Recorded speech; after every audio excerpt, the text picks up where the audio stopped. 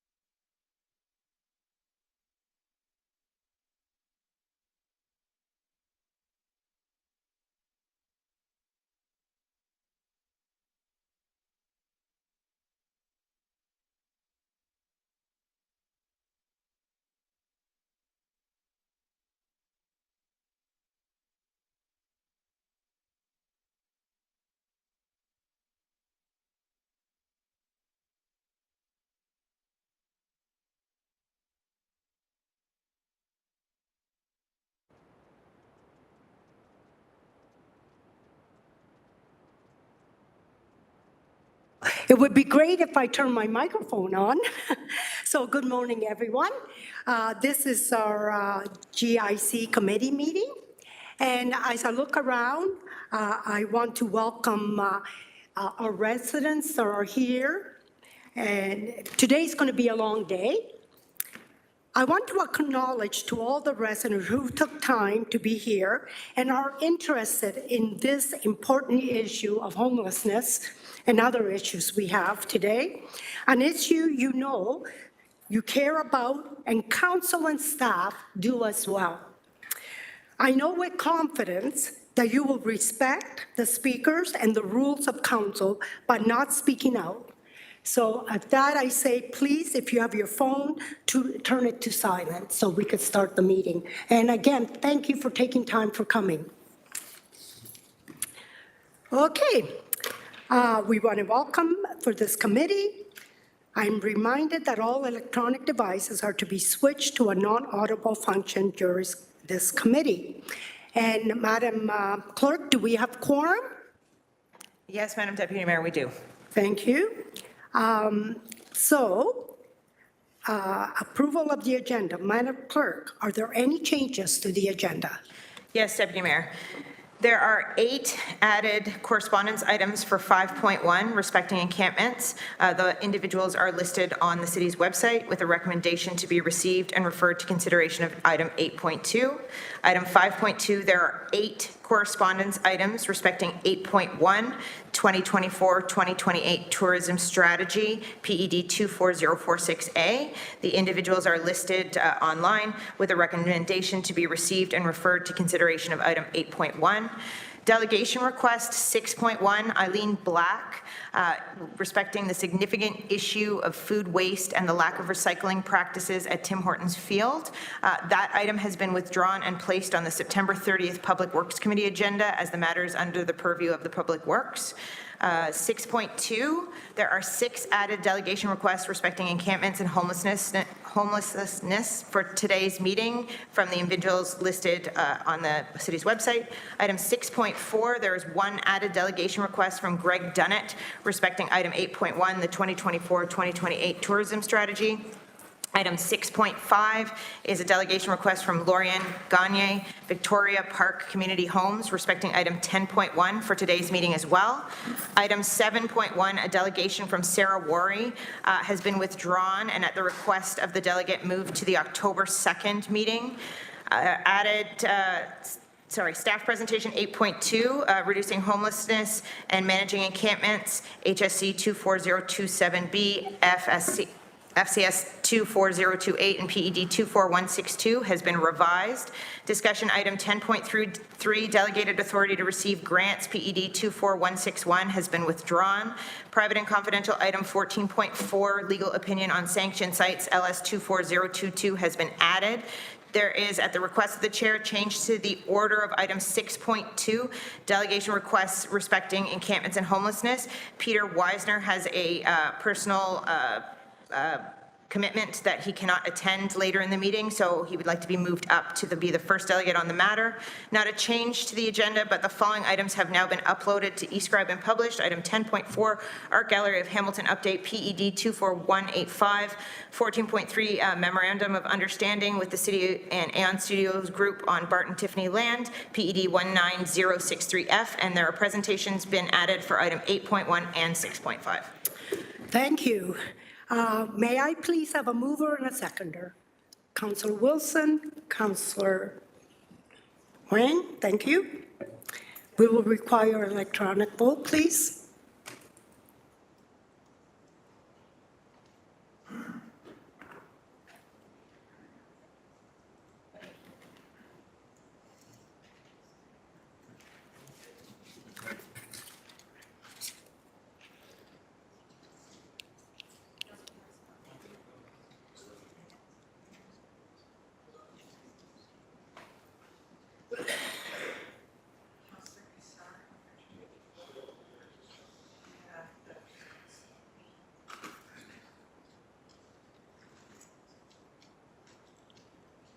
And it passes 14-0. Thank you. Declaration of interest. Are there any declaration of interest? Councillor Wang. Yes, Deputy Mayor, I would like to declare a declaration of interest on item 6.5, delegation request from Lori Ann Gagne, and item 10.1, service manager consent for Victoria Park Community Homes, as I am a current tenant of Victoria Park Community Homes. Thank you, and you will, those who have declared disqualification of interest, please ensure that when it is time to vote on the matter, that you vote abstain, and your disqualifying interest will be noted correctly in the minutes. Thank you. Okay, number 4, approval of minutes of previous meeting. May I please have a mover and a seconder? Councillor Danko, Councillor Wilson, Maureen Wilson, thank you. Is there any discussions on the minutes? We will vote then. Thank you.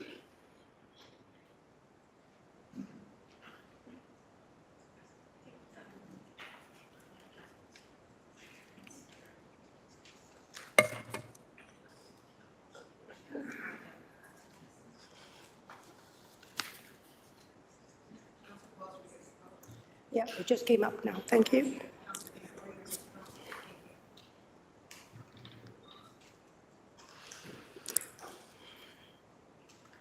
And it's 15-0. Thank you. Move on. Communication.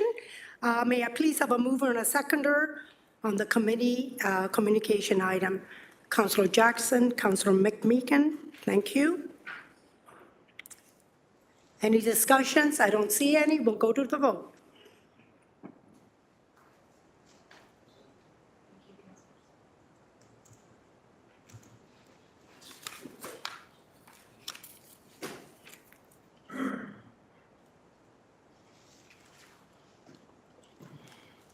And it's approved 15-0. Delegation request. May I please have a mover and a seconder to approve the delegation request? Councillor Patterson, Councillor Wang. Thank you. Is there any discussions? Please indicate your vote.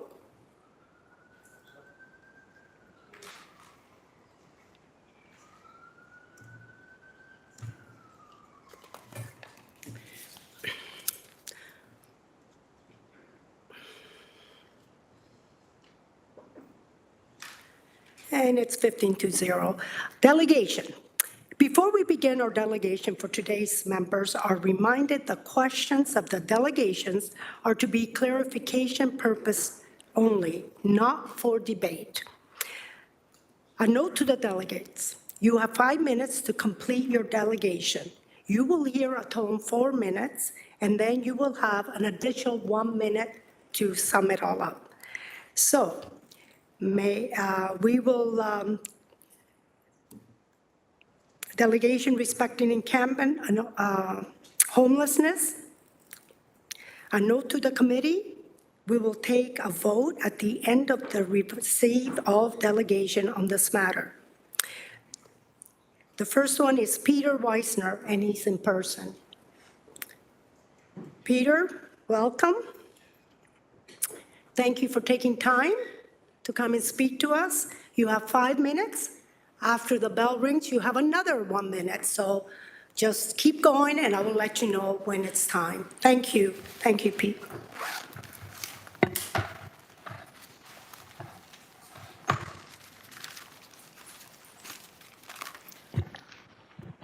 Good morning. Thank you for having me. My name is Pete Weisner. I'm a retired Hamilton Police Service officer and last in the Hamilton Police as the Sergeant of the Crisis Response Branch. Now, just a regular citizen in the community of Hamilton, looking to help Hamilton with some strategies for a city I both live in and love and been in forever. Over the 5 years that I was a police officer, I had the privilege of being the face of the social navigator. For those that don't know that, I was the guy that helped people out in encampments, the guy that helped people who were homeless, and the guy that just helped people get the navigation. At the start of this risk team that we fired up, bringing those community partners, you could say that I was almost the inspiration of the risk team. But the fact was, it wasn't me who was the inspiration.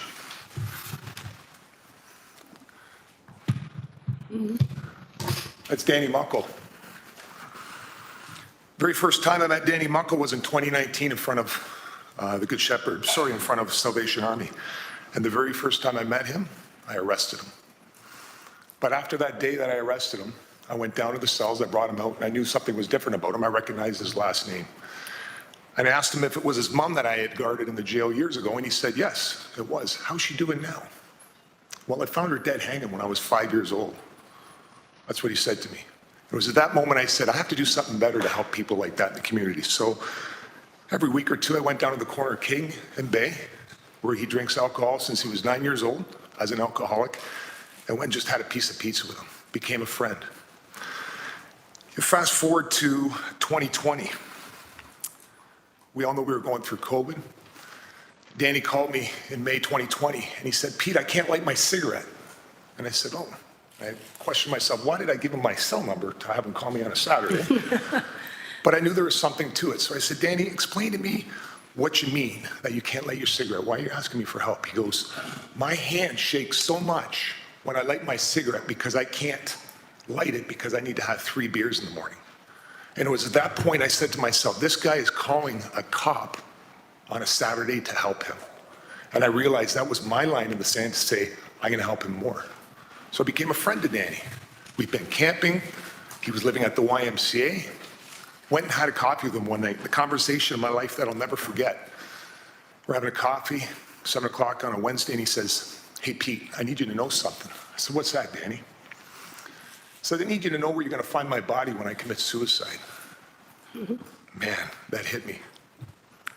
And as I sat there contemplating my next ask, I said, Danny, why are you asking me? Or why are you telling me? He goes, because I know that you'll find me when I'm dead one day. I'm like, okay, where's it going to be? And he told me it was going to be up the Wentworth stairs, hanging in a tree, like he had found his mom. So that was my line in the sand. But more importantly, that was the reason why RIST was invented.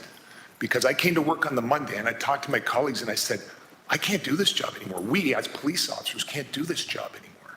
We need to bring the social service industry, and I had a conversation, I still joke about it, with Sam Rula about 5 or 6 years ago. Sam, we need more people. We need more cops. We need more paramedics. No, Pete, you need social workers. I said to him, like, what is this guy thinking? 5 years later, he was right. He was bang on. Because we can't do our jobs anymore without that social service piece out in the community with us. So, since that day that Danny told me he was going to commit suicide, I poured my resources into him, became friends with him. And for those that actually had the opportunity to ride out with me or have met Danny in the past, you might wonder how he's doing. Well, 5 years later, they found him last Thursday hanging behind a Walmart in Dryden, Ontario, dead of suicide. Broke my heart that we let that one slip away. And for those that know Danny, you're going to know that he just wasn't a regular guy. Yeah, he was extra special to me, but he wasn't a regular guy in the community. As I look at everybody's face up here, I know half these people have met Danny and knew what type of person he was and realized how we can help people in the community. So yeah, Danny was an alcoholic. He had crippling mental health issues. He was Indigenous. He was homeless. But what was he lacking? He was lacking a community. But what's a community? We'll get back to a community. The reason I came here today was I was asked by many stakeholders in the community to come out and be a delegate. That was the reason I showed up today. Now that reason changed just a little bit. Danny Muckle might have been all the things that he was, but most importantly, he was a human being.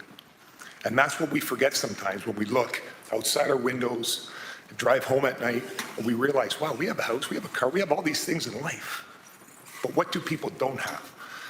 So I realized after his death, being an alcoholic, homeless, most importantly, being a human being, I realized that he was failed by the failing systems that are in place.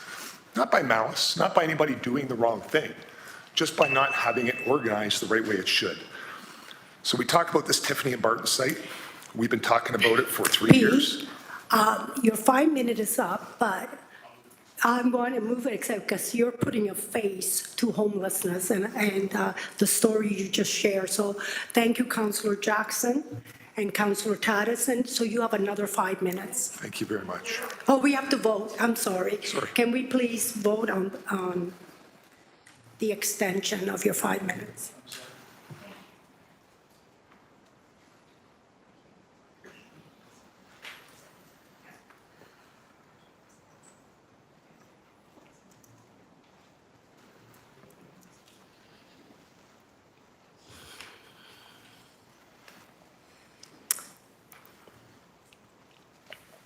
and it's scary, 16-0. Thank you very much, going. everybody. So we talked about how he was lacking a community. So we talk about Tiffany and Barton. This is something that's been talked about for years. As police, we talked about it being probably the most ideal site from a law enforcement standpoint.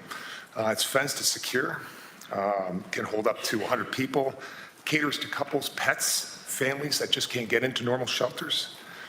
You can add the HATS program to it, the company that has been out there in the community raising money to pay for something that homeless people need. That doesn't have to come out of the pockets of taxpayers, but comes out of the pockets of people that have put their support behind a great program like that. Here's the critical part. We need to bring the supports to those people. We can't chase them around parks trying to get them housing supports and addiction supports and mental health supports because we're not giving them the supports. So when you talk about a site recommendation, Tiffany and Barton being one of them, we have to understand that you have to do other things than just put homeless people in a place where homeless people are going to live. You have to integrate it with the 24/7 model of support staff to hit that marginalized triangle, because you can't wrap around supports when you only support one critical item. If you're only going to support housing, how are you going to support them in 6 months when they still have an addiction issue and they get kicked out and evicted? So we need to look away past the housing first approach. I get it, we need housing, but we have to look at it as a crisis first approach. And a crisis could involve, it could be very much like mental health, where you can have 2 or 3 pieces to the puzzle. And it is addiction, mental health, and homelessness, and that's how it needs to be addressed. When you talk about progressiveness, in 2020, Chief Bergen took a chance. He called me one day, he said, I want to go for a walk. He was just a regular constable at the time, and here's the chief wanting to talk to me. Okay, let's go for a walk. He said to me, Pete, what do I need to do to make this city better? And it was at that point in my life, or point in my time, I said to the chief, being 20 years on the job, do you want me to just shoot it to you straight? Because I don't want to sugarcoat anything. And he said, please shoot it to me straight. Well, here's the truth. You need to find me $500,000 to pay for social workers to get deployed with police. Leave it with me. 6 months later, we got an $8.6 million grant from the Solicitor General, in which we actually pay $1.5 million of that fiscal grant money to pay for social workers to deal with the issues in the community. That is so enlightening, in fact, that there's agencies from across the world looking at us right now, looking at Hamilton for what we've done. Royal Canadian Island Police Service, Ukrainian National Police, 7 different agencies in the US, and countless agencies across Ontario and Canada are looking at us now, looking at Hamilton saying, wow, we are doing a good job. We might not think we're doing a good job in Hamilton, but I can tell you from my time traveling across North America, we are doing a good job. It's just about bringing it together and taking down those silos. So when we talk about outdoor shelters, we talk about outdoor shelters, not sanctioned sites. Sanctioned sites bring people to think about risk and liability, where if you have an outdoor shelter, Tiffany and Barton being one, you treat that like an indoor shelter. It'd be no different than Salvation, Mission Services, Good Shepherd, where you come in and you can't bring 50 bikes with you, and you can't bring your drug dealer with you, and you can't bring your scrap metal with you, and you actually go there to get the support. But most importantly, again, you're having that wraparound support in the community 24/7. And what are you making that place at Tiffany and Barton? It's just not Brown Man. It becomes a community. And we talk about a community. One thing I want to talk about to close is a very interesting experiment and research project that was done by a doctor in Simon Fraser University in BC in the 1970s. His name was Bruce Alexander, and he, for those that studied clinical psychology, you know about the Rat Park study.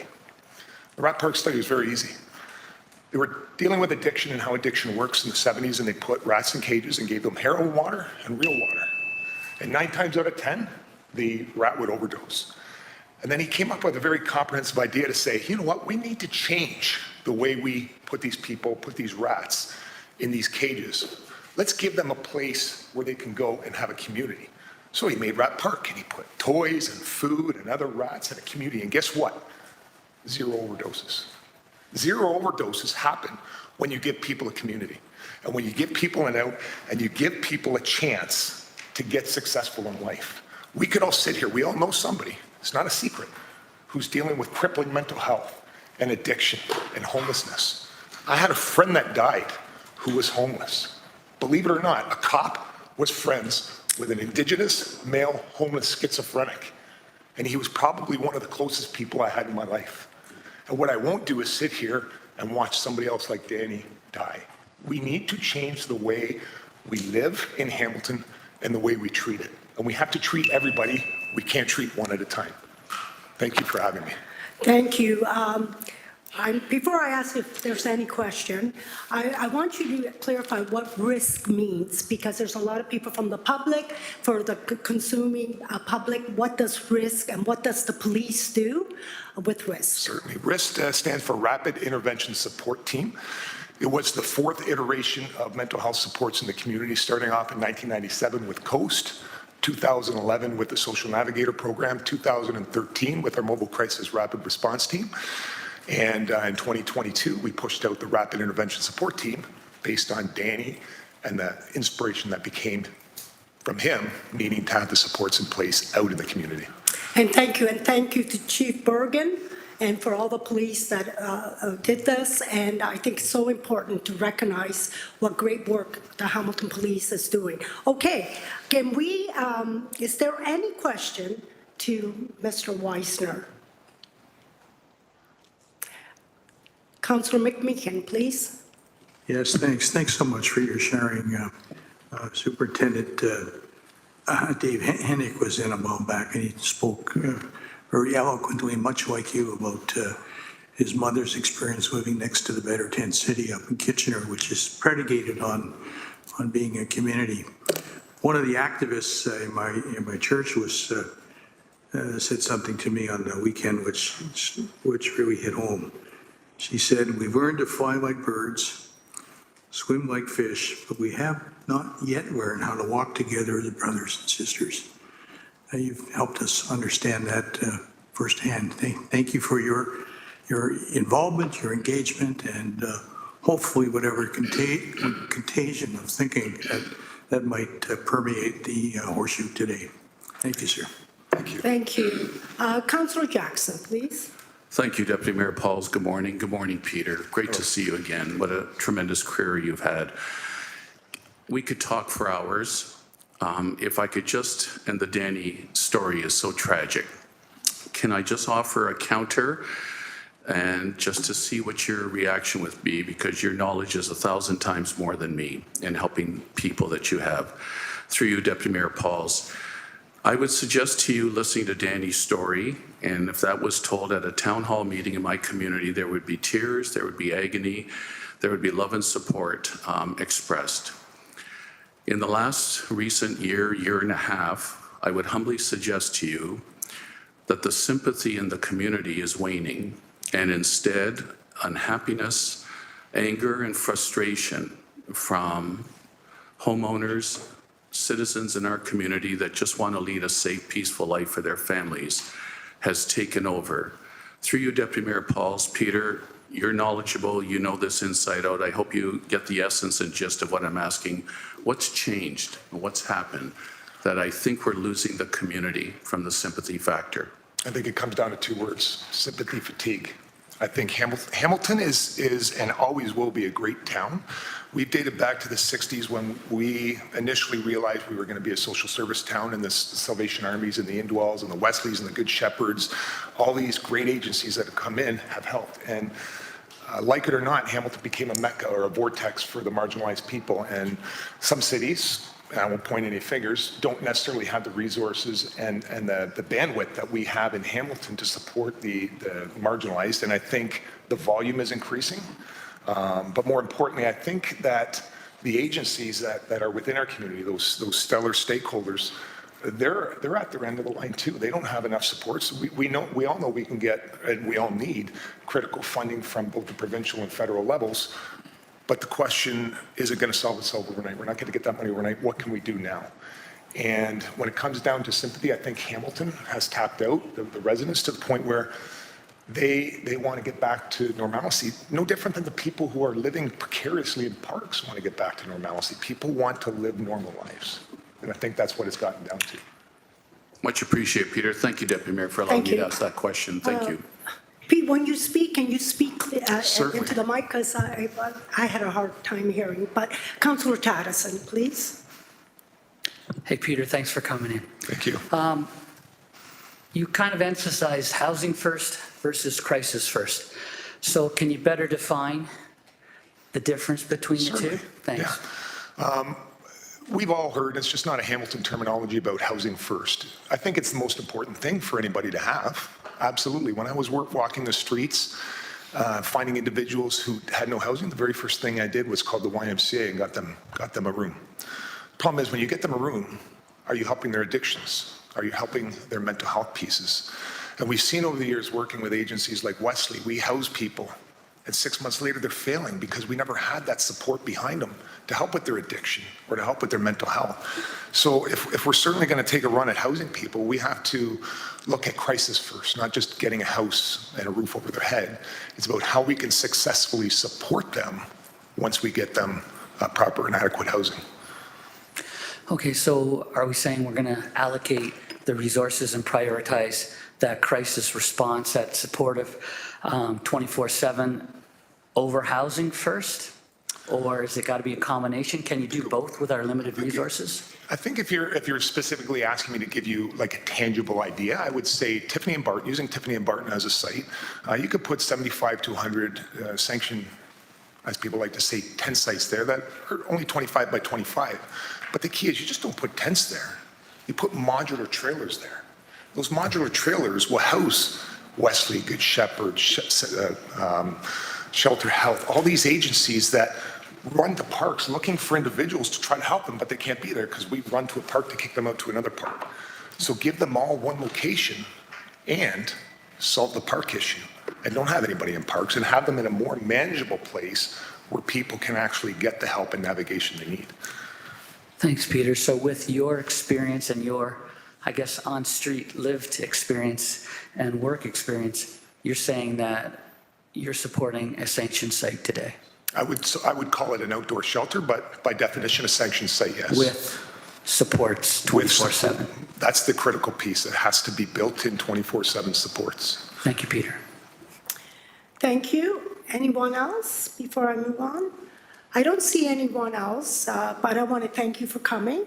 I did the ride out with you last year, and it was an eye-opener. And I want to just say your love, your care as a police officer, and most police officers is right there. You were there offering them food, shoes, clothes. You were unbelievable.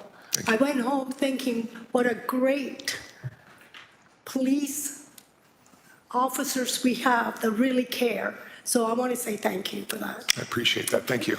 Thank you. Thank you for your time. Delegation. We're going to move on. Next is Jessica Ripoll, and this one will be virtually. So to the Deputy Mayor, we don't see Jessica online right now, so we'll just hold her, and then if we get to the end, we can maybe All check to right, see. we'll go back Thank you. to Jessica if she's back. Barb Trebich, she's in person. Do we see Barb here?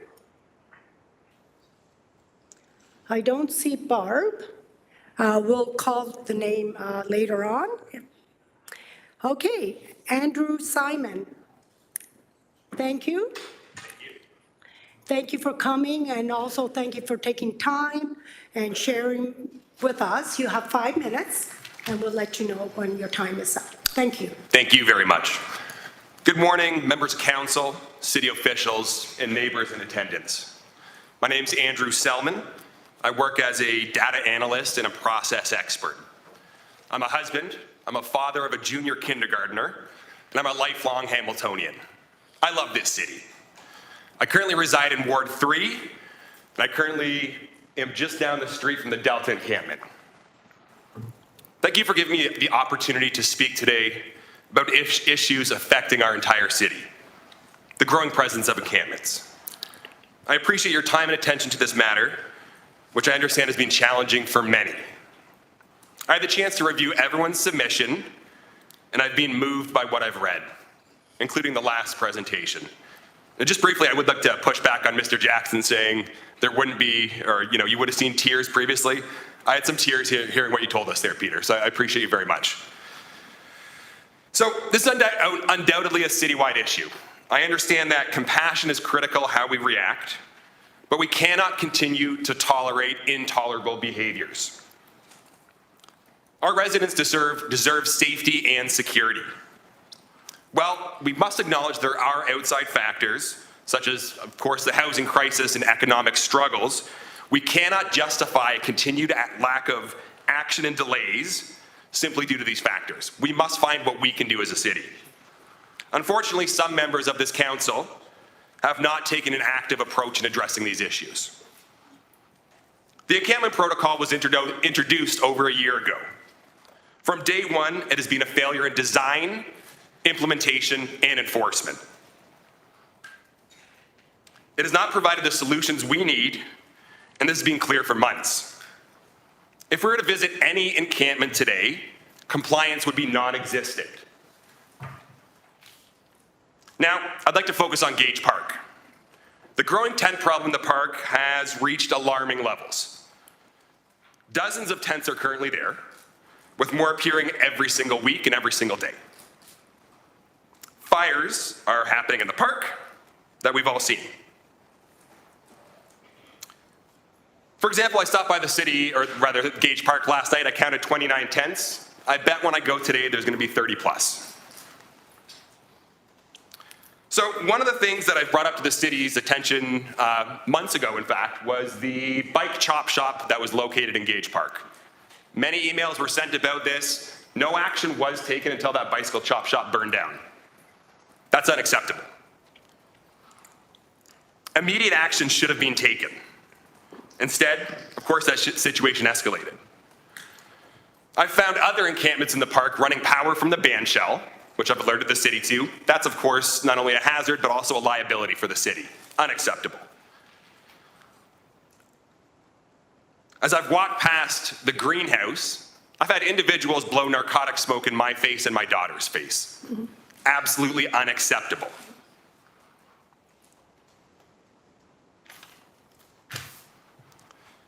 As I've noted, campfires have become routine in the park. Again, I alerted the city to this last week that an individual was cooking on a campfire in the park. I called 911. What did they tell me? That's permitted in the park. Individuals are allowed to cook in the park. That doesn't seem like something that's appropriate in a park. It seems like a danger to me, my family, and the park itself. I'd like to touch on a sensitive subject briefly, but I've witnessed both naked men and women emerging from the bushes in the park. I've witnessed this with my 4-year-old daughter. This is a park where children play, and this behavior is unacceptable. No parent should have to explain such scenes to their children as I have. This is not just about encampments, it's about public safety. And public safety for our kids and families is non-negotiable. My wife feels unsafe getting off the bus stop adjacent to the Delta Parkette due to individuals frequently smoking crack cocaine or fentanyl within the bus stop that's directly across from it. That's disgusting. We've started taking alternate routes to Gage Park due to the fact that we have to walk past the Delta Parkette. The individuals there are stealing bikes, doing drugs in front of my daughter, and they're becoming a danger to myself and my community. The Delta Parkette, which is located at the northeast corner of Gage Park, we've seen enforcement action throughout the week. That enforcement action took place even yesterday. What happened when I went by yesterday evening? A dog tried to attack me. I witnessed someone smoking drugs. I witnessed stolen bikes on site. What does this tell you? The actions you're taking are ineffective. So I'd like to present a solution, at least for Delta, that can be taken right now. Fence the Delta, remove the individuals, fence the Delta, and enforce no trespassing at the Delta. It's an easy solution. It can be taken nearly immediately. As a suggestion, we could even turn it into a dog park. Now, I will note, Councillor Nan, I saw you walk in late today during a very highly compelling story by one of our community members. I think that's been emblematic of everything that I've had. Okay, and Andrew? Yes. Can we please refrain from... Sure. Okay. And My dealings I with the think city that- and all individuals, And your time is up, so I will give you just maybe 20 seconds to finish up, Okay. and then we'll ask you questions, yeah, I okay? appreciate it. So here in our neighborhood, we cannot afford to wait for more studies or politics to play out. You must fix the delta immediately, clear the delta, fence the delta, enforce no trespassing. That's it. Thank you. very much. Thank you, Andrew, for coming, taking time. We really appreciate it. Is there any questions from any of the councilors? Can I relay the chair to Councilor Jackson? I just, I Go don't. ahead, Councillor Pauls. First of all, thank you for coming. I just want you to know that even what we heard today from the previous delegate, that encampment shouldn't be in parks, and we're working on that. We will have an outdoor shelter. We're going to talk about this afternoon. I've read your proposal, and that's only going to affect down by Bay Park, of course, Bayfront Park. Of course, no one Well- from Gage Park would be forced down there. Right. I just want you to know we'll be talking about it. We'll I've be read it. asking all kinds of questions, what you have raised. Mm-hmm. The most important thing I hear from you, and the question is, you are saying, if I'm correct, it's the enforcement issue that is not enforced. Is that? It's the enforcement issue, but of course also the protocol itself. It's ineffective. There's nowhere at the Delta Parkette where that would be within protocol. It's too close to a bus stop and it's directly beside a sidewalk. Thank you, So Andrew. that's design as well. Thank you, Andrew. Councillor Pauls? Thank you. And that's what we were going to be talking about. So thank you. You're welcome to stay and hear what the conversation is. So thank you again for coming. Chair's back to you, Councillor Pauls. Thank you. Thank you. Thank you. No other questions, right? All right. Next is Mary Alduches. Thank you. Thank you for coming, and you've been here before, so you know of the rules. You have 5 minutes. After 4, we'll ding. Good morning, everybody. The change from the last time I was here Okay. was I'm a private citizen. I'm not. Okay, you go in the, I know you have a strong voice, but we all want to hear. So I'm a private citizen now. I'm retired. I'm no longer a member of the business community. Okay. It is now 1 year since the approval of the Encampment Protocol, which was intended to be a transitional measure only. The ultimate answer is more affordable housing, which I believe is our city's #1 priority. We have heard horrible stories from residents who live near our parks and the business community about what they've had to put up with. We have seen damage to our public property. The situation is only getting worse. Simply put, encampments do not belong in our public parks or in the business districts of our city. I would suggest to you that this also applies to Sanction Site. I suggest the following guidelines. Rules must be followed by all. Persons living in a sanctioned site must not break the law. Failure to follow the rules should result in expulsion from the site. It will protect the vulnerable and poor unhoused that need to help for permanent affordable housing. All Hamiltonians have to live by the law, and the unhoused are no exception. A sanctioned site should replace the encampments. It is one or the other, but not both. And this will meet all of the court-imposed restrictions. It should be the responsibility of those with addictions or mental health issues and their caregivers to ensure appropriate treatment for those who need it and who wish to live within the sanctioned site. There must be sufficient security to ensure that all persons living in the sanctioned site are safe. There should be basic sanitary services which must be respected by all those living within, and accommodation for pets. It should be one large site, not 6 with separate sections for those with various needs. One site avoids the duplication of services and will allow those offering the wraparound services we so desperately need to better keep track of those needing help. An estimated cost in the past report of $112,000 per person per year is unaffordable and not sustainable. This is equivalent to a pre-tax salary of $225,000 a year. This is insane. This would be the equivalent, I would respectfully suggest that the target cost should be more in line with the cost of a long-term care bed for our seniors, which is approximately $36,000 for a single room. Note that this includes meals, health care, sanitary facilities, and 24/7 care in a secure environment. This summer, I couldn't drive, and I relied exclusively on the HSR for transportation, which in my opinion is excellent. From my home in Ward 3, I was easily and quickly able to travel to Dundas, Stony Creek, the Central Mountain, and the North End. The King, Beeline, and Delaware routes are extremely efficient, and I found the bus drivers very courteous and helpful. So, if we have an excellent transit system, why replace these 3 profitable lines with a fixed rail system, something that Hamilton had in the first half of the last century and replaced? The old saying is, if it ain't broke, why fix it? Metrolinx's track record is not stellar, and one only has to look at Toronto's Eglinton LRT or Ottawa's Crosstown LRT as examples. Our business... Mary, Point of order. I just want to say that we're talking about the homeless. Yeah, okay, and so I've got some you recommendations. You Let me went get- into something different, so please stay Okay. on topic. So my and thank you. recommendation is as follows to this council. Renegotiate the arrangement with both the federal and provincial governments to redirect the $3.4 billion earmarked for our LRT to affordable housing. Okay. Any excess can and should be used for a crumbling infrastructure. Is it too much to ask that all available funding should be directed to our highest priority?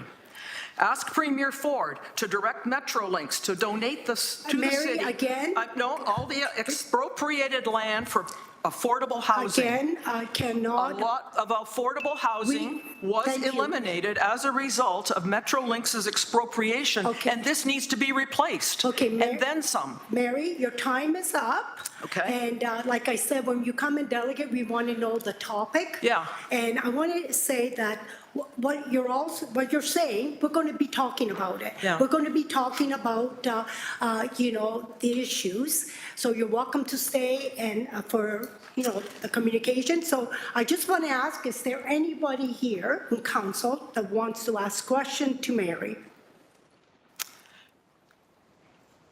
Could I just add one more thing? Well, I'm a if it- lifelong Hamiltonian. You know what?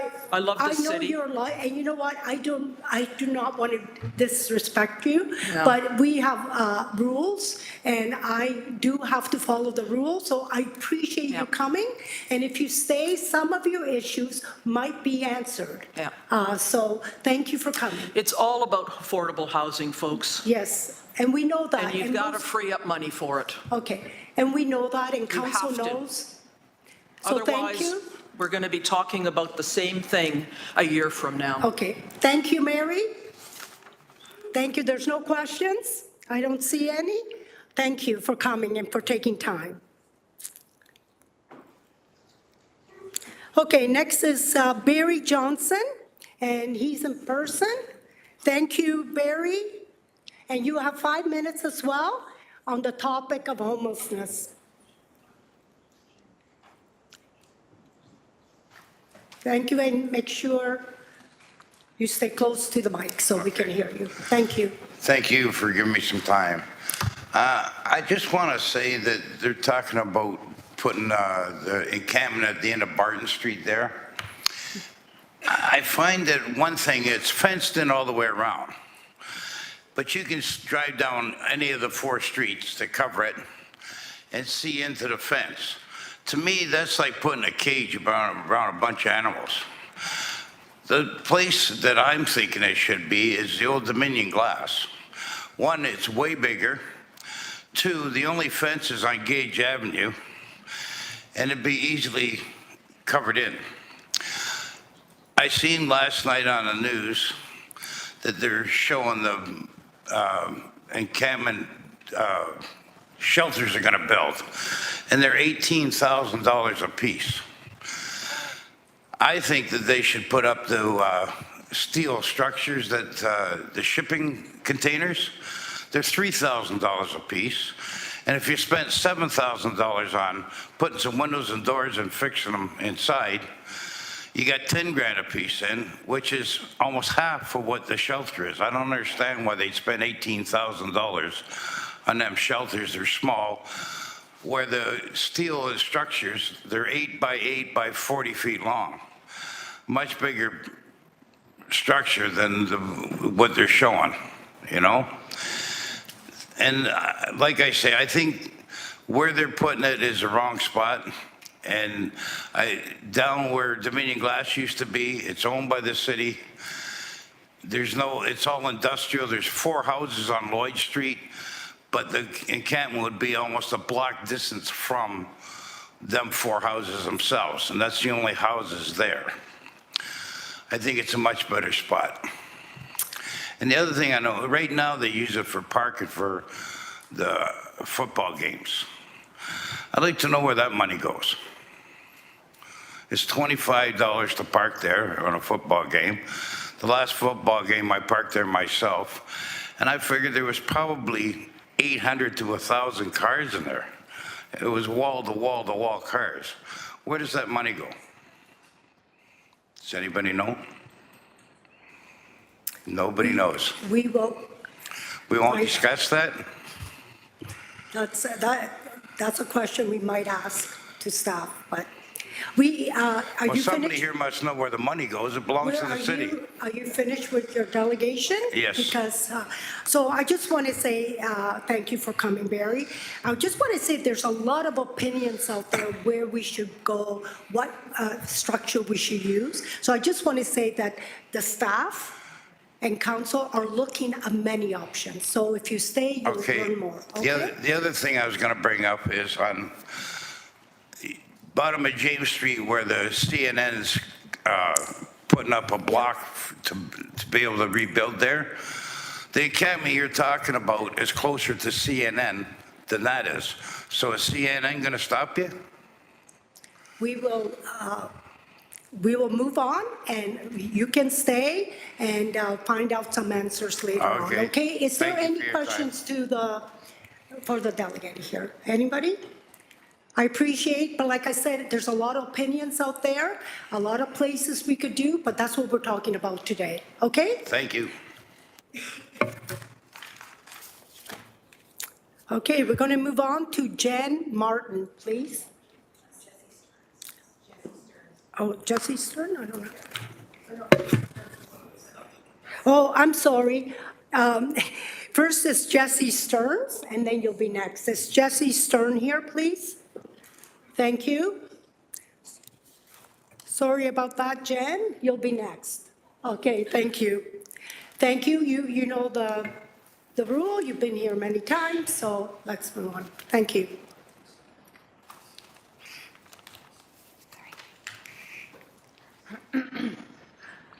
Good. Should I start now? Yes, please, Jessica. Good morning, members of the General Issues Committee. My name is Jessie. I'm a PhD student and researcher in McMaster School of Social Work. For over 3 years now, I am and have been co-researcher for the Hamilton Homeless Mortality Data Project that collects and disseminates information about the deaths of people without rights-based housing in Hamilton. Yesterday, we released our 6th data set where we learned of another 25 deaths over the last 6-month period, or over the 6-month period. I work directly with unhoused people in the homelessness serving sector in Hamilton for several years. This includes shelter case management, shelter diversion, homelessness prevention, rapid rehousing, and intensive case management. I'm a longtime Ward 2 North End resident. I live adjacent to the Strawn Linear Park. I am a single parent to a wonderful son, and I love Hamilton. The first time I delegated at this committee, I told the members, and I meant it, that for many reasons, including non-disclosure agreements, housing workers are rarely able to speak about what they see and do as part of their daily jobs and expertise. This is still true today. Feel free to ask questions if you like. Speaking very generally, I am troubled by today's report because there are no discernible concrete plans for what makes it temporary, except that staff may have to ask for money 3 more times to continue it through December 2025. So not unlike food banks, established as a temporary measure in the 80s, the funding, not the lived conditions, is what is temporary. There do not appear to be timelines for getting people out except a hope that flow through the system will make things better at some point. It is unclear whether those being pushed through the metaphorical continuum now will ever get to the proverbial other side. Last year, the current encampment response strategy was voted in with the claim that it would be a temporary measure. In early August, when a mayoral directive to move on outdoor sheltering was put forward, it was similarly described as temporary. On that day, and since that time, we have heard repeatedly that we're waiting for advocacy from upper levels of government. I don't disagree that we need that support, but tunnel vision for upstream solutions sound eerily like a gambling problem, betting on a potentially elusive housing near future while neglecting the present and omitting the past. This analogy may be helpful, but it is actually not enough. In this community, people are beginning to threaten organized violence against our unhoused neighbors. Some are experiencing it, many are struggling, and some are dying. It leads me to ask, what is the responsibility of the municipal government now? As a community member, I keep hearing that advocacy has led to so many things, so many good things. I hear people say this all the time, but nobody knows about them, right? I was really hoping, really hoping that this report would have presented that opportunity to people. Boast about your concrete wins, connect them to people now, create a trust through direct accountability. With that in mind, I want to provide some examples that speak generally to the sections in the report titled Work Plans to Create Options for Housing and Provision of Temporary Outdoor Shelters. For a few years, I was tasked with procuring, building, and maintaining relationships with private landlords for several Housing First programs. Many of those landlords do not want to house people from homelessness. They are private market landlords who are not incentivized to rent to people with low income or previous evictions, even with housing subsidies. A second, albeit smaller set of private landlords were all too happy to rent to people exiting homelessness, and the bulk of these landlords are the same ones that often neglect pest control, repairs, and are reasons for the need to have a tenant defense fund. When I was an intensive case manager for couples and families, I worked with people who were actively trying to get access to drug treatment facilities. Some attended multiple preparatory meetings for it, and I can honestly say that during that time, I never once saw a spot open up for a single person I was trying to support. This experience is part of the responsibility I feel for tracking who is dying while accessing services, and this is part of the point. If temporary is temporary, what are the accountabilities? The report states, quote, work continues to support residents to move through the housing continuum, creating vacancies in areas to be filled in a ripple-like effect. Can you explain this in tangible, actionable items with timelines that include addressing the needs of and impacts on people? As a co-researcher for the Mortality Data Project, when I hear this, I think about how death creates vacancies too. To be clear, I have a fairly comprehensive understanding of where this kind of language comes from policy-wise. The issue I'm having is that as an aspirational housing near future design that can mean so many things now that have not been accounted for. Can we please stop speaking about metaphorical flows, continuums, and ripple-like effects that are not situated in real material access nor honest accounts of these experiences that are likely connected? Order, Chair. Sorry. Okay. There is an active legal challenge against the city of Hamilton, and I'm concerned that the delegate is entering into areas that are part of that legal challenge. And if an individual was involved in that legal challenge, if it is appropriate for them to be providing what I would consider evidence here today in a public forum at council. So Jesse, please refrain from speaking about that. And actually, your time is up. Is it? Yes, it is. Your time has been. That's She has what? Point of order. 15 seconds, yes. So we've interrupted a number of delegates this morning. Some delegates we've interrupted that they haven't even gotten to their point as to why they were mentioning something else. Mm-hmm. I understand, we all understand that there's a court case, but the delegates have the right to come in and express themselves. Okay. We're not saying anything about the court case. We're not debating it. We're receiving information. Can we please let the delegate finish her comments? Thank you. Okay, Jesse, you have 15 seconds. Please wrap up. May I ask a question first? Is there something I should refrain, because I'm actually unclear on what it is that I'm saying that might not be allowed? Councillor is saying that we are in a legal, we're in legal debate. Right now, we're in the courts, and we would want you to refrain by talking about legal things. So. What legal things did I speak of? Councillor Danko, do you Specifically, there was repeated references to whether the proposal is temporary or if it will move people on from not being able to access supports. Okay, we will continue. You could finish I'll give you 20 seconds because we're being, all right, you have 20 seconds, please. Sorry, can I just have one moment to find where I was? Thank you. Yeah, you have to find your, So it's not situated in real material access nor honest accounts of these experiences that are likely connected to why many now run away when help comes knocking. It's too risky. Personal dignity and self-preservation begs it. Even when you call it helping can harm. Good intentions do not equate to guaranteed good outcomes. We currently seem to gloss over these failures and refuse to acknowledge bad help. Explaining more about widget moving along continuums in relation to an already failing plan will never magically transform the original intention into one that works. This is not help. I have a couple of sentences left. okay. May I finish? Yes, you may.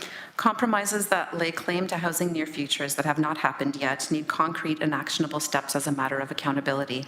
Without them, the exercise compromises our community relationships. We can see that happening now, where the Hamilton community, housed and unhoused alike, have a very clearly shared mutual interest. A park being considered an inappropriate place to live, and a park being a place where you can't provide for people's basic needs. This is a critically needed common ground. Anything else, as we are witnessing, is compromising. I feel for staff tasked with this very fraught and seemingly impossible task. I know we can do better, and I hope you'd make the space too. Thank you for your time. And thank you.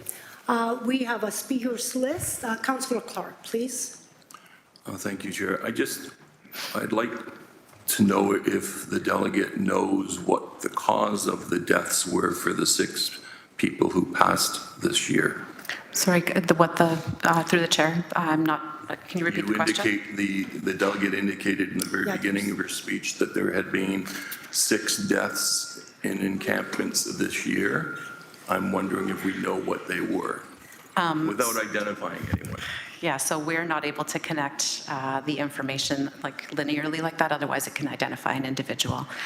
So for example, to be more clear, we can't say this person who died in this place died of this cause and add information to it. We can only provide the numbers as disaggregated information. Councillor Clark? Thank you. I won't push the delegate further. I respect that. Okay, thank you. Councillor Crutch. Thanks for your delegation. I had a couple questions. I'll start with, I hope, one of the easier questions, because I know you're doing research on this, and so you might be able to speak to it. I looked at the death data that you've collected, your colleagues have collected on their website there from December 2023 to May 2024, and it says the total reported deaths are around 25, and of course you're waiting for information, it says, from the Office of the Chief Coroner to confirm some of this. You provide a lot of different correlative information with respect to how old somebody might be, what kind of conditions are. Is there anything that stood out to you specifically that'd be useful for us to know when you were looking at that correlative data about causes, similar to Councillor Clark's question, but a bit broader? Through the chair, can I clarify the question? Sure. Does the councillor mean in relation to the report today? Councillor Crutch, yeah. Is there anything that stands out you want us to know about when we're making this decision today, specific to the mortality data you and your colleagues have collected? Gosh, there's so much to be aware of. One, that the deaths we report, we know we actually are underreporting, that they only include those we're made aware of, that it's an understatement. These are more asks that we have with the data that I'm about to say, things like, we know the numbers, that like the awareness of current mortality rates, we think, should lead to programs, policies, and practices that include preventing death in their design. And that when we contend with the meaning of care, which is, I think, what is meant to be outlined in this report and what I'm pointing to when I speak of accountabilities, outside of the we need to contend with that care outside of the framework that allows for or accepts that one death every 10 days is okay, because that's something we've reported on for a very long period of time now. I think that's 3 in a row, and it's, I think, even edging upwards to more. Again, in January, we did have, I guess it was an average 7 deaths, I believe it was, and that's an average of 4.5 people dying every day. And I would encourage people to maybe think about what it might be like to know that someone you know is going to die every 4.5 days in a month. I think also in terms of this report and people staying at any site, that there's actually a lot to think about in relation to people's mental wellness and how we comment on it. And that folks that are living out in these circumstances are reliant on each other for support. You know, if the numbers are correct, that around 200 people were living outside during the time that this report was done, for the periods between December and May 31st. And if the numbers that the city has provided, about 200 people living outside, that means in that period of time, about 8% of the entire population of people living outside died. So I think when we design anything for anyone to live there, we should think about what we describe as people's mental wellness when they're losing so many people around them, about the quality of the services we're providing that prevent that, like I mentioned earlier. Yeah, I think, yeah, that's the crux of that. Thank you. I have one other question for you, and I know when I asked a question similar to this before, you rightly said, and I appreciated it, like I can't give you the solutions here, and that's not my job, and so I'm not asking for that. But I did want to get your comment on, when we're looking at a sanctioned site, the sanctioned site model, we don't have a sort of fully fleshed out model at this point. We kind of have, you know, some of the rougher edges of that. Your delegation you spoke to in a previous delegation is about, you know, connecting people to actual housing, right? Mm-hmm. So do you see a role in this model for that? And if you do, you know, do you have any thoughts about what that looks like in terms of how to, not how maybe, but, you know, what role you see for trying to connect people inside of these new shelter beds and sanctioned sites to housing, if that's important or relatively important, do you think? That's my last question. Thank you. Through the chair. Yeah. Thank you. Thank you for the question. Like I said in my delegation just now, I think primarily one role would be to hold ourselves accountable to what is working currently. We have seen the numbers of people living outside increase over the course of using a housing first approach via reaching home funds. And I would say, yeah, some people do get housed through that, but what I mentioned in here is very true too. It's a very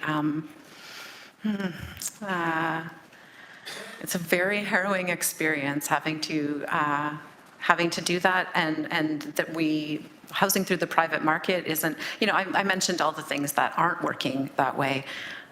If that has been the context of shelters and it hasn't been working, and now we're moving to a model that actually even lowers the bar on what we're talking about in terms of what people are deserving of in terms of sheltering facilities, an outside model, and we're still applying the same kinds of strategies, I just don't see, I feel like there needs to be a lot of care and concern and thought put into exactly what is different before we start moving people around again into this kind of model. It hasn't been working, that is known. It's not even just my words, it's been said here, the federal government said it, people watching over the federal government have said it, and I recognize that this is a funding flow that we get here at the city, but that cannot be the only reason why we accept it and do it. It's harmful to people to keep putting them through that mill.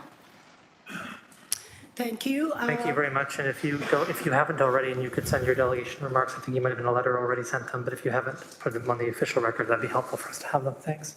Thank you. Thank you, Councillor. Councillor Jackson, please. Thanks, Deputy Mayor Pauls. Jesse, good to see you again. Can I just, you made a comment, and I don't think it's the first time from past delegations, but you correct me if I'm wrong, and I'll sincerely apologize publicly. But you said, quote, "Staff can do better." I think you have tremendous amount of respect for our staff. I know I do. And you were, in my humble opinion, I listened carefully, but you put that comment in there that staff can do better. So with the professional staff, and this is a joint report that we're going to be debating today and dealing with on this extremely difficult, challenging issue, do you want to just provide a further comment, please? Through you, Deputy Mayor Pauls. Thank you. Thank you. Jessie? Yes, through the chair, thank you for the opportunity to clarify. That is absolutely not what I meant to convey. I think my exact sentence was, I know we can do better, we, as a community.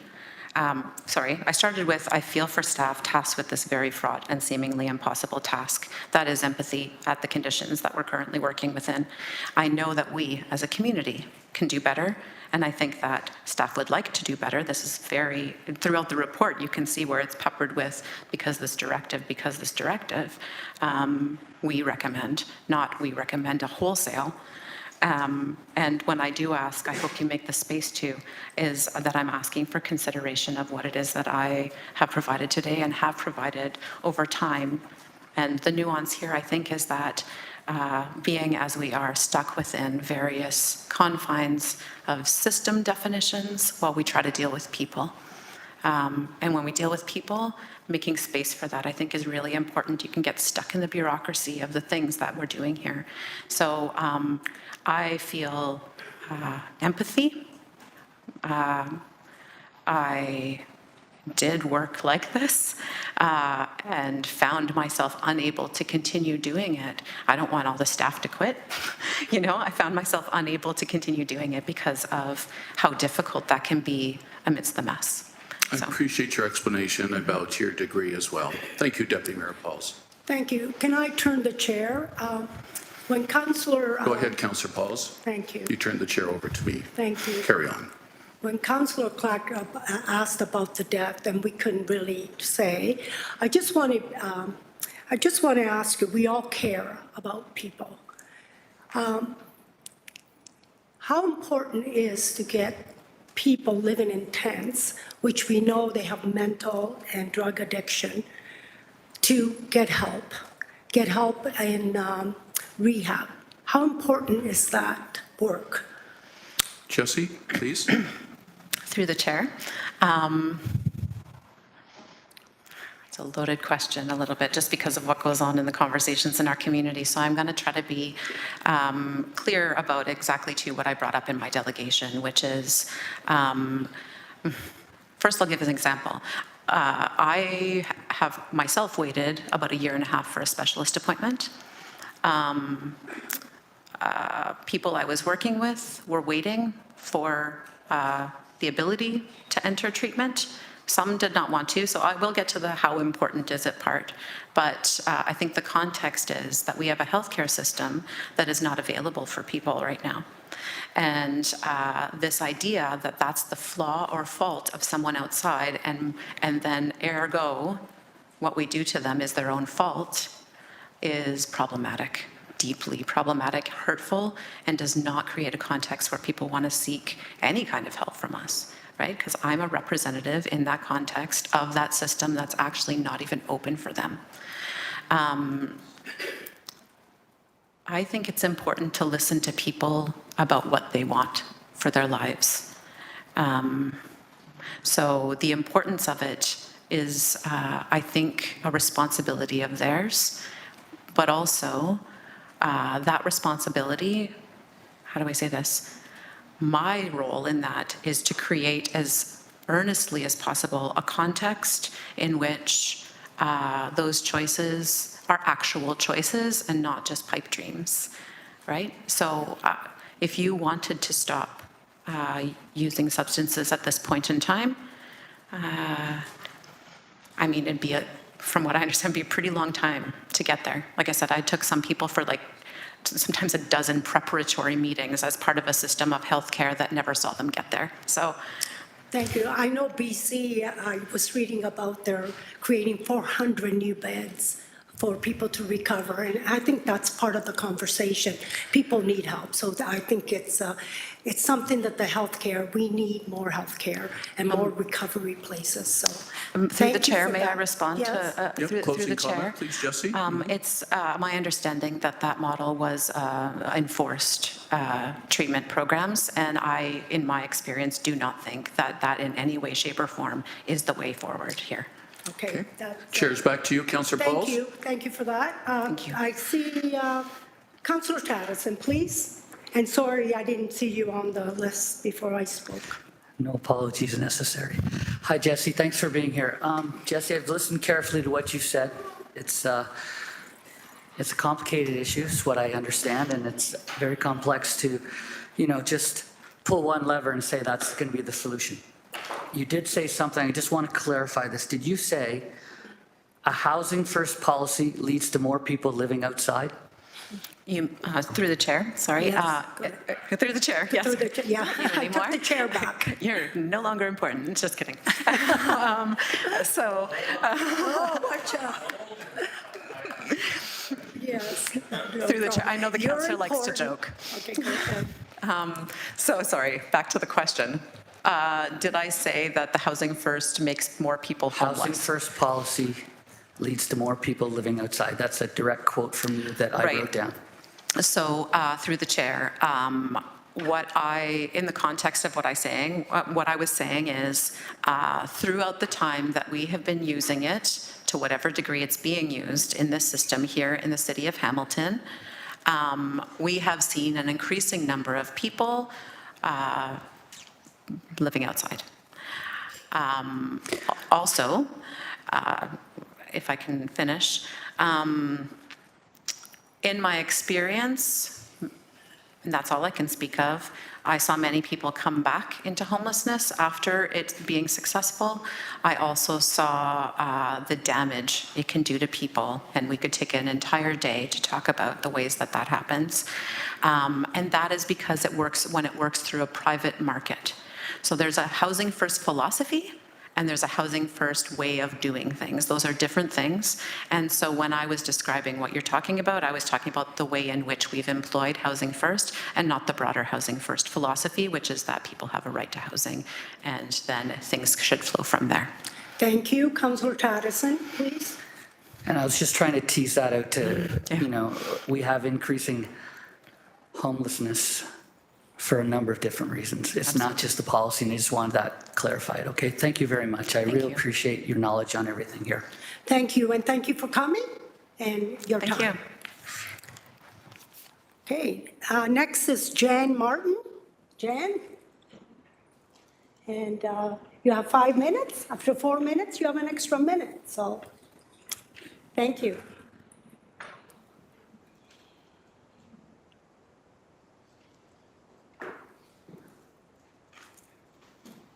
Can you hear me? Yes, we can. Closer to the mic, it'd be great. Thank you. Okay. Good morning, Madam Mayor and members of the General Issues Committee. My name is Jan Martin, and I'm speaking to you on behalf of the signatories to the petition, Restore Our Parks. You are tasked with finding solutions to homelessness. It's a difficult issue that you and other city councils across Canada are facing. However, the approach to sanctioned sites recommended by city staff also calls for the continuation of encampments in city parks. This is not acceptable in our view. Our petition includes a combination of door-to-door and online participation. As of yesterday, it has 914 signatures from Hamilton, which have been collected in a mere 10 days. I also should note that the door-to-door support was over 90%. It continues to garner support and has mobilized our community. Our petition calls for 3 things. Number 1, support only sanctioned sites for homeless people. This is a theme we heard earlier as well. Number 2, as taxpayers, we want to ensure transparency in spending. And finally, rescind the encampment protocol and implement and enforce a strict no-tolerance policy for encampments in all city parks. We continue to see rampant and open drug use, drug overdose deaths, knifings, scattered drug paraphernalia, human feces, garbage, fire hazards, rats and other vermin, prostitution, violence and threats of violence, and ongoing theft and property damage. In our ongoing discussions with police, we have learned that they are collecting information on encampments, and their actions have recovered weapons, including knives, hatchets, and meat cleavers, as well as stolen goods from various locations in Gage Park and the Delta Parkette. The protocol, and again, based on what we are experiencing, has proven to be ineffective.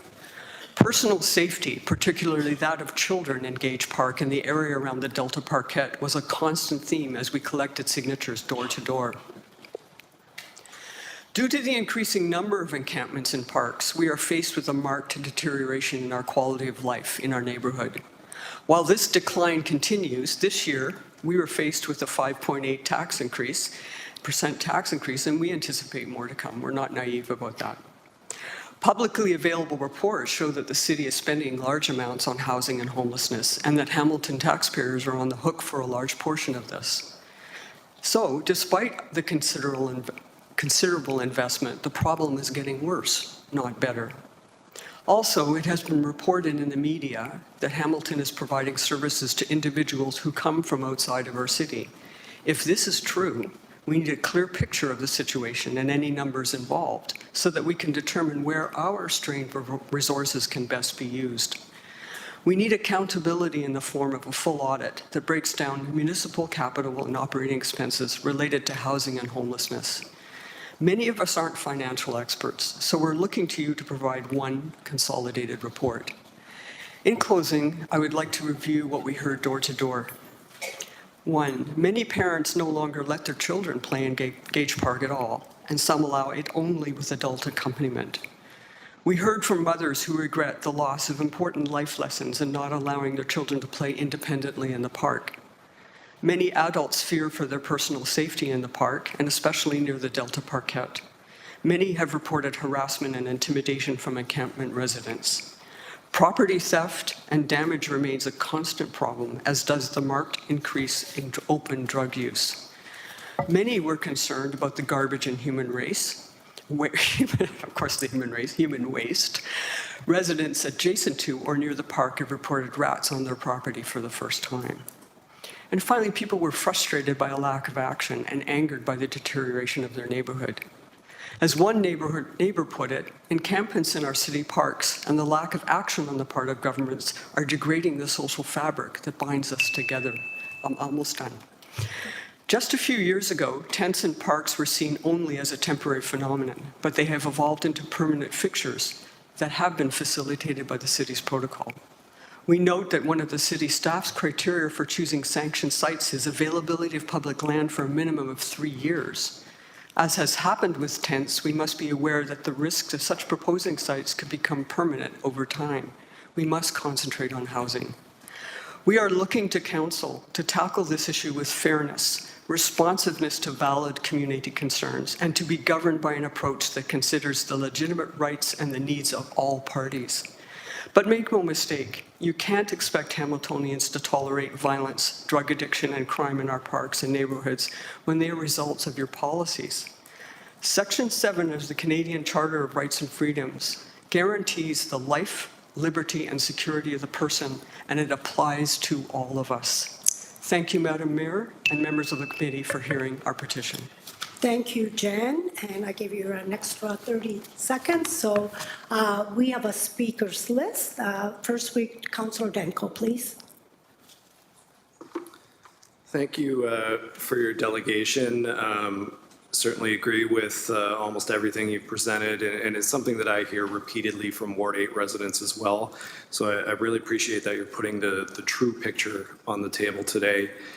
You did bring up the charter at the end, and I want to make sure, just in the context of encampments and parks and the city's legal responsibilities, that you're aware that there is a legal challenge against the city of Hamilton, and everything that we do is in the context of the city's legal requirements. Absolutely. As we work through that legal challenge.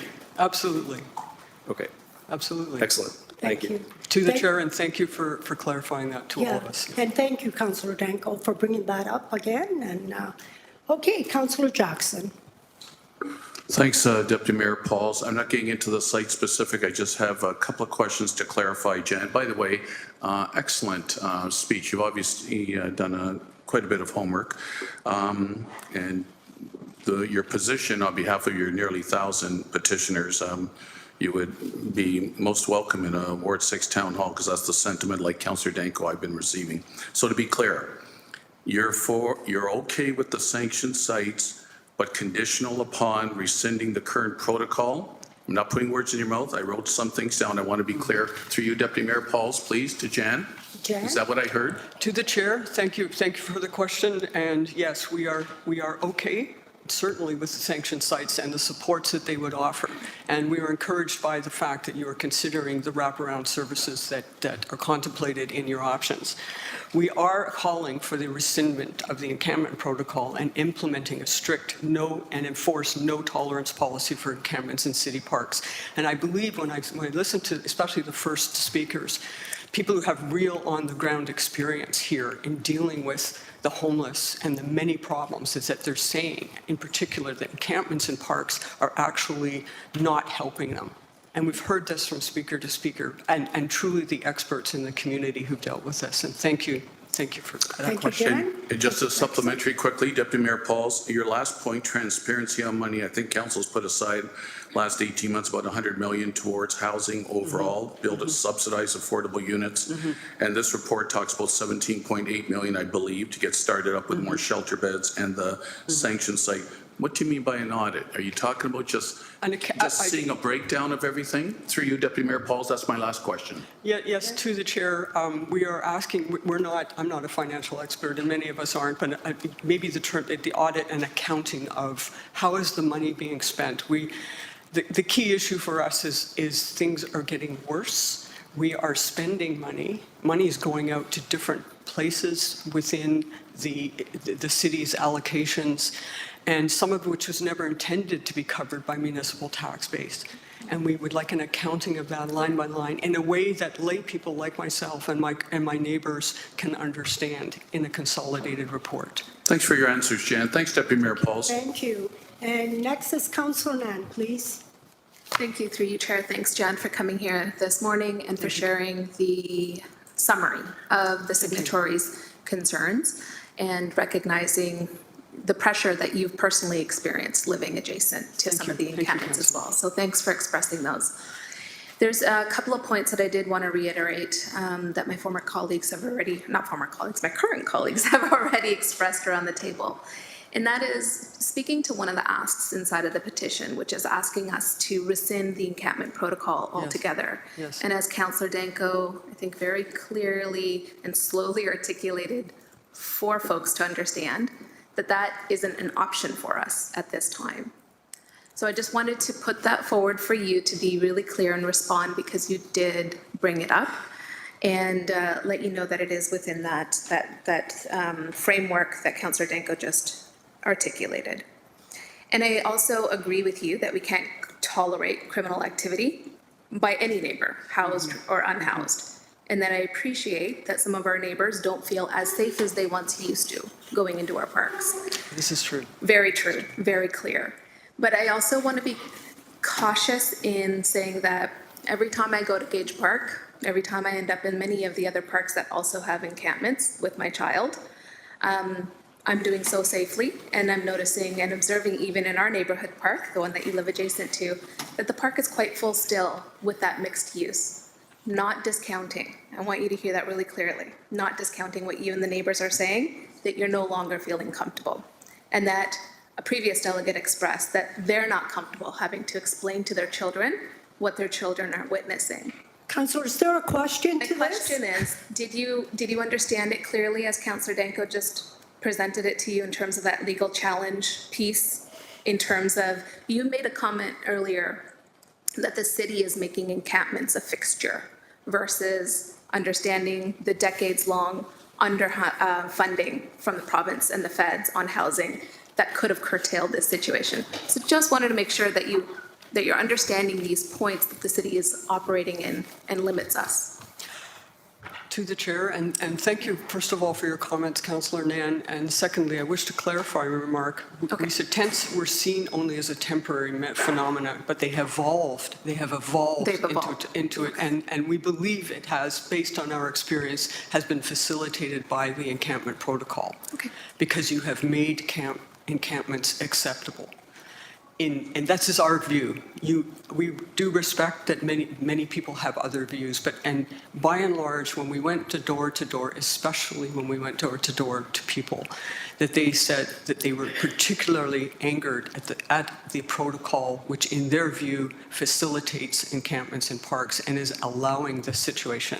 I do appreciate that you know that you're a good mom, you're going to take your kids to the park and be safe. Many of the people that we talked to, door to door, safety was the number one thing. It's very real. Yep. And so, and to your final comment about Councillor Dan, we of course appreciate that you are in litigation, but as lay people, we also have an appreciation of what the Constitution allows for citizens generally. Thank you. Thanks for clarifying, Jen. Thank you, Chair. Thank you. Thank you. We have the mayor next. I'm on the same point, actually, because I really feel that there's an issue around understanding how far we can go while we're in the context of a legal challenge. And so I think it's important for people to understand that, for Hamiltonians to understand that, and for councillors, frankly, to understand that. And we will go back and we'll go into camera today, just so that you know, I think we will. It'll be the will of the committee if we go into camera to once again get a legal update as to whether or not this will have any impact in our ability to change the protocol or address them in some way. But I just want to be sure that you understand, in 2021, so that's several years ago now, 2021, this council wasn't around the table. It was a different council, different mayor.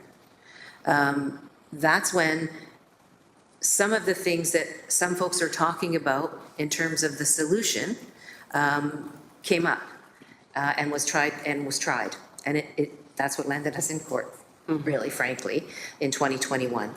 And so we continue to have to address that.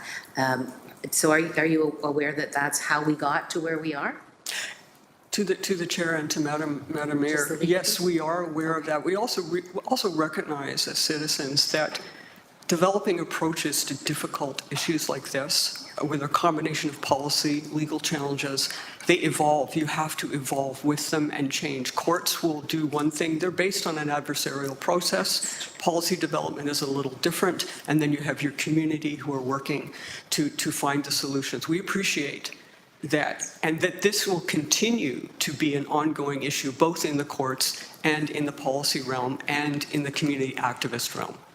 Thank you. Thank you for that. No, I appreciate that, Jan. Thank you. And the other piece I wanted to make sure, if you're aware that we're not the only municipality that is in the same situation, if you will, in terms of the, as Councillor Danko spoke to, and Councillor Nan I think was speaking to as well, what we have is a kind of situation where you're raising the human rights issue, or the charter issue, I guess I should say, the charter issue, but that's very much the same issue that the folks that have challenged the city are raising. And so I'm glad you recognize that, because it does put us in a very particular situation where what the protocol was meant to do, and maybe this is something you can confirm as well, that the understanding was that we had to,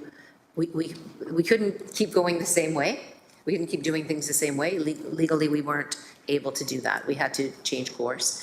And the protocol was put in place not so much as a solution, but as a way to identify in the interim, as we try to figure all of this out, where are appropriate places for people to be and not to be, to try to manage the the legal situation that we're in, as well as realize that people that there isn't enough affordable housing, and that there isn't enough supportive housing, and that there aren't enough services for people, and you've heard other delegates speak to that as well, and I think you're identifying that as well. So these are all pieces of a puzzle that's very, very difficult, and that's something you realize. To the chair, and thank you, Madam Mayor. Yes, we do. And we realize too, because of the difficulty of this issue, that policy decisions that were made perhaps a few years ago, they're being tested on the ground now. And you're finding what is working and certainly what is not. And so that is your challenge. It is a difficult one, and we appreciate that. So thank you for that clarification, Madam Mayor. Thank you, Jen, and I want to appreciate your coming here, as well as all of the other delegates who have come here to, to provide that context that all of us around this table need as we look to possibilities to relieve some of the pressure that is occurring in our city. I think we all acknowledge that it's there, and that the very kind of empathetic city that we have. Hamiltonians are very well known to support each other, but there comes a time when things have gotten very difficult. Just for your information, and just something I'll probably speak about later, we've asked the provincial government and the federal government to step up. Even as recently as last week, I was in touch with Minister of Housing, Minister of Health, and the local federal minister, letting them know that the conversation's happening today and that we need them to step up. We were recently at a conference where we asked for a minimum of $46 million in capital funding from the provincial government just for housing.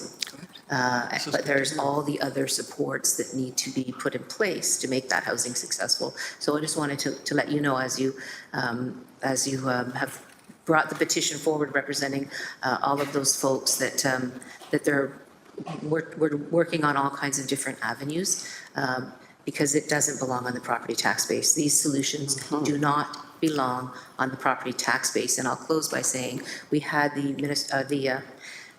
I just gave Mike Zagaric a promotion to minister, but we did ask our finance general manager to provide exactly that kind of breakout that you spoke about, where we're spending it, on what, and how much of that expenditure belongs at the provincial or federal level of government. So we can provide that. Perhaps we should post it on the city website, and kind of bring that back. We did reference it on our tax bill when we sent out the tax bills. We did reference it there, showing that breakdown, and obviously we need to do better in terms of communication. So I want to thank you for raising that point. And if you think that would be helpful, we do indeed. We'll make that happen. Thank you. Thank you, Madam Mayor. Thank you. Councillor McMeehan, please. Yes, Jan, thanks for your presentation. It's ironic, you mentioned the Canadian Charter of Rights and Freedoms, and I understood where you're coming from on that. And the other point that's been raised around the legal thing is predicated on the same charter.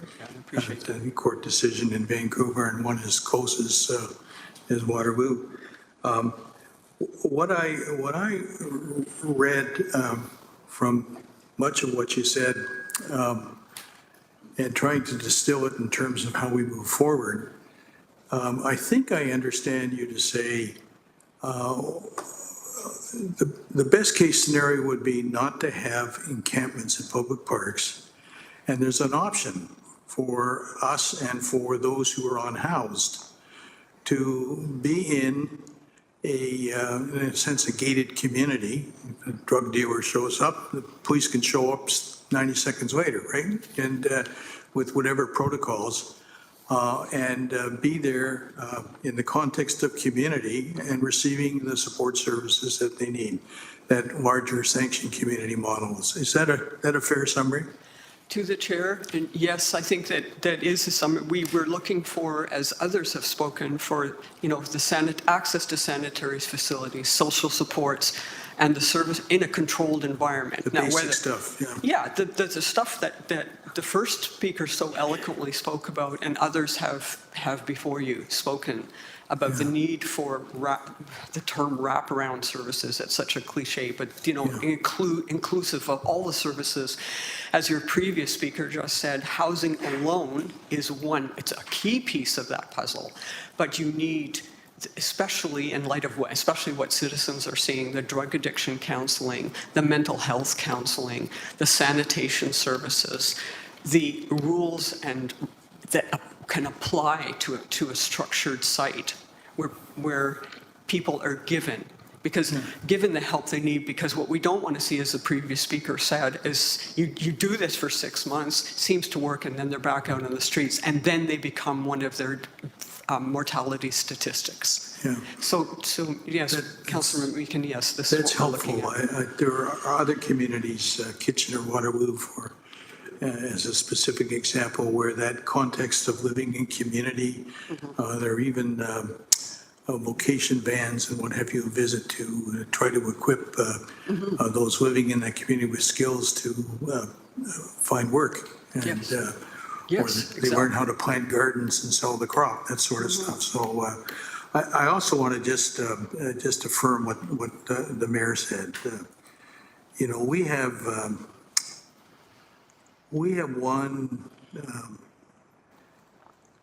one secret weapon in the city of Hamilton. And I don't know how many people know this, but of all the large cities in Canada, on a per capita basis, more people volunteer in Hamilton than any other city. And that's reflective of the kind of caring and sharing and daring that they're prepared to invest some of their time and energy to build up our beloved city. And if we can somehow move from rage to engage, I think there are a lot of people out there who would love to help us solve the riddle and the confusion and the challenges that we're facing. Yes. Thank you. Thank you for that, yes.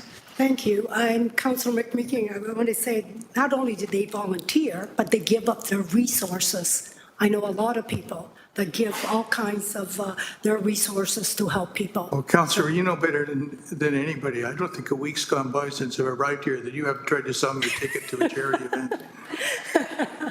I want to thank you, Jan, for coming, but I want to say publicly, before I came here, I was a little nervous. I didn't know what to expect, but I want to say our residents are wonderful. They come here, all of you that came and spoke were respectful, and I understand the concerns. And what I hear mostly is the enforcement part, the part that we want to make sure we enforce. And I think if you stay around, or you can watch it on YouTube or whatever on the city website, that we will be talking about that. We'll be talking about enforcement. We'll be talking about what's the best way to bring them out of the parks. So I want everybody to know that that's what we're going to be talking about. But I want to say, I feel such a peace standing here. I was anxious, I'm not anxious anymore, because I know that the public and the residents know that every council member here do care, and the residents of Hamilton care. So thank you for coming. Thank you. Thank you, Madam Chair.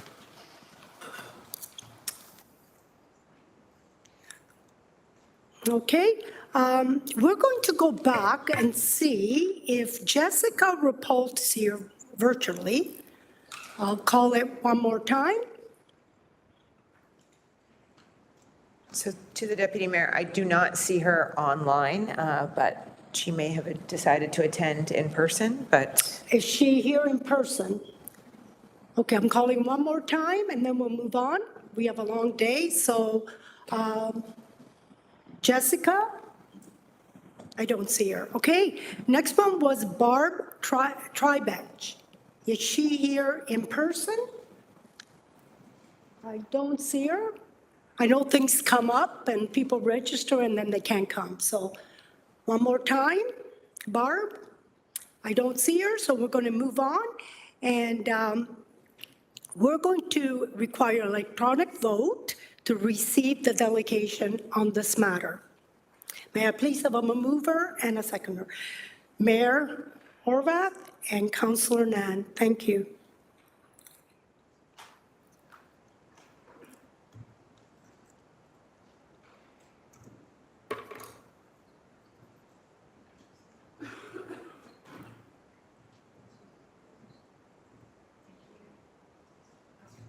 Yeah, my computer died. Thumbs up.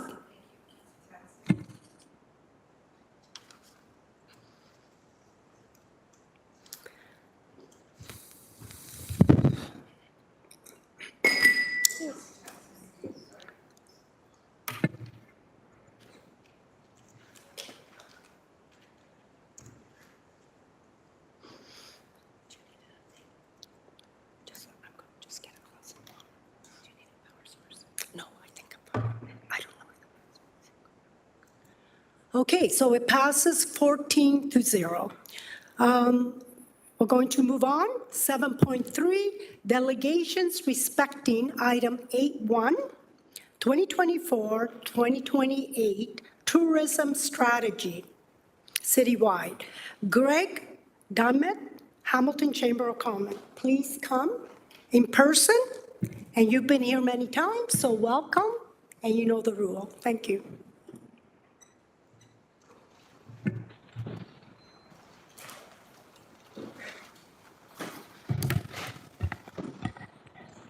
Good morning, Council. Madam Mayor and esteemed members of Council, I'm going to be very respectful and stay on topic here today. But as I was reflecting on my day as I was sitting up there, and I've got a meeting about economic growth, I've got a meeting about climate change, I've got a meeting about community health and safety, and I've got a finance committee with my board today. And so I just want to say that, it's a balancing act, and it's very difficult, but it's also an opportunity to talk about the good things that are going on in our community. And this morning's council meeting highlights how cities are both places of challenge and opportunity right now. I am thrilled to come up here today and speak to what does make our community extraordinary and the exciting opportunities to showcase it to the world. I did have a really bad tourism joke, but in light of the conversation already, I will save that. But if anybody wants to email me, I will share it with you. I think it's pretty good. My connections to tourism run deep, as I think you all know, where I spent most of the first 20 years of my career in sports and entertainment, and I have been able to see firsthand how tourism helps to transform a city and elevate its profile on a national and global scale. However, today I'm not here on my personal behalf. I'm here on behalf of the Hamilton Chamber of Commerce. I'm representing over 1,000 businesses, our entire business community, and 75,000 employees. And as an organization, we firmly believe in the value of tourism and its power to highlight the very best of our community. This belief is embedded in our programming, whether it's through initiatives like Hamilton Day or our annual tourism summit. Tourism is not just about attracting visitors. It serves as a powerful economic engine. It stimulates job creation, it drives investment, and it fuels business development across numerous sectors, including retail, hospitality, and entertainment. With that in mind, on behalf of the Chamber, we endorse the 2024 to 2028 Tourism Hamilton Strategy. For us at the Chamber, our goal is simple. We want to elevate Hamilton's reputation as one of the best places in Canada to live, work, and play, and ultimately the best. The strategy is very much in alignment with our goal, and it underscores the need to promote our city's natural beauty, cultural vibrancy, and immense economic potential. It will also enhance our reputation as a community to visit and invest in. Going through the strategic pillars of the plan and growing Hamilton's reputation as a leading tourism destination, the strategy sets forth that opportunity to create a premier destination and also highlights the ripple effects of a thriving tourism sector, touching on our amazing and continuing to bolster our culinary scene. I like to joke that since I got this job and have gotten to partake in it a lot, I've put on a freshman 15, so a very good culinary scene here, and it also fosters growth in our re-emerging arts and music sectors. Cultivating vibrant tourism districts. Central to the plan is the creation of those districts and highlights the importance in investing in safety, cleanliness, and placemaking initiatives that are great spaces for both our residents and our visitors. Fostering a sense of place, it reflects the unique character of Hamilton. Again, that's a message that ripples through all of our messaging around Hamilton Day and our community at large. Promoting and supporting the sustainability of natural assets. A decade ago, Councillor Pauls, I qualified for the Boston Marathon and the Hamilton Road to Hope Marathon. Now I do less of that and did a lot of that training on our trail systems. Now I talk about my drive down Sydenham Hill into Dundas and the beautiful views I get and all the beautiful green space we have. That's my Hamilton. That's a Hamilton I'm proud to celebrate. So as a community, we should not overlook the incredible value of our natural assets. our waterfalls, and the requirements to showcase those, to encourage tourism spend as people visit our community, but also making sure that we maintain the safety of those environments is incredibly important for the long-term success and sustainability of our community.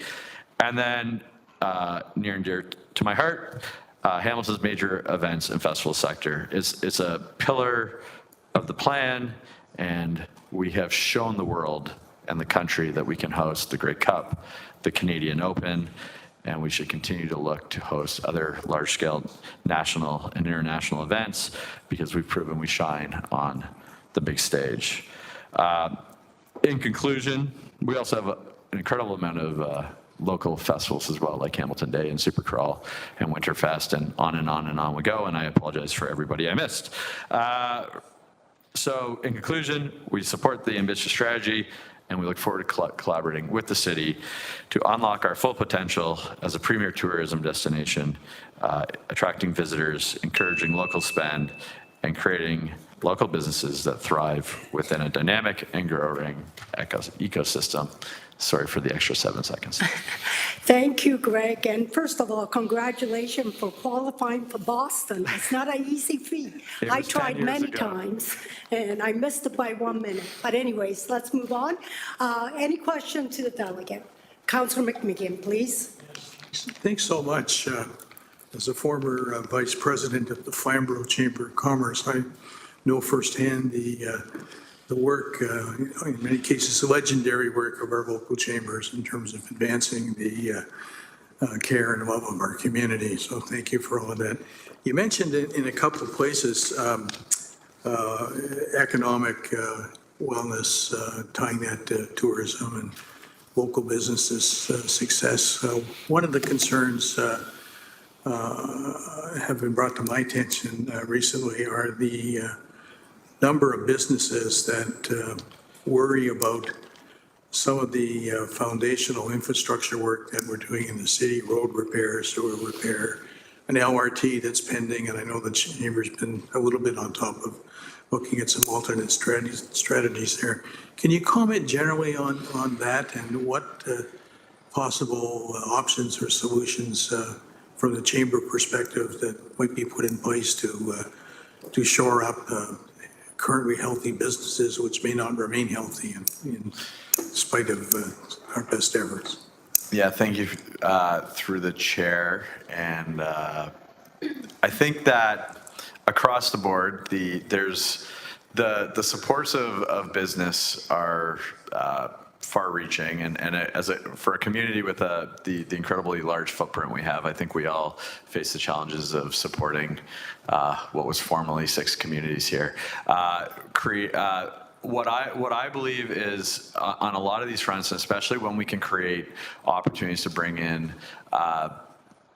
and create fantastic experiences in our community, is what brings people back, and it brings investments back. So in regards to construction, and you can always look at I presume around the council chamber, we've heard complaints when an event shuts down streets for an extended period of time. We hear the same things about construction. The biggest things that I always find, and what business owners say over and over again, is that we are looking for clarity and an opportunity to plan. So when there are going to be impacts to a business, whether that is through construction, whether that through as an event, it's about getting that message out early and often so that they have this understanding of what the impacts are going to be. If it's going to be a long-term impact, they can then and we went through this in the pandemic, it's about creating digital assets to help support and moving online and moving our businesses there. And then I think that, as we look at impacts, I actually think tourism is a great opportunity, and hosting events is a great opportunity to help support businesses as we go through these things. When we can host events that have people coming into a neighborhood and doing it in a safe way, those are ways that we can drive business into those communities. We've seen success with the open streets. We've Again, I think if you had the opportunity to go down to Supercrawl on the weekend, it was jam-packed, it was safe, it was fun, it highlighted the best of Hamilton. And so creating more of those opportunities, I think, are incredibly important and will be important as we see the construction that is required for the long-term growth of this city. So it is a balancing act, like much of what we're hearing and talking about today, of communicating properly what's going to happen, creating opportunities to enjoy. Again, I like the living, the working, and the playing. The playing one's my favorite of the three. So creating those opportunities is important. So. Mine too. I enjoyed Supercrawl on the weekend. I had other things I had to do as well, but it was great to see so many people there. Just looking ahead, the LRT. We know some history of what happened in Kitchener-Waterloo. There was like $6 billion with a B dollars in economic investment, the direct result of the light rail transit there. And we're forever hopeful here that project may have that kind of boost to our city. The other side of the coin, of course, is what does it profit a city if they gain the whole world but lose their soul? You know, their businesses that are going to be severely impacted, and what sort of planning? You say they like to be planning, knowing ahead of time. Can we work together to try to mitigate negative impacts on local businesses when that happens? And the tourists who want to be attracted to, not just for the Supercrawl, but we want to shop in our local stores. Yeah, through the chair, I mean, we fully, at the chamber, I know we fully support the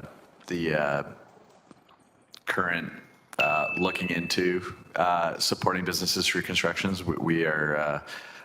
Again, I think it is such a, I don't envy the task of figuring out the right balancing of asset allocation, but I do know that what I would say on all of these fronts is that we have to address the short-term concerns we have today, but we also have to build an amazing city for 2050. And I think that is, when I am thinking through how we at the chamber advocate for this community and for this business community, we want to make investments that will have long-term ripple effects that will move this city forward, whether that's LRT and the connectivity of our city, the incredible transportation, or that being the spine of our incredible a new transportation hub that makes the commuting around this community going forward. Is working with our partners at Metrolinx to make sure that people can come into this community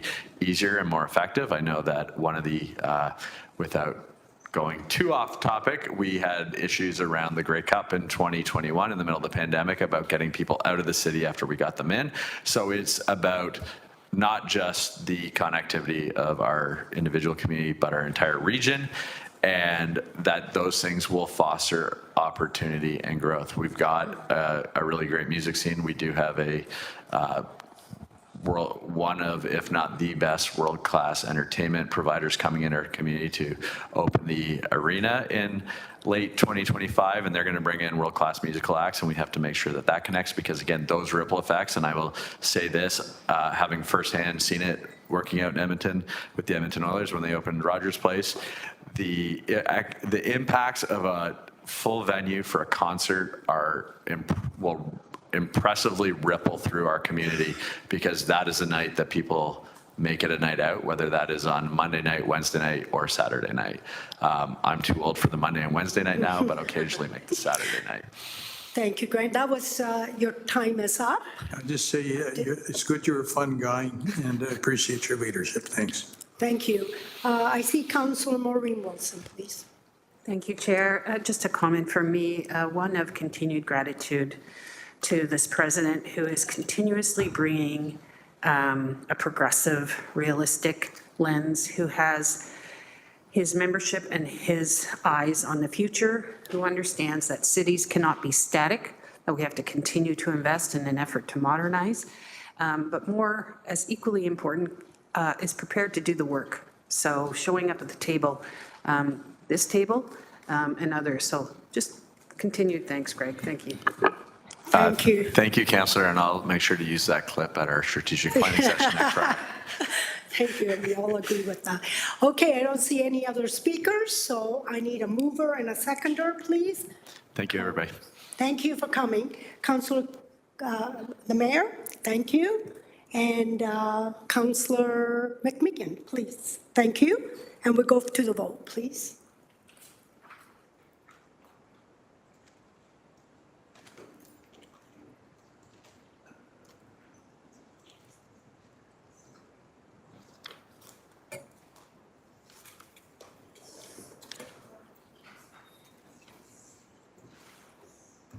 Thank you.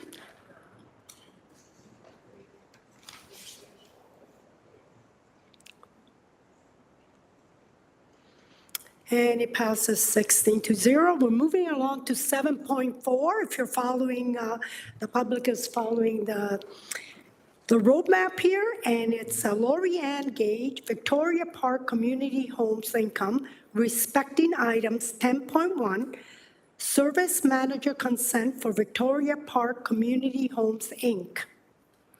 Welcome. First, I need, okay, we'll take the vote later. Welcome, and you have 5 minutes. Thank you, councillors, for having me today. Very excited to be speaking and hearing the challenges that you have before you. I am Lorianne Gagne, CEO of Victoria Park Community Homes. I'm here to speak in favor and ask you to support the staff report that's before you regarding our leveraging. But there were a couple of points I wanted to clarify and things that I think were interesting to councillors, which is why I asked to delegate today. So I have to do, she said press this arrow, but it didn't go forward. Sorry, I know the next slide tells you a little bit about who we are. Victoria Park Community Homes is not a supportive housing provider, although we do work with a number of our partners up in the audience. We are an affordable housing provider, but we are also the largest private nonprofit housing provider in Ontario, and we're head office based here in Hamilton. I'm stressing this because I want you to use us. We are part of your solution. Thank you so much. We currently have over 3,300 units, the vast majority here in Hamilton, the vast majority in many of your ridings. I'm so sorry, but it's not going forward with that arrow button. I don't have that many slides, but I do want to get to the important one. Well, maybe you could speak on it and us. Yeah, in order. So, we have a huge opportunity in front of us today, as this staff report indicates to you. Now I'm going to really be speaking from memory. I should have brought my paper copy. And I want you to know the magnitude of it. I just heard the mayor. There we go. Thank you. Just a bit more about us. We are governed by a 12-member professional board of directors.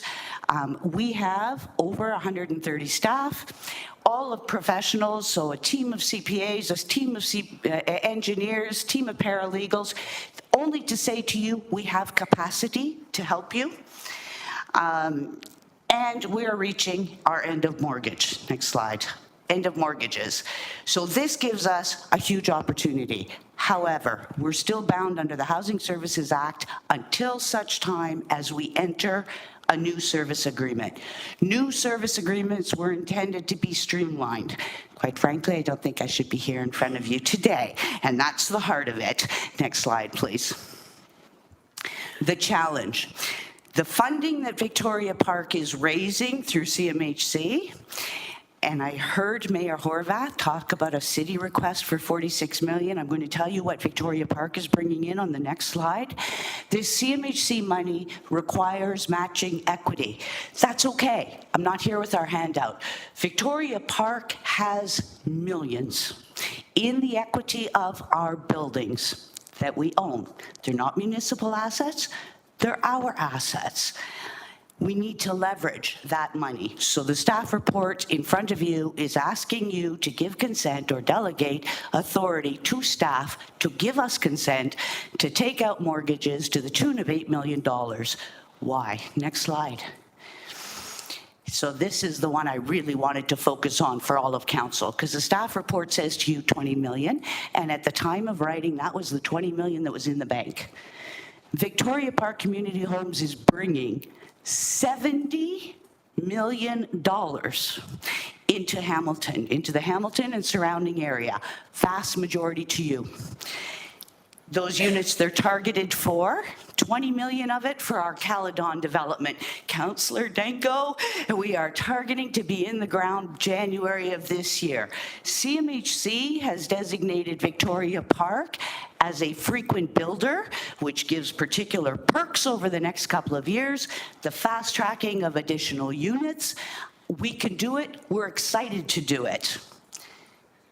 Here we are, sorry. So 19 million for our development of 260 units up on the mountain. Another 31 million CGOF funding, which goes to repair 2 really large towers in Hamilton, make them energy efficient, accessible for renovate, for the residents who live there, and do complete upgrades so that this is the preservation of affordable housing stock for decades to come. And then we have another, the money just keeps coming, another 20 in negotiation through the COI repair stream. That last bullet point is the one that the staff report or reference in the staff report, the 20 million that's already in the bank. That's a lot of money, $70 million. But here we are before you today because, next slide please, as we reach end of mortgages, while we're still under HSA, we have to come to you for consent to take mortgages on our properties. On our properties, not public assets. The excessive layer of bureaucracy is not good for any of us. We don't need anybody to protect us from us, and I want to give a very real example. Half of those 3,300 units that I mentioned Victoria Park has were federal stock. They came out the end of their mortgages long before the current stock.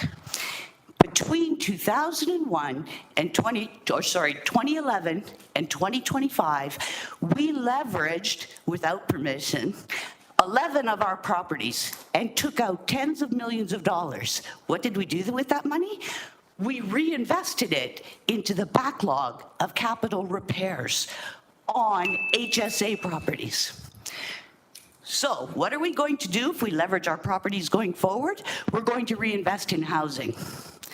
By bringing in that 70 million CMHC funding, next slide please, it allowed our board of directors to say, wow, that freed up some of the money we were planning for repairs. What are we going to do? We're now talking about acquisitions, additional developments, adding more stock. But the issue, the staff report currently asks you to delegate authority to the general manager, but limit us at 40% of our asset value. What if the number comes in at 42? Do I have to come back to you and ask permission again? Please don't. We're asking you to waive this. Can't guarantee this right now. I assure you, the banks are not going to lend us money that we can't repay. And our commitment to you is we will not leverage our properties more than we can repay while maintaining those affordable rents. I am done, so I think the next slide is the how you can help, and that's where it ends. So I'm asking council today to support the staff report, say yes, but without the restrictions, and know that more pushback is coming as we go through these end of mortgage discussions, because I shouldn't be here, quite frankly. Trust us to manage our assets. Look at what we did with those 11 properties. Imagine what we can do with the millions that is still locked in our equity. All of this is at no cost to you, councillors, and no risk. Thank you. Thank you for coming. You uplifted everyone here today. That was amazing. I love the part 8 million unlocks 70 million. Unbelievable. So is there any questions to the delegate? I see Councillor Danko. Thank you, and I appreciate you ending with the render of 60 Caledon.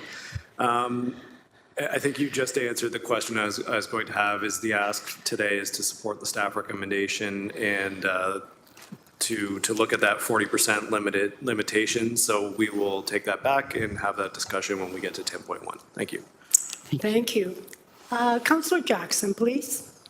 Thanks, Deputy Mayor Pauls, and nice to meet you, Lori-Ann Gagne, Executive Director. And my time goes back to former Executive Director Colin Gage of over the last probably 3 decades, and he surely built a foundation in this community, great legacy and great reputation of Victoria Park Home, sincerely. And I know in my ward at 1049 Rymal East, whenever I've had any difficulties, tenants have reached out to me. I've always worked collaboratively with your management, your property manager, and we've had a wonderful, ongoing, good cooperative relationship, and where I could help through funds, maybe for a new playground, whatever, we've done that together. So just to be crystal clear, Lori-Ann, and I'm eager to look to later on the agenda, Deputy Mayor Pauls, to hear from staff as to why they, and I'm not going to ask you to speak for them, why they've implemented the 40% rule. I want to hear from staff the upside from their standpoint. You're otherwise supportive of everything except the 40% rule. And again, you would rather have it amended that it would be wide open, or are you suggesting an upset limit? Just clarify, please, your amendment. Through you, Deputy Mayor Pauls. Great question. Lori-Ann? Yes, through the chair. Thank you, Councillor Jackson. And replacing Colin Gage, yes, we're big shoes to fill. I can tell you I'm a 40-year lifer in this affordable housing world, and absolutely honored to be ending my housing career with Victoria Park here in Hamilton, because amazing opportunities that we are doing things beyond my wildest dreams, and I dream big. So yes, to answer your question. Not 100% supportive of it having to be approved by anybody. I need that to be very clear. Our ultimate goal at the end of this slide is that we shouldn't need your consent, period. I do sort of know what staff will say about why, and it's to protect the asset, but they're not your assets. But it's okay. They'll have their rationale. But we can't be handcuffed. We really can't be. I'm sorry, and you had a second part. So your request is then to eliminate the number 40% and leave it wide open, or are you suggesting a different upset limit? That was my question. Through the chair, and that's the most important part. The suggested wording that I had proposed was that the properties will not be leveraged more than they can be repaid with affordable rents. So the assurance to you that we're not going to double and triple our market rates so that we take out a super high mortgage, the 40% actually comes from Vic Park way back originally, where we said, generally, those federal properties I talked about, we can't leverage more than approximately 40% of the value because we keep the rents affordable. That wording came right from our board of directors. That is our long-term strategy. Yes, we have a leveraging plan to raise millions to help reinvest in housing, but not at the expense of our current residents, and we will maintain our rents affordable. I'm sure General Manager Mader and Acting Director Fletcher have taken those exact words under advisement that we can debate later. And my apologies, whenever Executive Director Colin Gage before his retirement wasn't available, you came to my rescue. Thank you very much. Thanks, Deputy Mayor Pauls. Thank you. And I'm looking forward to the report with your excitement about affordable housing. That's what we need, excitement that we can do it. So thank you again for coming. Thank you all. I need a mover and a seconder, please. Councillor Danko, Councillor McMeekin, thank you. And we'll go to the vote.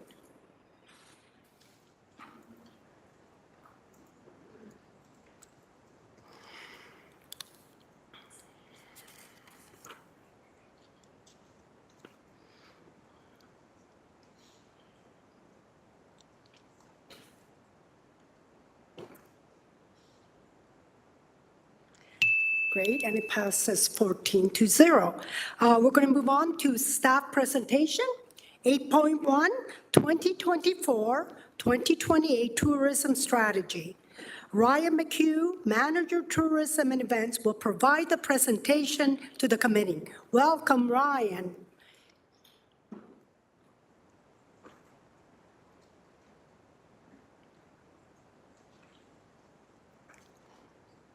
Lisa? So Ryan will do the presentation. Oh, you want to introduce yourself? Thank you so much, Councillor Pauls. Good morning, Deputy Mayor and members of council. I am Lisa Abbott, the Acting Director of Tourism and Culture, and I'm here today with Ryan McHugh and Hildegard, who will be presenting the draft tourism strategy for 2024 through 2028. I am really thrilled to be here with this body of work. The draft tourism strategy is that. It is a draft. Ryan and team have been working very hard since for the last several months on doing intensive consultation with both council and internal partners as well as industry stakeholders. And that's the point that I want to make this morning is that it is a draft. There's still opportunity to help shape this strategy to make it what it needs to be to move Hamilton forward. And without further ado, I will turn it over to Ryan and Hildegard. Thank you, Ryan. Looking forward to it. Thank you very much. And as Lisa said, Ryan McHugh, Manager of Tourism and Events, and would also like to thank Lisa for all her leadership and guidance in getting us here, as well as Hildegard for all her amazing work in assisting and drafting this. And I do also want to say, I want to hear Greg Dunnett's joke as well. So I'll just put that on the record. So just to looking at our timeline. So as Lisa had mentioned, we are currently in the process of doing consultation.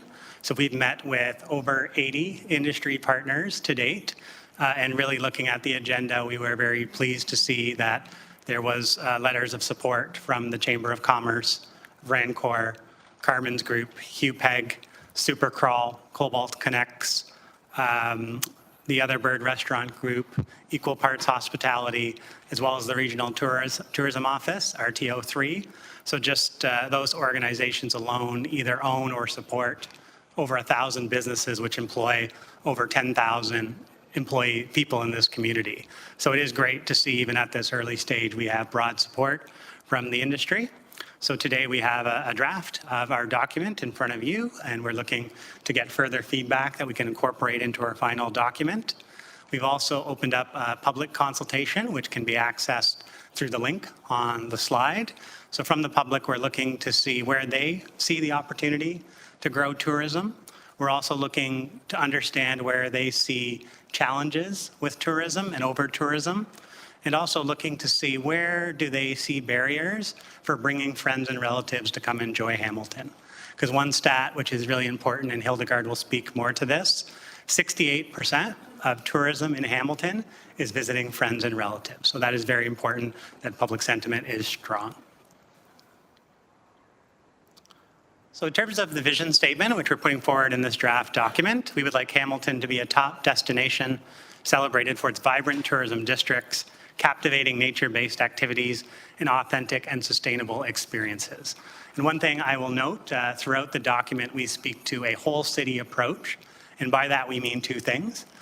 So one, Hamilton, we are truly lucky that we have so many amazing tourism assets across our great city, whether it's our waterfalls, our trail, our beautiful waterfront, our entertainment precinct, our cultural assets, historical assets, our attractions. There's no shortage of great assets where we can help promote. But also in terms of our small team, as Tourism Hamilton, us alone can't implement this citywide strategy. It really is a team effort across all departments and working with all partners throughout the community and different levels of government. So we did identify throughout the strategy 4 priorities and actions associated with those. Hildegard will speak to some of the actions associated with the first 2 priorities, and then I'll return to speak to the actions associated with 3 and 4. So without further ado, Hildegard, the floor is yours.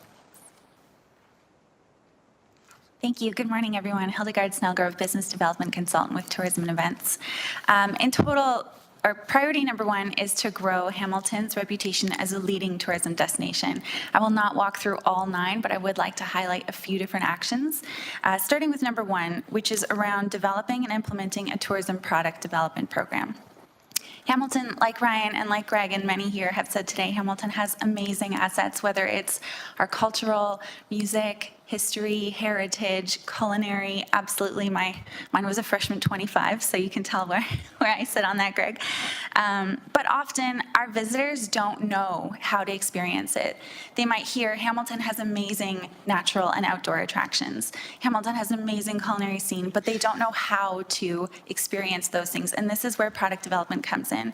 We don't currently have a product development program. And while this is just one action, it will be huge in implementing this strategy, because it's really a whole new way that we'll be able to collaborate, not just within our team and within the city internally, but also with our partners externally. The ultimate goal of this action is to cultivate authentic experiences to showcase the city's diverse cultural, heritage, culinary, and natural attractions. Next, number 1 and 2 focus on authentic Indigenous tourism experiences. This is a project we're working in closely with our Indigenous relations team. And I want to be clear that authentic Indigenous tourism is not about Indigenous peoples, it is by Indigenous peoples, so we want this to be Indigenous-led. Therefore, we've put together an advisory team to help guide us as well, with members both locally, Indigenous owners and operators, as well as representatives from the Mississaugas of the Credit First Nation, as well as Six Nations, and our Ontario and Canadian Indigenous tourism associations. Not only are these actions important for truth and reconciliation efforts, but they also represent a really big opportunity for Indigenous operators, as Indigenous tourism is one of the fastest growing segments, and especially with international visitors. Next, I'll highlight number 4, making it easy for visitors to choose sustainable transportation options and to and across our city is really one of the biggest impacts that we can have on sustainability. For example, a lot of people don't know that if they take the GO train to Hamilton, they can continue to use their Presto card to use our HSR. So it's those education. And lastly, number 6 and 7, I'll group together. These are both important and core functions, leveraging both Tourism Hamilton's strong brand, as well as fostering local pride in place, encouraging residents to explore their own backyard and inviting friends and relatives to join them. Like Ryan said, 68% of the visitors who come to Hamilton do so to visit their friends and relatives. So we want Hamiltonians to know what's happening in their own backyard, to explore and enjoy their own backyard, as well as invite friends and relatives. Priority number 2 is to cultivate vibrant tourism districts. Action number 1, council will not be surprised to hear that the top feedback that we received from our downtown tourism partners was around safety and security. And we've heard a lot this morning as well. And while tourism doesn't have the lead role in this by far, we do have a role to play in terms of programming, placemaking, and animating, making sure that our downtown is vibrant as well as our other tourism districts. We think about, for example, when we hosted Grey Cup last year in November, typically a very dark and cold and slow outside activity month, but Grey Cup, everything was bright, people were out, streets were busy, and same, for example, with this past weekend with Supercrawl. All of these things help people feel safer and they improve the perception of safety. This also feeds into action number 4 around establishing a nighttime economy initiative. I want to be clear that it's not nightlife, it's nighttime, which includes things like transportation for getting staff home, whether it's front desk agents or servers or anyone who's out between 6 p.m. and 6 a.m. So that includes overnight nurses, for example. Number 5 is about updating the tourism-related signage and wayfinding. These signage and wayfinding is about more than just helping people get around, saying turn left here, turn right there, but it's instead saying we thought of you, we're happy you're visiting us, and we anticipated your needs. It also really helps solidify tourism districts' identities, creating a sense of place. And lastly, I'll highlight number 7, which focuses on working closer with our BIAs, community leaders, and all the amazing partners that we have in our city to co-create curated experiences that are authentic, as well as itineraries to entice visitors, helping them to really experience authentic Hamilton. There are so many great works already happening with our partners, and we'd like to steer into that. I'll pass it off to Ryan to do number 3 and 4. Thank you, Hildegard. So priority number 3 is to promote and support the sustainability of natural assets. And before I walk through a few key points, I'd like to make 2 points. So first, our waterfalls and trails are currently the most sought after information on our Tourism Hamilton website. And in terms of ability to drive additional leisure visitors, they represent the biggest opportunity. But having said that, as tourism, we acknowledge we currently have an over-tourism problem. We don't have proper infrastructure, signage, messaging, and people are coming with very little information, parking where they shouldn't, trampling over people's personal property, impacting the environment, and quite frankly, getting hurt by being where they shouldn't be or worse. So this is something we take very seriously. We'd like to work in Action 1 with multiple internal and external stakeholders to do a very thoughtful and intentional waterfall destination master plan, where we put a plan in place to have uniform signage, one-stop shop for messaging, stuff that all our partners and the city and Tourism Hamilton can point to for the best and current information.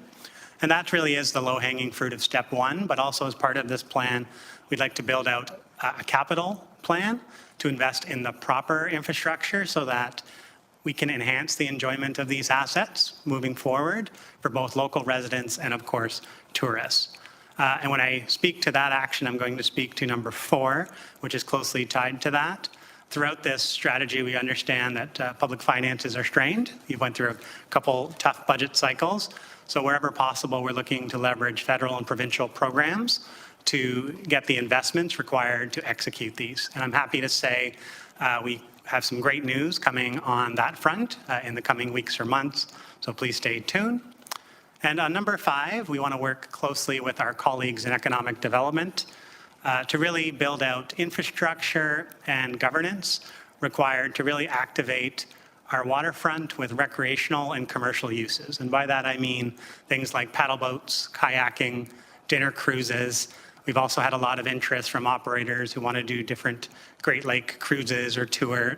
So really just want to make sure that we have a process and the proper governance and infrastructure that we can pursue the right opportunities for our waterfront that coincide well with the neighborhood that exists today and will be there tomorrow, and that we do so in a transparent way through proper process. So that's an action we will work closely with our colleagues in ECDEV. And moving on to priority number 4, strengthening Hamilton's major festival and event sectors. And again, I'll make 2 points on this up front. So this really is an existing strength of Hamilton, as the President and CEO of the Chamber had noted. So we were last year Festival and Events Ontario Municipality of the Year. And that just speaks to the amazing strength of our homegrown festivals such as Supercrawl, Winterfest, Festival of Friends. I was at the Binbrook Fair last weekend and Castor Fair next weekend. So it really is a large strength of ours. And 2, with the $280 million worth of investment going into the First Ontario Centre, $10 million renovation of our convention center, $2.5 million being invested in our beautiful concert hall, Tim Hortons Field, accompany that with the art gallery, Theatre Aquarius, Ancaster Memorial Arts Center. We really do have just an absolutely incredible portfolio of sport, entertainment, and cultural assets, and it's improving. So we're already in actions number 1, looking to build on the successes we've had of 2 Grey Cups in 3 years, an NHL Heritage Classic, International Synchronized Skating Championship, Canadian Country Music Awards. We brought in international and national conventions, which have brought whole industries to Hamilton. So we really have had a lot of success in this, and we are going to be more competitive moving forward, and we really signal that through those 2 actions. As well, I would like to speak to number 6 and 7, a little bit in tandem here as well. Also looking to leverage existing federal and provincial programs to improve our festival and event infrastructure in our public spaces.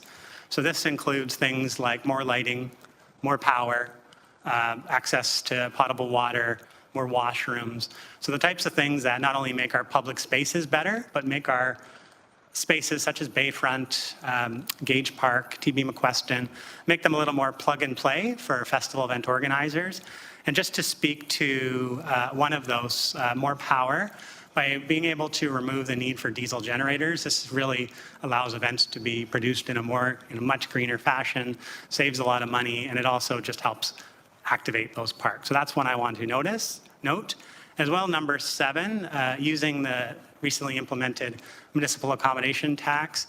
When we pursue these large citywide events, it's our intention to have tourism fund tourism.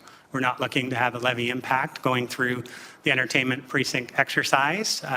The city made a point to divest of $155 million in liabilities. We're not looking to put more pressure on public coffers through this strategy.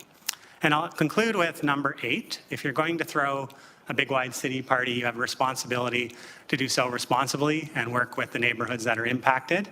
And we learned a lot of lessons through the 2021 Grey Cup and the Heritage Classic.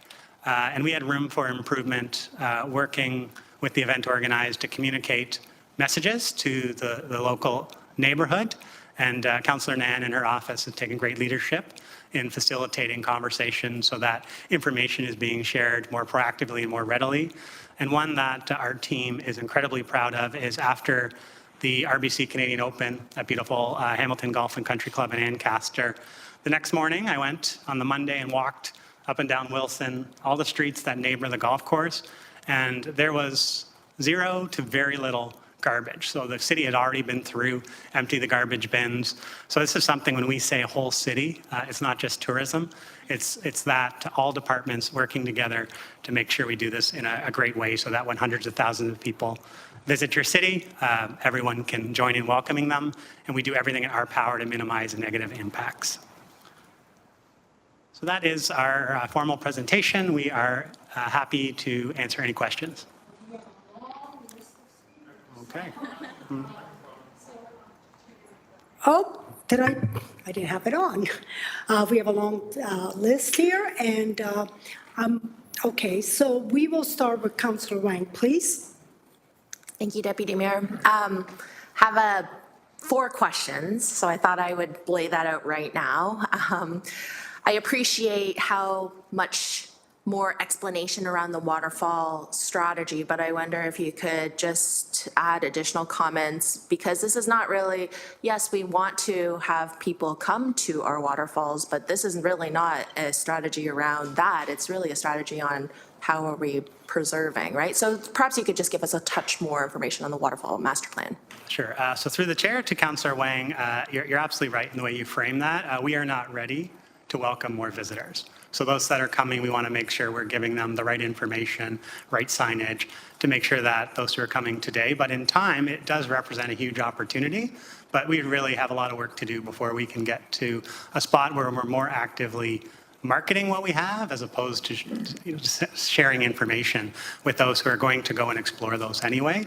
So this really, at this point in time, is it's called the Waterfall Destination Master Plan and not the marketing plan for a reason. Tourism, we're one stakeholder at this table, but one of many. Second question through you, Mayor, Deputy Mayor, is I want to understand a little bit more of priority 1, number 4, which is the transit, essentially looking at transportation. And I think in particular, what's the user experience for any new person that comes to see Dundurn Castle but wants to go and check out the STEAM and Technology Museum without a car? So how does this potential draft strategy align or talk about transit options between points of interest? Through the chair to Councillor Wang, thank you. Another great question. And currently, the user experience of someone trying to make a journey that you just described is difficult. It's especially if you're from out of town and you aren't familiar with HSR and active modes of transportation like SOBI and Bird scooters. So that's something through that action and also the product development action to make sure we work with our transit partners, both in HSR and Metrolinx, quite frankly, to make sure that we're really thoughtful and build out that tourism product with the proper transportation to get people from point A to point B. And obviously we can't have direct links between every asset, but where's the low-hanging fruit? What would most move the needle? We would start there and build on it. Perfect. Third question for you, Deputy Mayor, is French languages.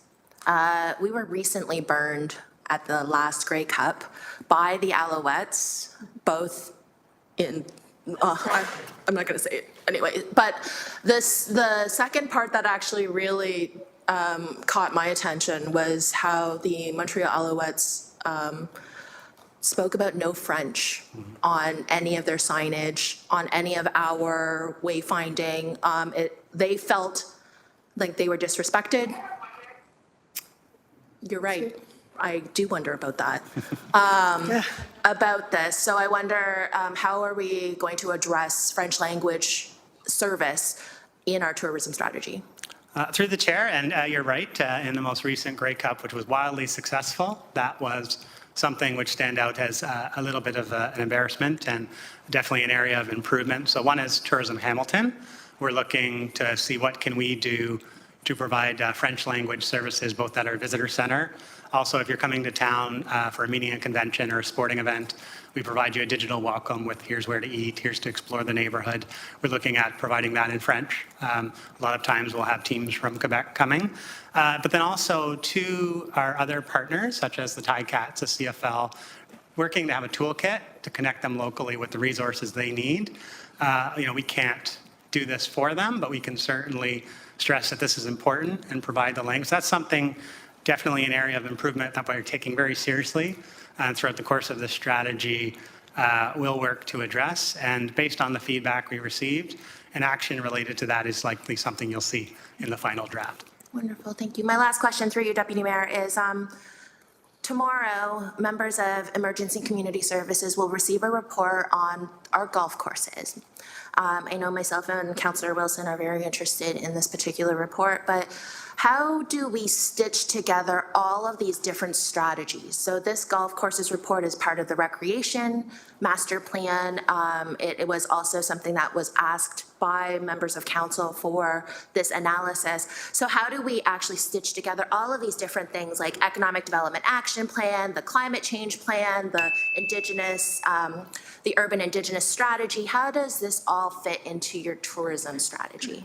Yes, and having the benefit of drafting this strategy after a lot of those were already approved, it gave us the benefit of looking to align priorities.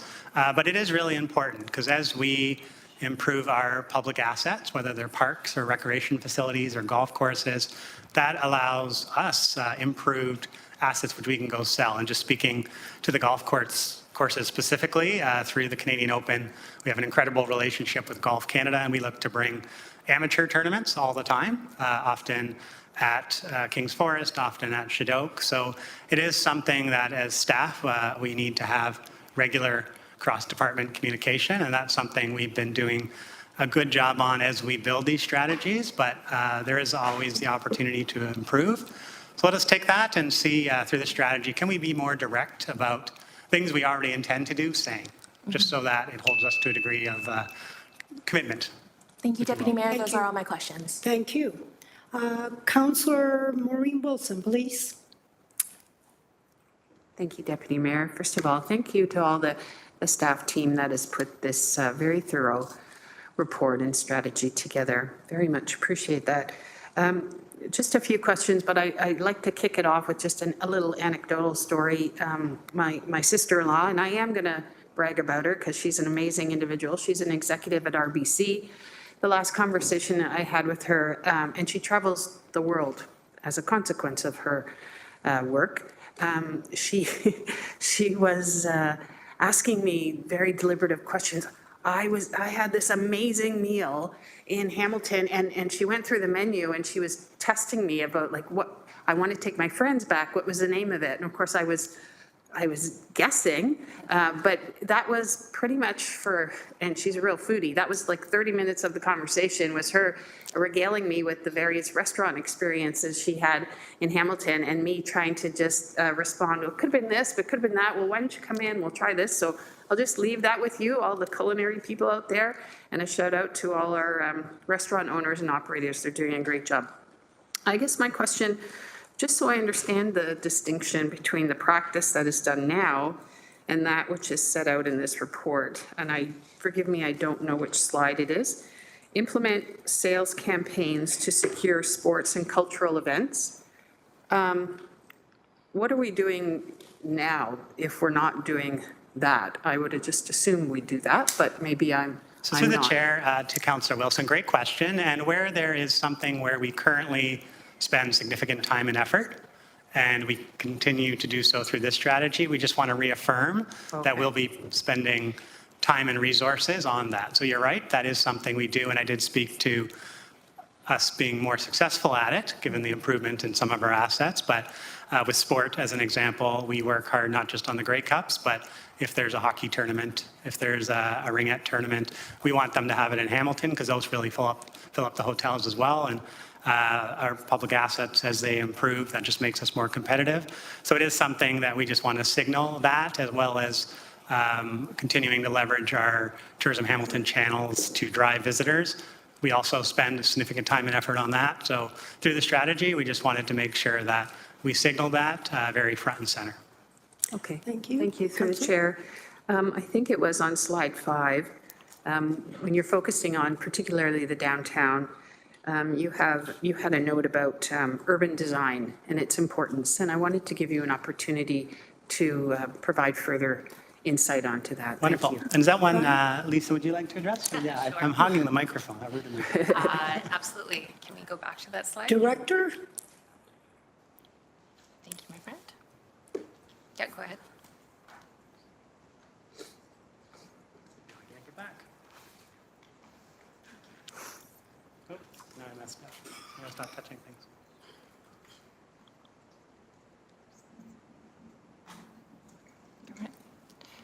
My apologies. Through the chair, can you repeat what the recommendation was? I think it was slide 5. But it talked about, sorry to cut you off there, through the chair, it talked about the importance of public art and a continuing investment in downtown and urban design. So I just wanted to know if you could unpack that a little bit. Absolutely, thank you. If I can respond through the chair, I've got the recommendation now. Yeah, absolutely. So through the funds that are collected through MAT, we have an opportunity to be able to invest in infrastructure pieces like public art and placemaking. And so that recommendation is really about future thinking ways that we can invest tourism dollars into making those public spaces great public spaces. Okay.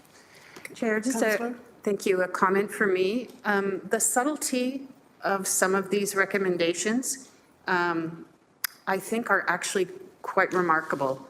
If you were to compare this strategy to that maybe which was issued 20 years ago, it is clearly an effort to try and celebrate place, to celebrate an urban place, and to make it a place not to drive through, but to come to walk.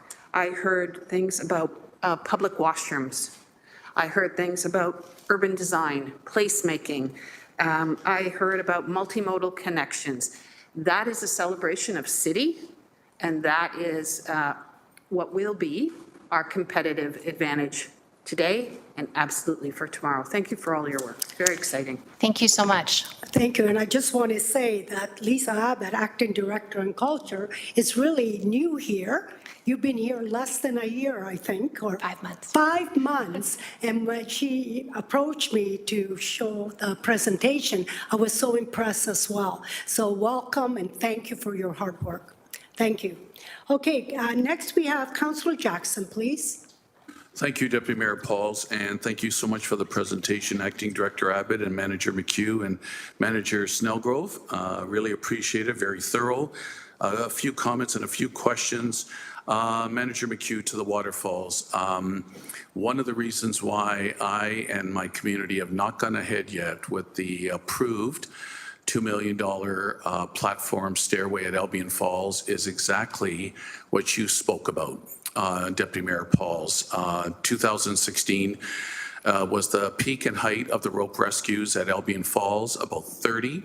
That community, the residential community in the area, I'm just doing a long preamble to get to Manager McHugh's point about inviting and promoting without the proper infrastructure.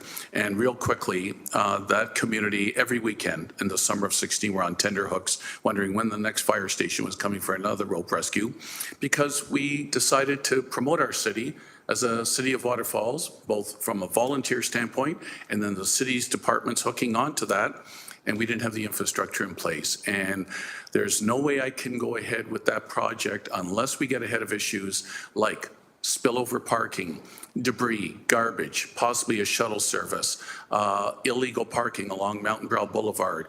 It's a magnificent project on paper, but we need to hopefully proactively get ahead of those issues before we open up the new platform stairway, and then we have those issues afterwards and reacting to them instead of being proactive with them. Through you, Deputy Mayor Pauls, to Manager McHugh, is that kind of what you were getting at with infrastructure before promotion? Ryan? So through the chair to Councillor Jackson, absolutely. All of the things that you've identified, whether it's parking, waste collection, all within the scope of what we're looking at. And every waterfall has its own challenges. So there aren't two that it's one size fits all, but across all of them, there'll be best practices and the types of things you mentioned of where do we park? How do you get there? These are really key questions. Because, yeah, there's people spilling into neighborhoods, impacting local residents. I really appreciate the concerns that your constituents must have, because it really does impact them, especially as the leaves start to change and people come to see it. It is a lot of people putting a lot of pressure on neighborhoods. So just want to assure you that the types of things you described are very much in scope of this exercise. And also, we will be working quickly. Work's already begun. And as I mentioned, good announcements to come in the coming weeks that would help support this work. Thanks so much, Manager McHugh. Appreciate that collaboration, cooperation, and support overall. And again, Albion Falls, one of the most prestigious destination places in our city. We want Hamiltonians and visitors to explore. A couple of more quick questions, Deputy Mayor Pauls. On your slide 5, under priority 2 and point 6, execute a tourism business attraction strategy to secure business investments that enhance Hamilton's destinations offerings by filling identified gaps in accommodation, attractors, cultural venues. What do you mean by filling identified gaps? Through you, Deputy Mayor Pauls? Yeah, great question. Through the chair, one example, we have had amazing growth in the number of hotel beds in our city. Hampton Inn just recently opened. Another hotel is going to open on Upper James, MIP, but we don't have a upscale hotel as an example. So just an example, when we had the NHL Heritage Classic, spectators filled up our hotels. The Buffalo Sabres stayed at the Sheraton, but the Leafs stayed at the Pearl in Burlington, right? Mm-hmm. So as tourism, that's a missed opportunity, right? There is demand for that. So that's one. Another one as well, acting like ECDEV, where we're trying to secure investment here. When we talk about waterfront opportunities, there's a lot of operators out there that are looking to sink money into tourism experiences, and we want them, assuming it's a good fit for this community, we want those dollars to land here. So really acting much like ECDEV, and we're trying to have a diversified economy with lots to do. How do we go out there and be proactive and get those sales pitch in front of the right people so that we can sell what Hamilton has? Terrific, great question, great answer to my question. Yes, Deputy Mayor Pauls? Okay, Put me down for a second time then? No, we'd rather finish it up. Okay, thank you. I'll try to speak quicker. Turn the needle up to 78. Does anybody remember that? 78 on the LP, yeah. Okay, anyways, Manager McHugh, thank you. Manager McHugh, MAT Advisory Group, quickly. Is this like the arm's length group? I've been around long enough to see various variations of Tourism Hamilton, arm's length, doing good things in the community. Then we pulled back, brought it in-house. Then we did something like a stakeholders group, all players, arm's length, kind of a hybrid. Eventually, some difficulties, we brought it back in-house. Is this another version of that? Or maybe you can elaborate and explain exactly what this group will do in conjunction with your department. Through you, Deputy Mayor Pauls? Ryan? Through the chair, great question. And just legislatively, when the province allowed municipalities to implement a municipal accommodation tax, the legislation said that 50% of the taxes collected need to go to a not-for-profit tourism entity. And since Tourism Hamilton, we're staff of the city, we didn't qualify. So we set up a municipal service corporation with a board of directors, and Councillor Wang, Councillor Kazar, and Councillor Spadafora sit on that board. So that is the governance structure, much like Hamilton Renewable Power.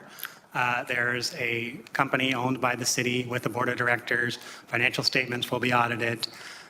So they are a funding mechanism, and as the city, we would like to apply for funds. A lot of the project's driven. But when we do so, we want to consult with the industry. So it isn't a formal that they're sitting on the board or they have authority to administer those funds. But if we're going to recommend either of the city's tourism reserve or of that Hamilton Tourism Development Corporation, we want to make sure that we're moving the needle where it can create the most impact, and the industry will help inform us. And certainly hotels would be a prominent member, but not just hotels. We want attractions, our culinary representatives, our arts community. So really make sure we get a very diverse set of opinions to help inform us so that when we make the ask, we can say, and here's the feedback that came along with it. Thank you for explaining the new rendition of the advisory group. And lastly, you'll always have Ward 6 support to go and get those great events like the Junos, hopefully Canadian Figure Skating Championships, things like that. Any scoops today, Ryan? Okay, that's it. Thank you, Deputy Mayor Pauls. Much That was appreciated. fast. Maybe we should all do that. Okay, let's move on. We have Councillor Crutch, Denko, Clark, Beatty, Tattison, and Len. Councillor Crutch, please. Thank you.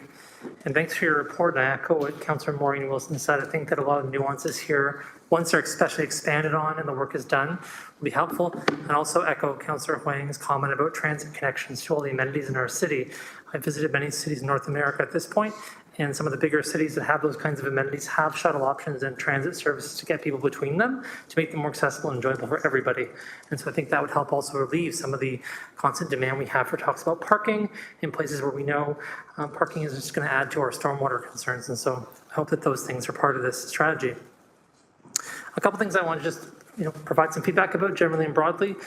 I think number 5 is important in terms of wayfinding and signage. It's probably the thing I hear from every tourist that comes to Ward 2 specifically, is that they can't figure out where they're going because there's a conflicting signage, sign pollution, sign strangeness, right?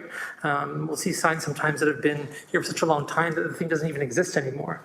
And so as part of the work you're doing, I think it's great that you'll be doing some of this work completed by 2028. We don't seem to have an active program of sustainably managing signage, right? So we can't just do the thing where we kind of every 5 to 10 years look at that issue again, but have a sustainable program to maintain that signage and make sure that it's updated.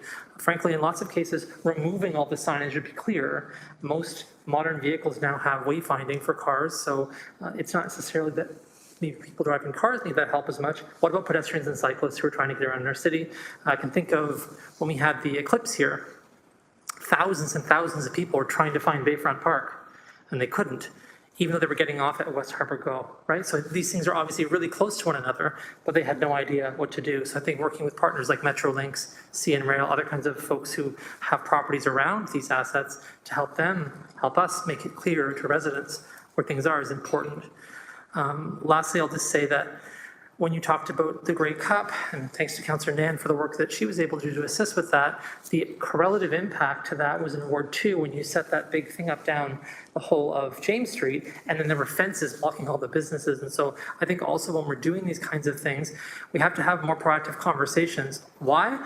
Because naturally, I think when things like that happen or are being planned, businesses or residents will reach out to ward councillors. Well, in that situation, a term of council happened to turn over at the moment those decisions were made, and it fell through the cracks. So as a corporate policy, I think we have to have a means for engaging with the community outside of that political representation to ensure that when we set up events, it's really, really clear who the stakeholders are that are going to be impacted by the events being set up, not just what the return might be to us from a corporate person coming in wanting to do that, right? Because they kind of took over. Obviously, there were lots of great programming there, but we heard lots of complaints from businesses saying, wait a minute, why weren't we interacted with this, and why didn't it go maybe farther or shorter, or these kinds of things. So that's my feedback. Otherwise, I think this is a great strategy, and I'm grateful for it.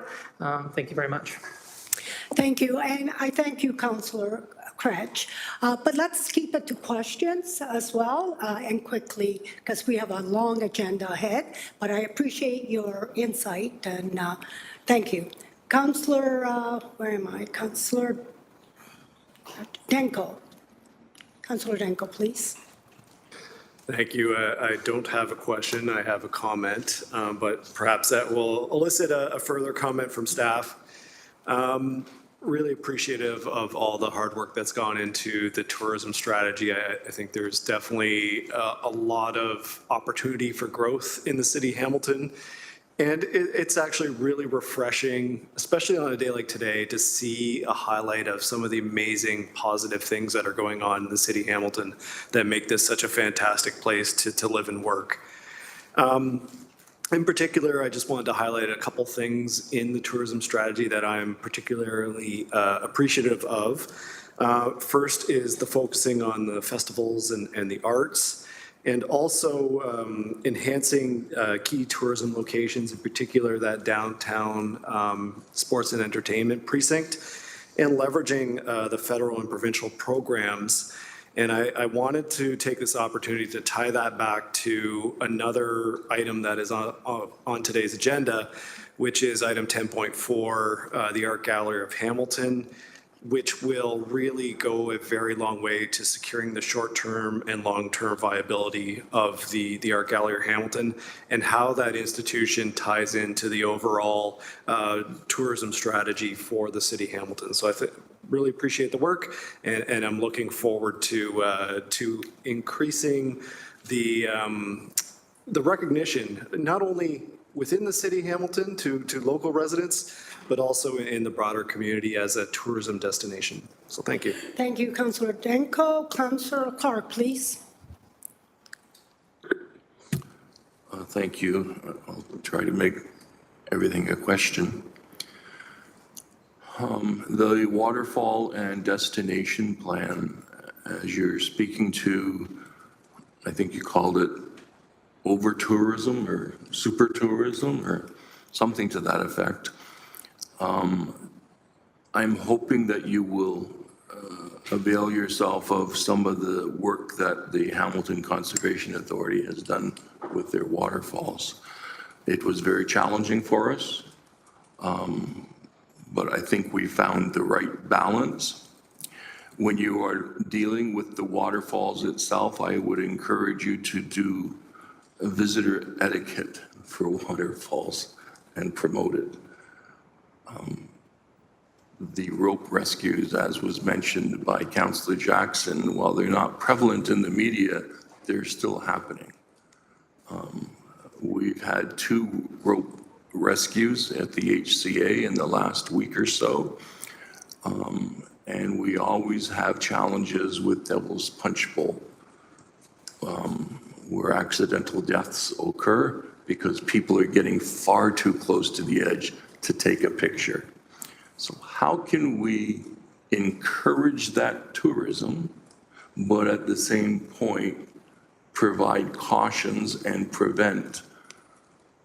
I don't even know how to describe it, what I see in social media where they're literally, we had one fella climb the crucifix on, at Devil's Punch Bowl to the top and then took a picture to prove that he did it. So how do we enlighten people that that kind of activity is stupid? Okay, that's a hard question. Through the chair, great question, and I'll be measured in my answer.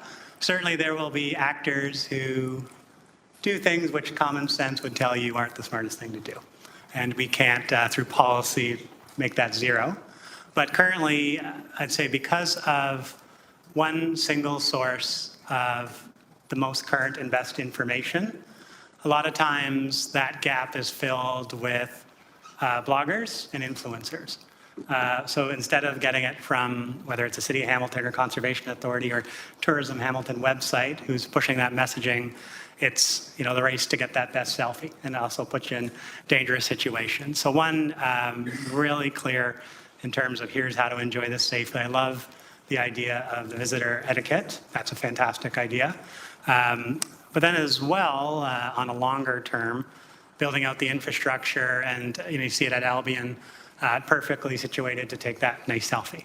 You see that Twos Falls as well. So in time, a lot of times where visitors are creeping where they shouldn't be, that's really telling you there's a need for maybe another viewing platform, and this is a really, so and you know the complexity of this exercise. It can't be gone tomorrow, but there's multiple things we can do which make it much better tomorrow and in time get it to where we need to be. I hope that answered your question, Councillor. It does. I think if the city of Hamilton and the HCA all had similar messaging around the waterfalls in terms of etiquette, in terms of danger, it would help. Far too often, the person that thinks they're safe on that edge of the waterfall, they're not safe. It's very dangerous. In terms of your item, I think it was number 4 on this one, creating a nighttime economy. Can you speak to that idea and how you see that coming to fruition?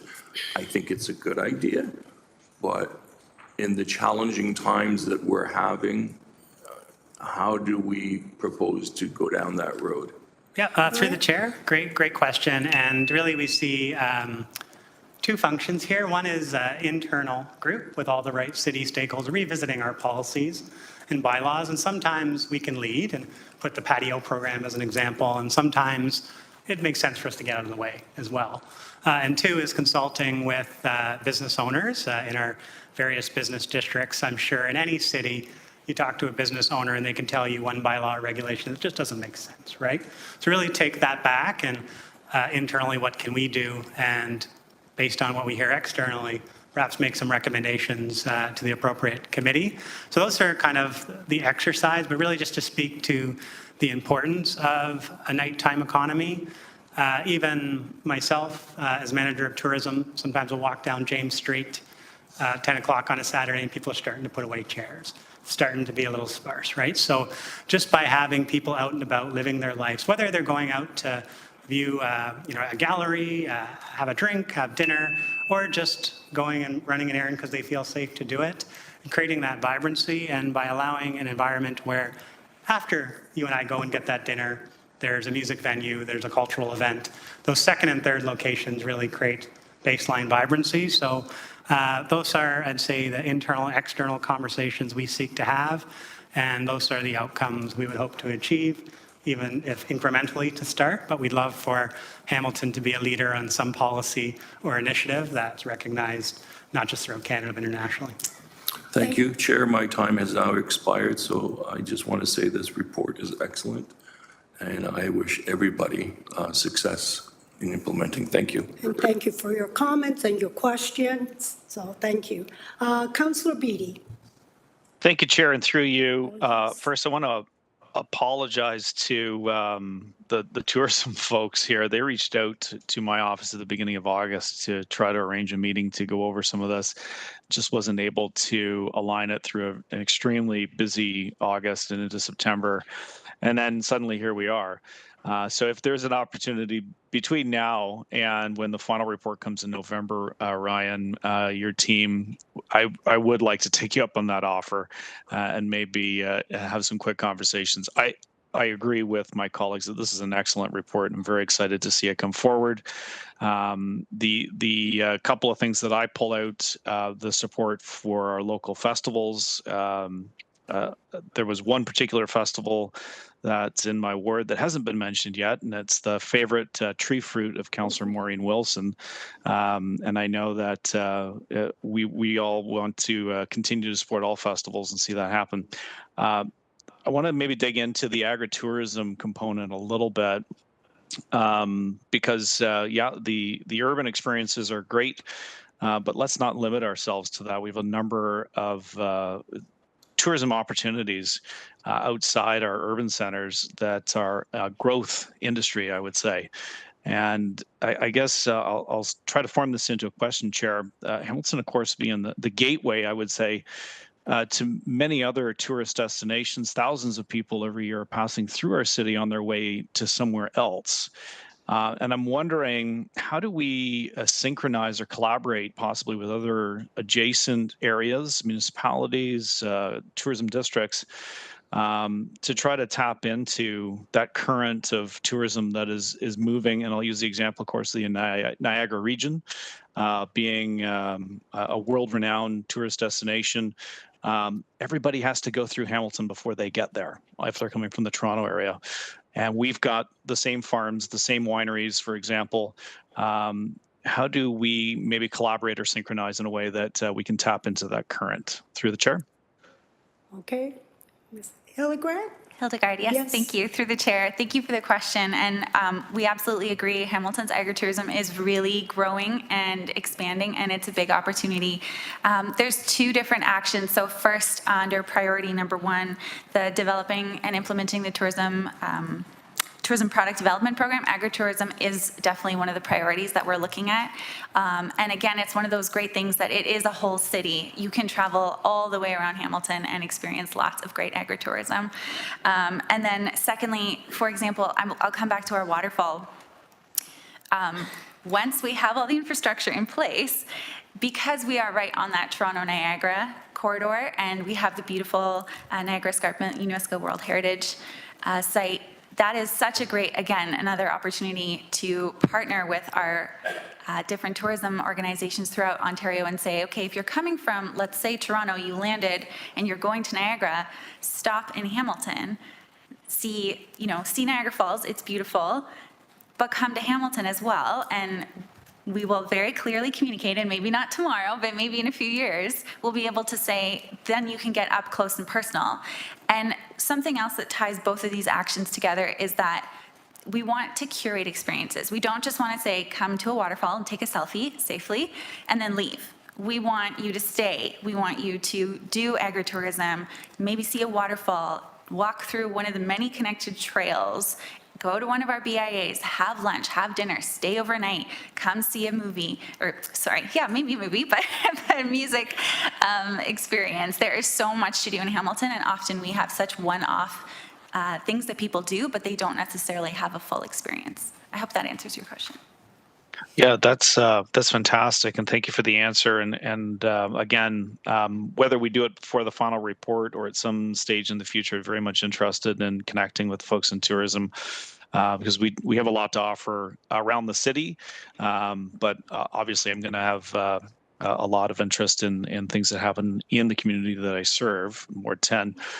Just to touch on another quick topic here, traffic and parking impacts. We've had some conversation already about some of the challenges that we face. It's kind of a double-edged sword. We have the visitors and we want the visitors, but then we have to be able to manage folks when they arrive in a safe and efficient manner so that they don't overwhelm our existing neighborhoods. And it dovetails with the agritourism component. We're best known in Ward 10 for our Peach Festival, but it's actually our cherry industry, pick your own cherry season, where we see tens of thousands of people for a 2-week span starting at Canada Day. Taking advantage of that advantage we have is we have to go through Hamilton to get to Niagara First. People just come here, but we do get a little overwhelmed at times. And I've been having, I'll turn it back a second. I've been having conversations with traffic and with parking. How can we engage, or my office pull in tourism to have a more holistic conversation about that, or just ensure that it's on your radar that part of the agritourism benefit also dictates a need to take these considerations as well? Yeah, through the chair, great for flagging that concern. And one, we'd be happy to reach out to your office and set up a meeting sooner than later so we can have this and other great discussions. But two, feel free to loop us in just from assisting event organizers like the CFL, the Canadian Open, on all of the road closures, emergency response plans, et cetera, for Grey Cups and Canadian Opens. Our team has gained a lot of expertise and does have some creative insights and ways we can help, whether that's just with different signage. And so it's something where we'd encourage you to loop us in. We have an event specialist on our team who's one of the best I've seen, certainly working in Canada. So definitely happy to come to the table and see how we can help. Sometimes it is a challenge having a large number of people to send on an area that wasn't designed for that, but there's creative ways I'm sure we could help, and we would be happy to come to the table and discuss those. That's great. Councillor Beattie, you wrapping up? I got one final question, Mayor. Thank you. I'll be as quick as I can. The conversation around interregional transit connections, and obviously bringing tourism into the heart of the city is kind of one phase of that. But members of committee and council will attest to the fact that I'm constantly banging the drum about interregional connections out in other parts of the city, particularly again towards the Niagara region. What is the role that the tourism office might play in engaging in these conversations? How can we bring you to the table, Ryan, to help make those connections happen more quickly so that we can have a seamless experience for folks that are not relying on the car? They want to come using Go Transit or through some other transit agency and then be able to connect them into the gateway into the Niagara region or other regions as well. Going, we have connections into Cambridge, Waterloo region. We have connections into Burlington. But how do we use the tourism lens to build those connections and bolster our efforts? Through the chair, great question. And one thing we do have as Tourism Hamilton, we have amazing and improving data of where people are coming from and where they're going. So to help target those asks and maybe narrow the focus of what we're asking for, where it has the most impact. So one would be happy to come to the table and provide, here's what we're hearing and seeing through our data about where people want to go and where they're coming from. And two, I'm happy to say we are at a few very important tables already through HSR's re-envision exercise. We've been an active partner in that, and that would really enhance people's ability to get from community to community within Hamilton without taking multiple buses. And also with Metrolinx, work very closely with them on major events, but more and more on the smaller stuff. So it's great that during a Grey Cup, we might have an extra train running. But to your point, you only have a Grey Cup every couple of years, right? It's how do we on your average busy weekend? So that's something where we're at a lot of tables already, and we'd be happy to share some of the conversations we've had. And any table that we're not at, please invite us, and we'll come with our best data and provide at least the inputs required to help promote evidence-based decision-making. That's great. Thank you so much, Mayor. Oh, thank you so much, Councillor Beattie. We now have Councillor Tattison. Hey, Ryan, thanks. Very, very supportive of this entire strategy plan. And thanks for meeting me this summer, where I spent the time to ask all the questions that I had so I can limit my questioning here. Point taken, I guess. I'd like to highlight, I do want to say something about Mount Albion Falls. And, I drive past there on a regular basis. And I'd really like to say that I want to note a small step towards safety is the brand new traffic lights and crosswalks painting on that. And so congratulations to whoever in roads and tourism got together for that. I think that is needed. People do have ample parking down across from Mount Albion Falls. And that is something, the only thing I would say is maybe it could have been a pedestrian initiated light as opposed to a full stoplight, but those are discussions beyond me. I want to say something else. I love the transit to the TICAT games. We've got 3 different locations that people can pick up a bus. It's a direct route right to the stadium. We often call friends from out of town. They meet us at Limeridge Mall, people from Guelph, St. Catharines, Kitchener, they drive there, they love it, it's great access, and it's a very enjoyable experience to get to see everybody in their swag and the passion for Hamilton that the Ticats have. So it's just something that, works like transit working with tourism, great there, and it takes a huge pressure off Ward 3 parking downtown. So I'm really appreciative of that. It makes our experience so much better. Also want to say great work with the National Slow Pitch League in facilitating probably 3 or 4 tournaments a year, bring hundreds of teams to our city, scores of French-speaking teams, slow pitch teams from Quebec, coming here over, sometimes 3 times every summer, every year. I'll be honest, I've never heard any of them complain about the lack of French signs. But I would say this, I'm sure they would appreciate that, and that might be an area of focus because of that continuous event that's held there. So, and I want to also say thanks for taking those initial steps, for having the Grey Cup here. It's a big task. Thanks for the Heritage Game so that we can actively and continually look to improve as a host city. So I guess my one question out of all of this is getting down to 20 years ago, we hosted the bikes, and I spoke with you about this, the racing and cycling racing. What sort of legacy information process are you guys putting together in all the events we're currently holding so that that learning is not lost in the efforts where there's a gap in years or change in staff? How are we thinking about that process so that we can continue moving as a city, even if we lose great, workers like yourself? Through the chair, so we do have, especially for the larger events, we established a committee outside of SEAT. We certainly put in SEAT applications, but cross-departmental teams, because often for a Grey Cup, you'll have multiple events happening across the city, and it's one thing to say we have an emergency response plan here and here, but what if there's a fire over here, right? So it's really important that at senior levels, everyone's involved, and we minute all of those. Afterwards, we have debrief, we put them in a database.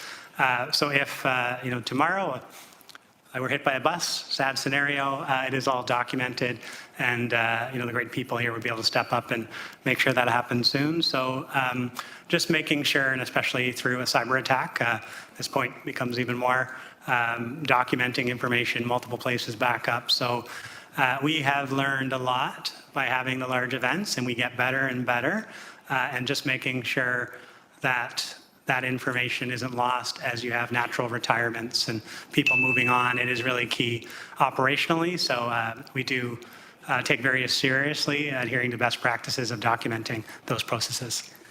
Hey, thanks for that. And I'd like to really, final statement is that I think it'd be a very low risk of being hit by a bus in Hamilton because our drivers are trained so well. Thank you. Or I should say our operators are trained so well. Thank you. Thank you, Councillor. Councillor Nan, please. Yeah.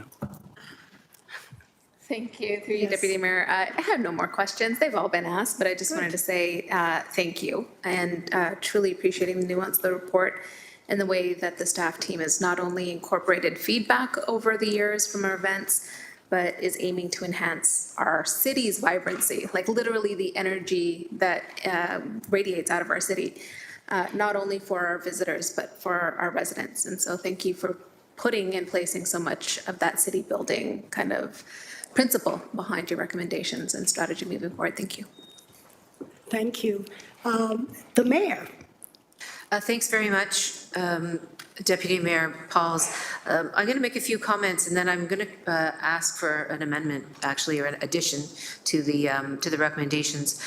First of all, I really appreciate the conversation around the table. I think there's really a lot of great input that the members of council have brought, and everything from the wayfinding piece to the sports and cultural activity piece, to how do we, tie in all of the parts of this fantastic city? How do we do that in a way that's safe and careful and thoughtful and all of those things? How do we get people from one place to another? How do we keep them here?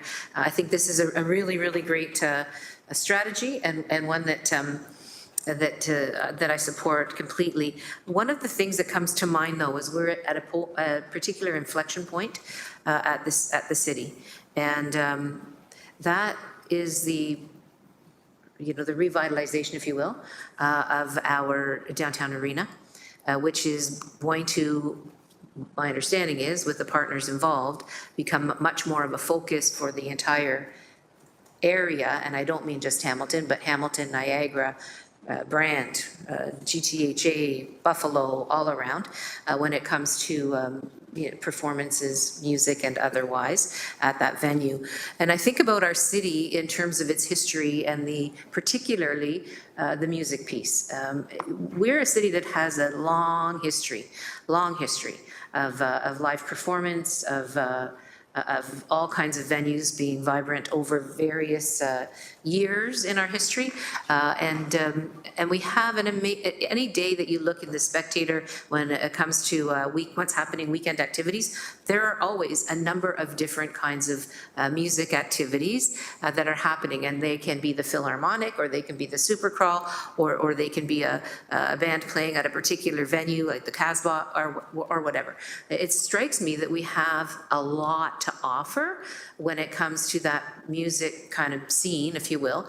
And when I've been to other cities, one of the things that I've noticed is they tie that music culture, if you will, into things like keeping the city vibrant in the later hours. So we were recently in Calgary and for the FCM, and one of the things that I noticed is pretty much everywhere you went, whether it was a small cafe, whether it was a foyer of a hotel, whether it was a local bar, there is music happening. Like they have small little ensembles or small bands or bigger bands, loud and not so loud, and all genres of music happening. But you see that music brings that vibrancy and that opportunity. So even if there's a big event happening at a venue, that might end at 11:30. And maybe folks want to go and do something else. And boy, wouldn't it be great if we could pick up where a small band might be playing in Hamilton. And if we have wayfinding that helps people find their way around, that's even more helpful. And so the reason I'm raising this is because I'm wondering whether we can put some focus on the music piece. And I know it's incorporated. I read the document in a couple places it's incorporated. But I think that we have an opportunity maybe to look at the music piece as something that can be a bit more broad.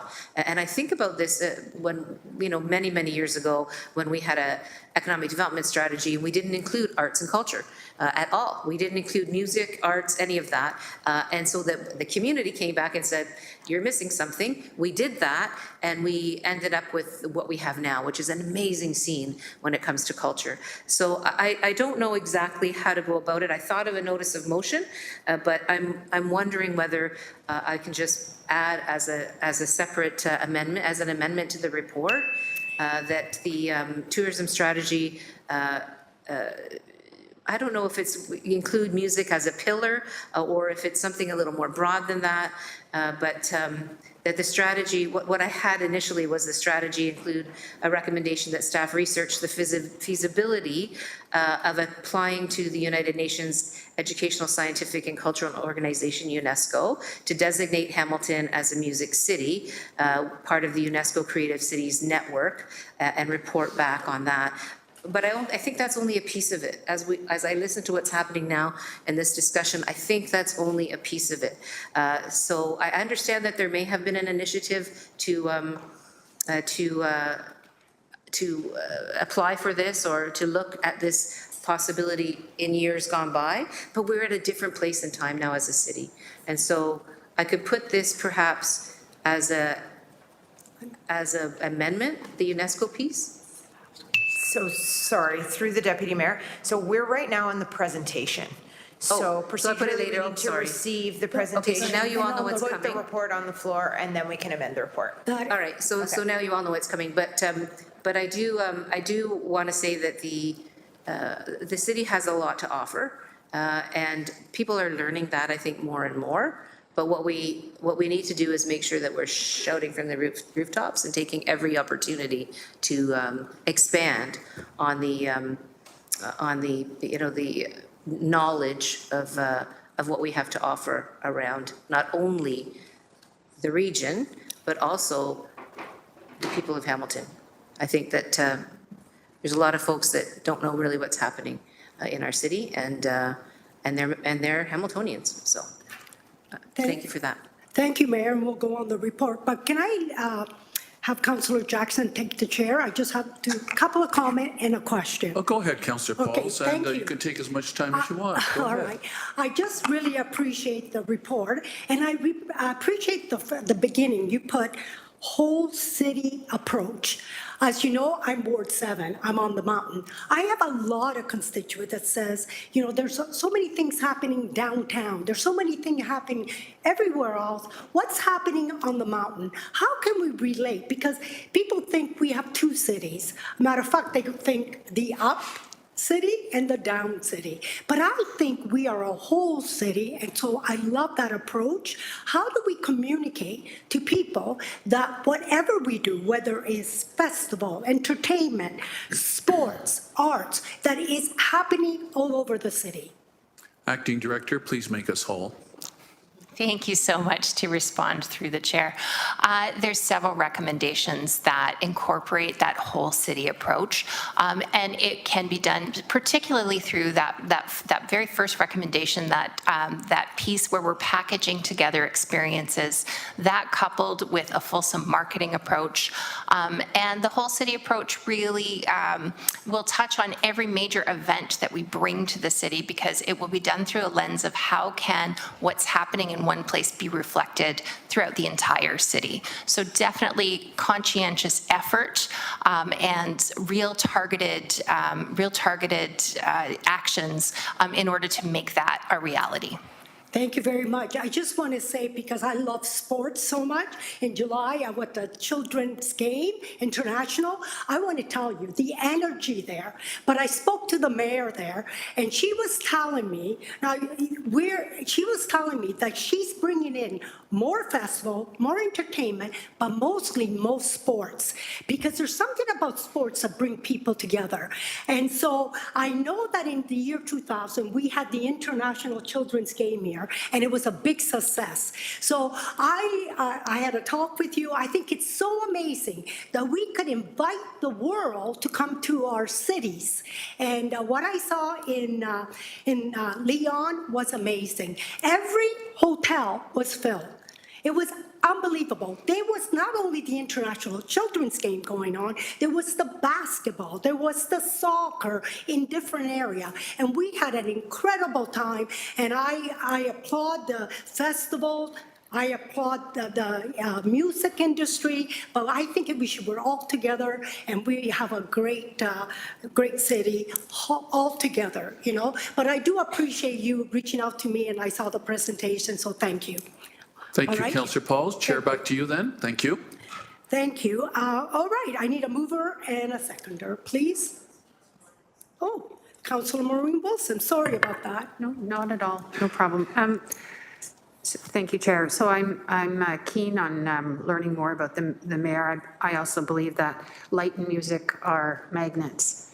And I just want to make sure on that intentionality of, if you could speak to, and I'm looking at this cultivate vibrant tourism districts. I don't think, maybe I'm wrong, what your report is saying, or perhaps these are my words, it is saying the days of a tourism strategy being rooted in a drive-in, drive-out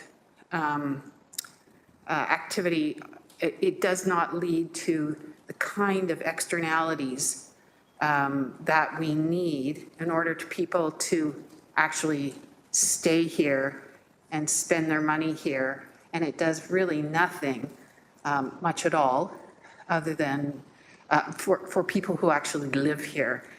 And within that context, the music, say you do come in for a concert and you hear music down the street. It is like a beacon, right? The light and the music, it's encouraging you to explore, to travel, to stay. And then that experience may encourage you to ping pong to something else, or at least to return and say, hey, I didn't realize downtown Hamilton was so cool and there was so much great music here. As was stated by Gord Downey on his infamous interview with George Stephanopoulos, or whatever his name is. So I guess I would like you to speak to, again, that shift of tourism strategy. It's not drive in, drive out. It is creating that ecology, that ecosystem of connected things to get people to drive or travel towards the light and to stay. Could you just speak to that? Because that's where I see the wayfinding coming in. That's where I see the music coming in. That's where I see the lights coming in. That's where I see the multimodal. That's where I see the safety and security, et cetera. But really very supportive of an intentional reference to music in that regard, because I do think it's very particular. Thank you. Director Abbott? Certainly, to respond through the chair, I think I want to answer it two ways. I'm going to speak to my own personal experience. When I first started working here, and one of the very first events here was Doors Open, which is a heritage event. And I came and I visited many of our museum sites and lots of our historical pieces of architecture, and that event was really wonderful. But I stayed in a hotel. I visited multiple restaurants. I ate my way through Hamilton for 2 days. And my husband and I really enjoyed finding live music in the restaurant across the street from our hotel. So that whole experience, that whole package is really what we want to promote, to say that we have this amazing vibe here. And you're going to hear music that is before it sort of explodes on the mainstream, because so many amazing musical talent is here based in Hamilton. And our role as part of tourism and culture is to facilitate and enable and promote. And so in that way, I feel that's the role, and that's sort of the whole package piece that we really want to put forward. Thank you. That answers. Great. Thank you. All right. I need a mover and a seconder. Councillor Tadison, Councillor Wang, and we'll go to the vote. Thank you again for. Thank you.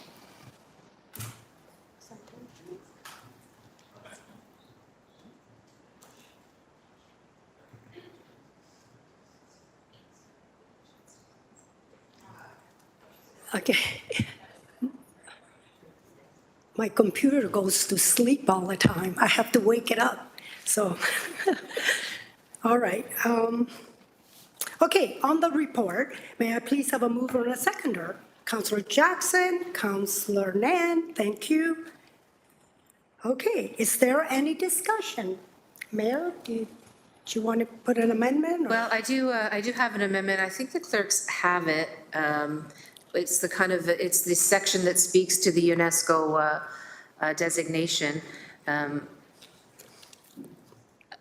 not sure whether it needs to be more than that, though. So as I said, I initiated this as a notice of motion because this is something that I've had in my mind for some time now, and didn't realize that this was coming as quickly as it was, this report. And so that was the notice of motion that I initially put forward.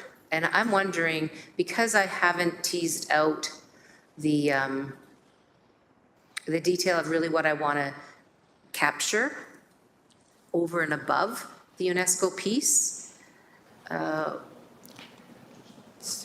whether I should just leave it as a notice and bring it back. Sorry, through the Deputy Mayor, instead of putting your amendment forward today, you could think about it and put an amendment forward to the GIC report at council next week, if that is your will, or you could put it forward as a notice during notices if you want to do it that way, whatever you prefer. Mayor?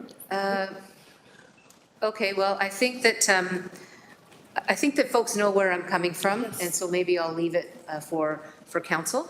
And possibly put an amendment there, and if it doesn't seem to be where we want to go, then I'll switch that up to a notice. And through the Thank you. chair. Thank Excuse you. me, Madam Chair, I Yes. just want to, Steve Robichaud, sorry. I just want to remind committee and council that we're seeking authorization or council or GIC to approve the draft strategy. It's not the final strategy, and the intent is to report back in November. We just wanted to have one last round of public consultation. So a decision today is not a final decision on the strategy. We will have time between either now and council if there's any refinements, or when we report back in November if there's a direction to staff to embellish or expand on the area relating to the music industry. That is a direction that we can take as staff, and we can have follow-up conversations with members of committee and council as part of our broader public consultation before we report back in November of this year. Thank you. Sorry to interrupt, but I just wanted to remind committee that it is just the draft strategy we are seeking committee's approval of today, not the final document. Thank you very much. Thank you, GM. I'm wondering then if we could wait till November when we hear the whole strategy. Mayor? Yeah, I think we're good. I think that at this point, we'll just leave it as is, and I'll do a little bit more homework because I'll have a little bit more time, and we'll go from there. All right. Thanks. That's great. So now we have a mover and a seconder already, right? It was Councillor Nan, no, Councillor Jackson and okay. Thank you. Councillor Jackson and second by Councillor Nan, and we'll go to the vote for receiving the report. Thank you. So through the Deputy Mayor, it's to approve the recommendations. Approve the report, sorry. Thank you.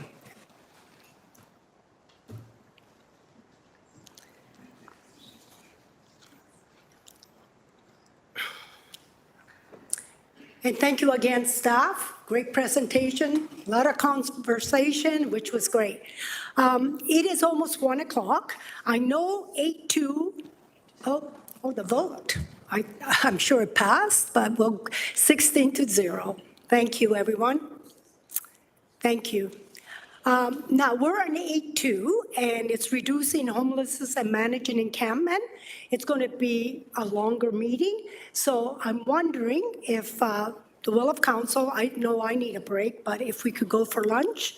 So if that's okay, we'll take, okay, moved by Councilor Kassar, second by Councilor McMeekin, and we're going to go to the vote to take recess, and we'll be back at 12, is 12:30 enough time? 1:30? I'm sorry, 1:30. Okay. Okay. It's 1:30 or 1:45? Well, it's up to the, 1:30? Yes, we'll do 1:30, so everybody could go out and get a coffee or go to lunch, and we'll be back at 1:30. Thank you. Everybody make sure you vote. Are you able to vote? Angela, I'm okay. Okay, Councillor Crutch, thank you. Angela? Yes, thank you. And that vote carries 16-0.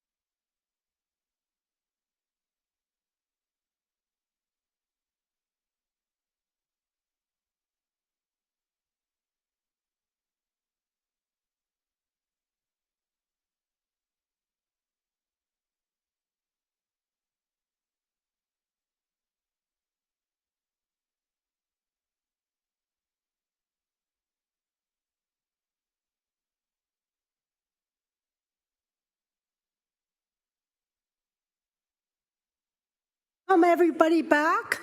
We do have quorum. It's 1:32, so we are just a couple of minutes late, but we're here.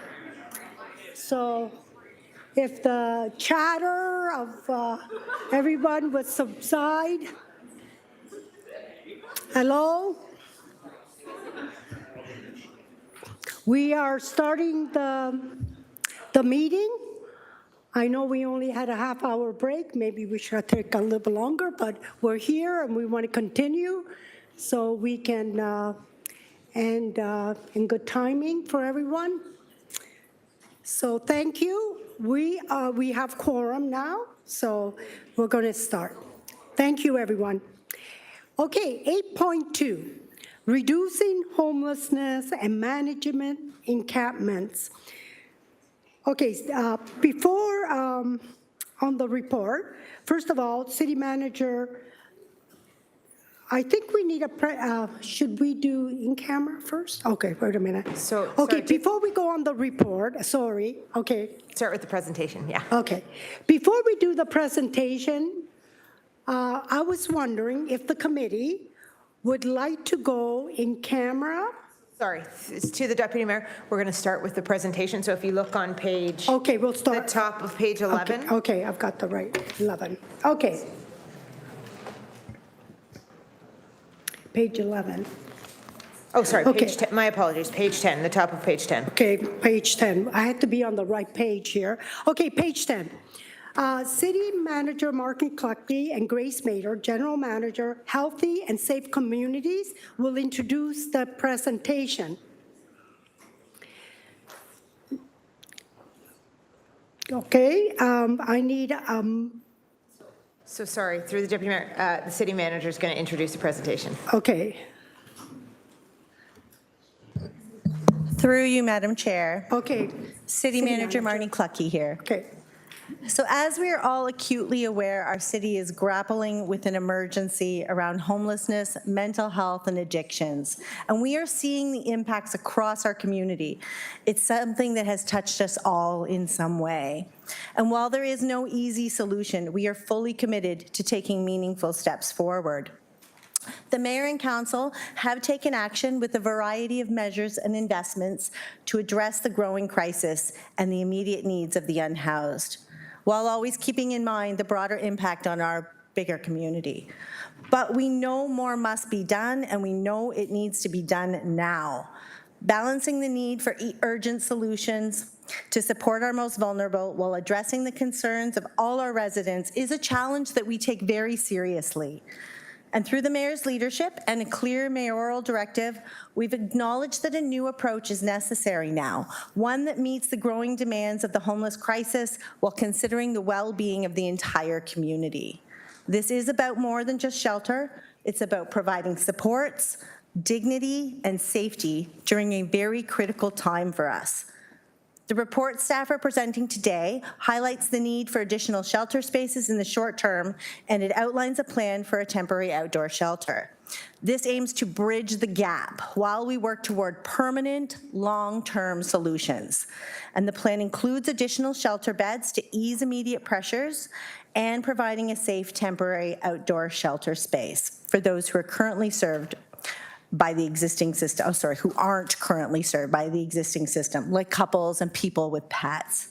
Now, this is a very important moment for us as a city, a time to come together, as Hamiltons always do, to help solve this crisis.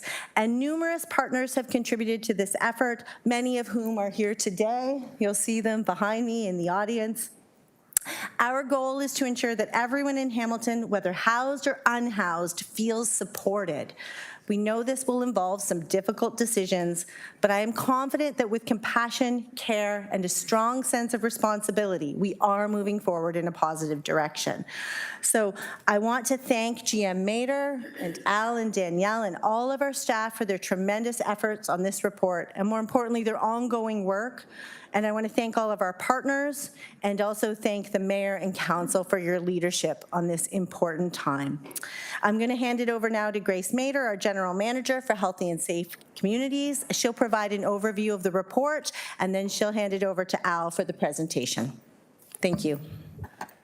Thanks very much, Marty. Grace Mader, General Manager, Healthy and Safe Communities, and through the chair to mayor and members of council. As I've said many times in the past, it has taken many years for us to get to this point as a community. Inadequate social assistance rate, high housing costs, and changes in the healthcare sector. The impacts on our community are real. Our goal, first and foremost here, is for adequate permanent housing for everyone. But at this point in time, we are not able to achieve that. What we are working towards in this report is an increase in the level of our shelter beds, and as we work towards that permanent housing vision. I want to thank Acting Director Fletcher, Manager Blake, and the Housing Services team for the incredible amount of work that they have put in getting us to this point, as well as all the supports from all departments across the corporation: Planning and Economic Development, Public Works, Community Services, Legal, and Finance. We could not have landed this report without that level of support. I'd also like to thank our community partners. As everyone has said here today, though, Hamilton is very much the community about always steps forward, and they have stepped up in our call to address this crisis. We are incredibly fortunate to have this level of commitment. And as you can see, that we've got that commitment out today to attend our meeting, and I appreciate their support. Most of them were able to stay, so I'm very grateful for that.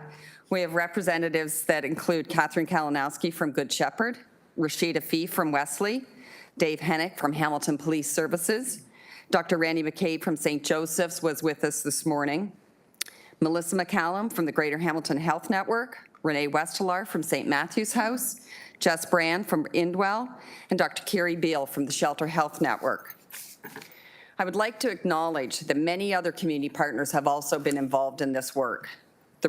This is a response about managing the crisis, not the solution, and this is only step one.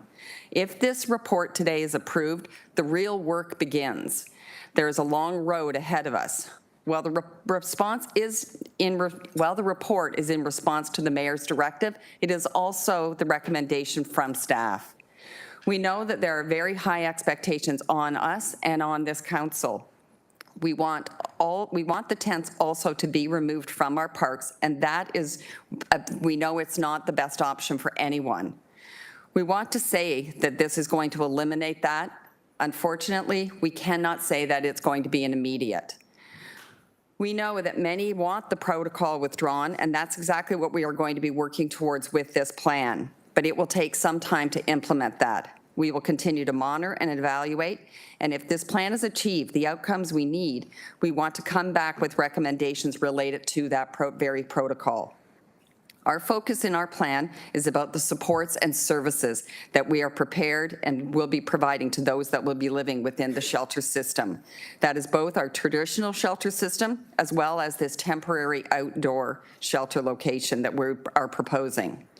There will be a collaborative approach to the service model at the outdoor location, with Good Shepherd taking as the lead agency. The focus on us and all involved will be moving individuals along the shelter continuum into more permanent housing options. We are building on many of the existing supports that agencies have been currently providing to the encampment residents, and we want to leverage all those supports and expand on them.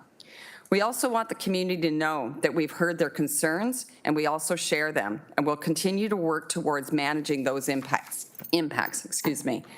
And so with that, I'm going to turn it over to Al. He's going to walk us through some high-level information related to the report, and then we're here to answer the questions, and our partners are also here available as well. Thanks very much. Thank you, Director, and go ahead, Alf Fletcher. Good afternoon, Mayor and members of Council. So time didn't permit a PowerPoint presentation, so I'm just going to run you through the report as it's written with some input on various factors that are in there. So again, thank you to all the people who have been involved in this. It's been quite a task over the last few weeks. I just happen to have my name on the report and speaking here, but I'm speaking on behalf of many people involved. The one thing that's in agreement from everyone that we've talked to and been involved with is that the permanent housing is the solution that we all strive for. We do not have enough now, and we have to look at other opportunities. So this report is the staff recommendation addressing both the mayor's directive, but also a previous report from council about expanding the shelter system capacity. Excuse me. So this is a real opportunity for council to make a difference that we can visibly see in our community. So questions have come up before. There is no temporary housing solution out there that's been proposed that addresses the needs of everyone out there and at the various acuity levels. We have reviewed all the proposals that are out there. Some are very new, so we haven't seen the outcomes from them. Others that we've seen some limited success from. And we've also seen some issues about the movement or outflow of people from these encampments into permanent housing. So these are types of things that we want to be addressing before you. We've had several unsolicited proposals about building design, and we'll get to that. That's not our real focus at this point. Our focus is about the supports. There are people who've talked about there are cheaper ways of doing this, and we've reviewed a lot of their evidence, and what we're presenting to you is a recommended approach that provides the best success for the residents in encampments being moved into these shelter beds, temporary shelter beds, and that requires significant supports and service from our wonderful community providers that are out there and work from staff as well. So the first part of it is about temporary shelter bed expansion. So our system right now has 341 bed capacity. There is some overflow capacity, but that's generally the number. We did a reach out to our partners and asking, is there any space, is there any room to provide some temporary immediate supports in bed capacity to help us improve the situation we're dealing with and create opportunities for people living within encampments. The community responded, and that's where we have the 192 beds that we were talking about of temporary capacity. One of the questions has been, so how long and how long will we be paying for this and things like that. We'll talk about later about permanent solutions, and once the permanent solutions come on, there won't be need for the temporary solutions as well. But I think the big thing with this report is allows council to advocate for those and make decisions for those who can't advocate for themselves and don't come before you at council. This increase in shelter beds, just the temporary shelter beds from our original capacity, is a 56% increase, getting us to 533 beds, which is significant and creates opportunities across various targeted demographics as well. In response to council, we've done a call for interest, and this is to understand the magnitude of permanent beds that could be created and the cost that would be associated with them. We have 10 proposals that are in that we're currently evaluating, and our plan is to come back in Q4 of this year to present that to you and have a discussion about funding and the direction for council on what to support so that, one, we can get temporary beds in the near term and then remove the temporary options. Once we have that decision from council, then we can go to a formal RFP process where we define the costs and the specifics and the timelines for those beds coming on. The temporary outdoor shelter has been the topic of a lot of conversation. The biggest thing that we are focused on is ensuring 24/7 supports for residents that are there. There are many other projects and initiatives out there that have people come in between 9 and 5 a few times a week. This is about having that support there to best support the residents in whatever their needs may be, whether it be medical, mental health, addictions, but also providing the low barriers to this where we can provide food so they're not scrounging for that or begging for that. Coming with the opportunity for security so that they feel safe in this environment. And someone mentioned about fencing of the facility, and I'll talk about some of the site design things, but it's really about focusing on the people that we have in the encampments and focusing on their services to support them to move them into permanent housing. A requirement of the operator will be that from day one, as people recover from the trauma that they've seen and been part of and get to a place where they can move into permanent housing, we want that to be a very proactive action so that we can move people into that ultimate solution that supports their needs, as well as make room for others to then go to the temporary shelter.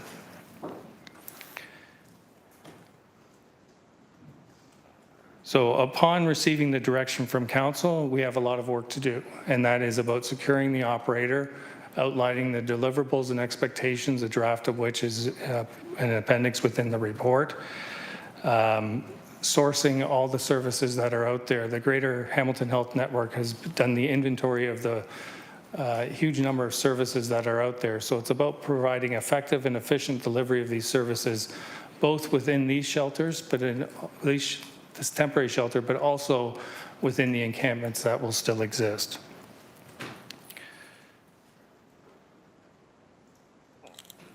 So one of the things that I think is key in, as we look forward to this, or look forward in this, is about the operator.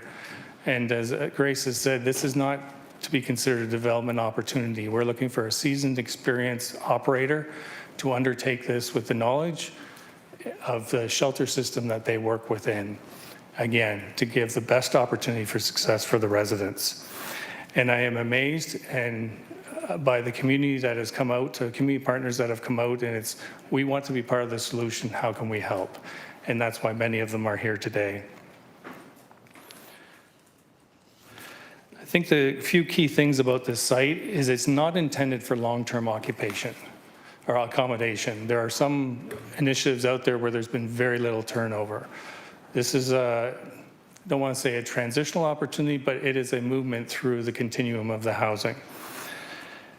We've worked with planning and economic development around the site reviews and the opportunities that are out there and trying to remove obstacles, and the commitment from them is any approvals we need, they will expedite a process so that we can get this up and running. The other parts of the design and site layout that we still have to figure out is about retaining a structure provider, the cabins, the shelters, whichever they may be called, washrooms, showers, laundry, common rooms for counseling, offices for support, common areas for meetings, discussions, and for food. When we look at the implementation of this, and you've seen in Schedule C that our site that we've been looking at and come to figure is our first site, or possibly our only site as we work through this, is on the Barton Tiffany lands. The southern or the northern section of it is down the grade. It's surrounded by vegetation, and it provides a nice space, flat space for this to be operated. And with that, we've seen in other places where range of services are provided by various community providers out there, and generally then people seem to congregate around to get access for those services. So what our recommendation would be is that we look at a 1 kilometer radius separation from this where no other encampments will be provided, so that we limit the intensification in the neighborhood, and we limit the opportunity or the potential of people congregating near the facility thinking that it's easier for them to get in.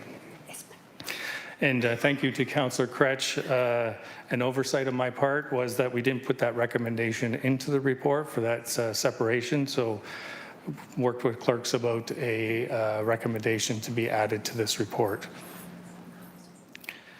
So the intent is that staff will continue to monitor this from day one.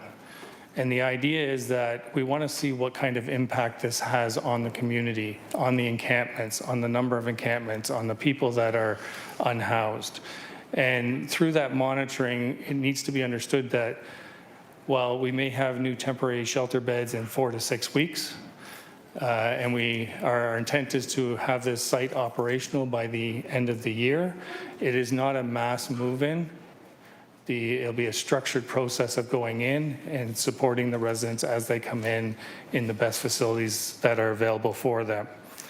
Our proposal is to use our City of Hamilton Street Outreach Program that is partnered with St. Matthews. Renee was here earlier and had a chance to meet with them and talk to them about what they do on a daily basis, how they interact with all the encampment residents that are out there, and services that they feel are important to have at this site to attract people to go there and not be a deterrent for them not to go to this space.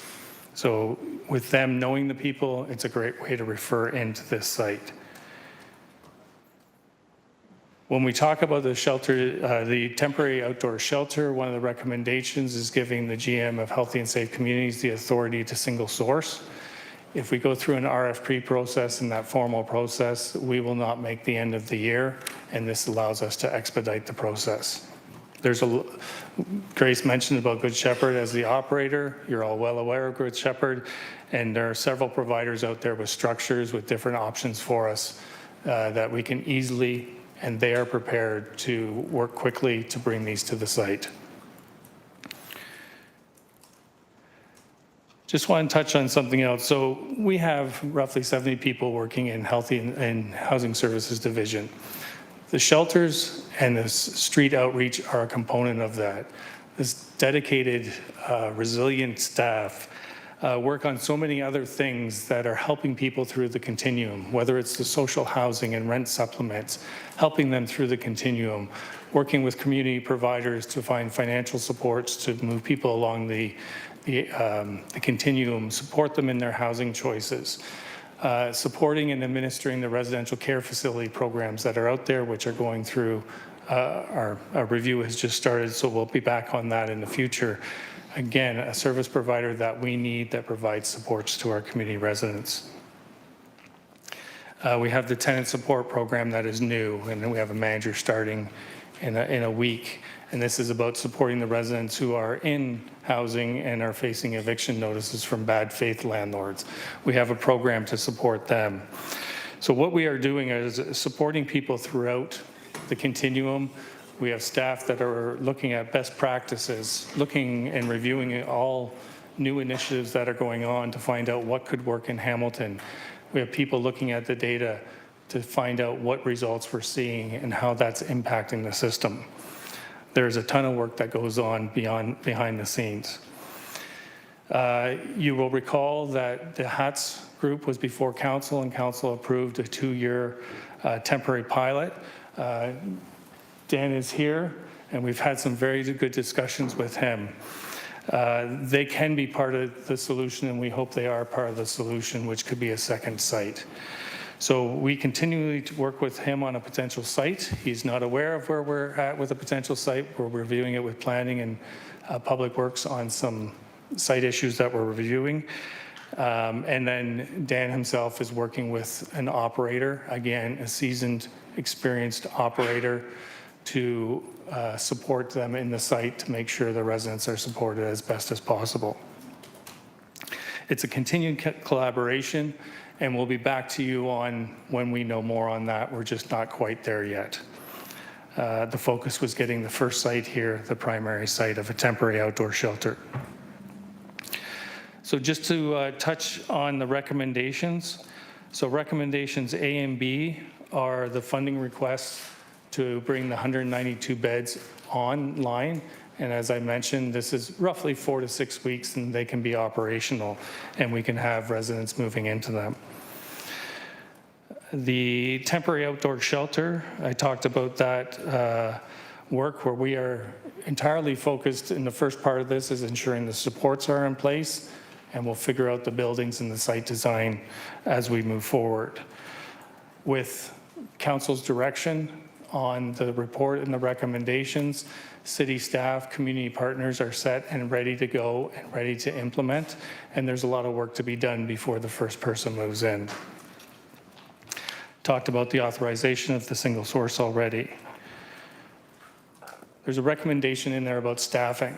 And so when you're increasing the residents that we will support and administer funding for, and you're increasing it by 56% of the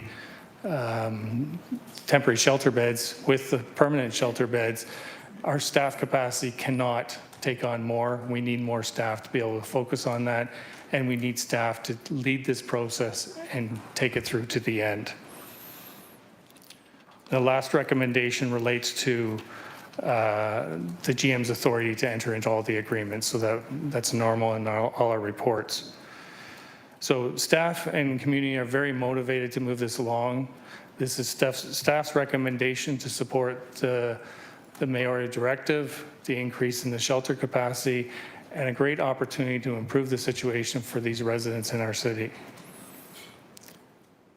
Thank you. With that, open for any questions of myself or staff. Okay. Thank you for the report, and I'm wondering, I'm looking to the committee, before we put the report on the floor. Sorry, through the Deputy Mayor, this is just on the presentation, so this would be questions on the presentation, and then Okay. we'll receive the presentation, and then we'll do that. Okay, so we'll have question on the presentation, and I think Councillor, Mayor Horvath, please, you're first. Actually, I was hoping to speak on the report as a whole.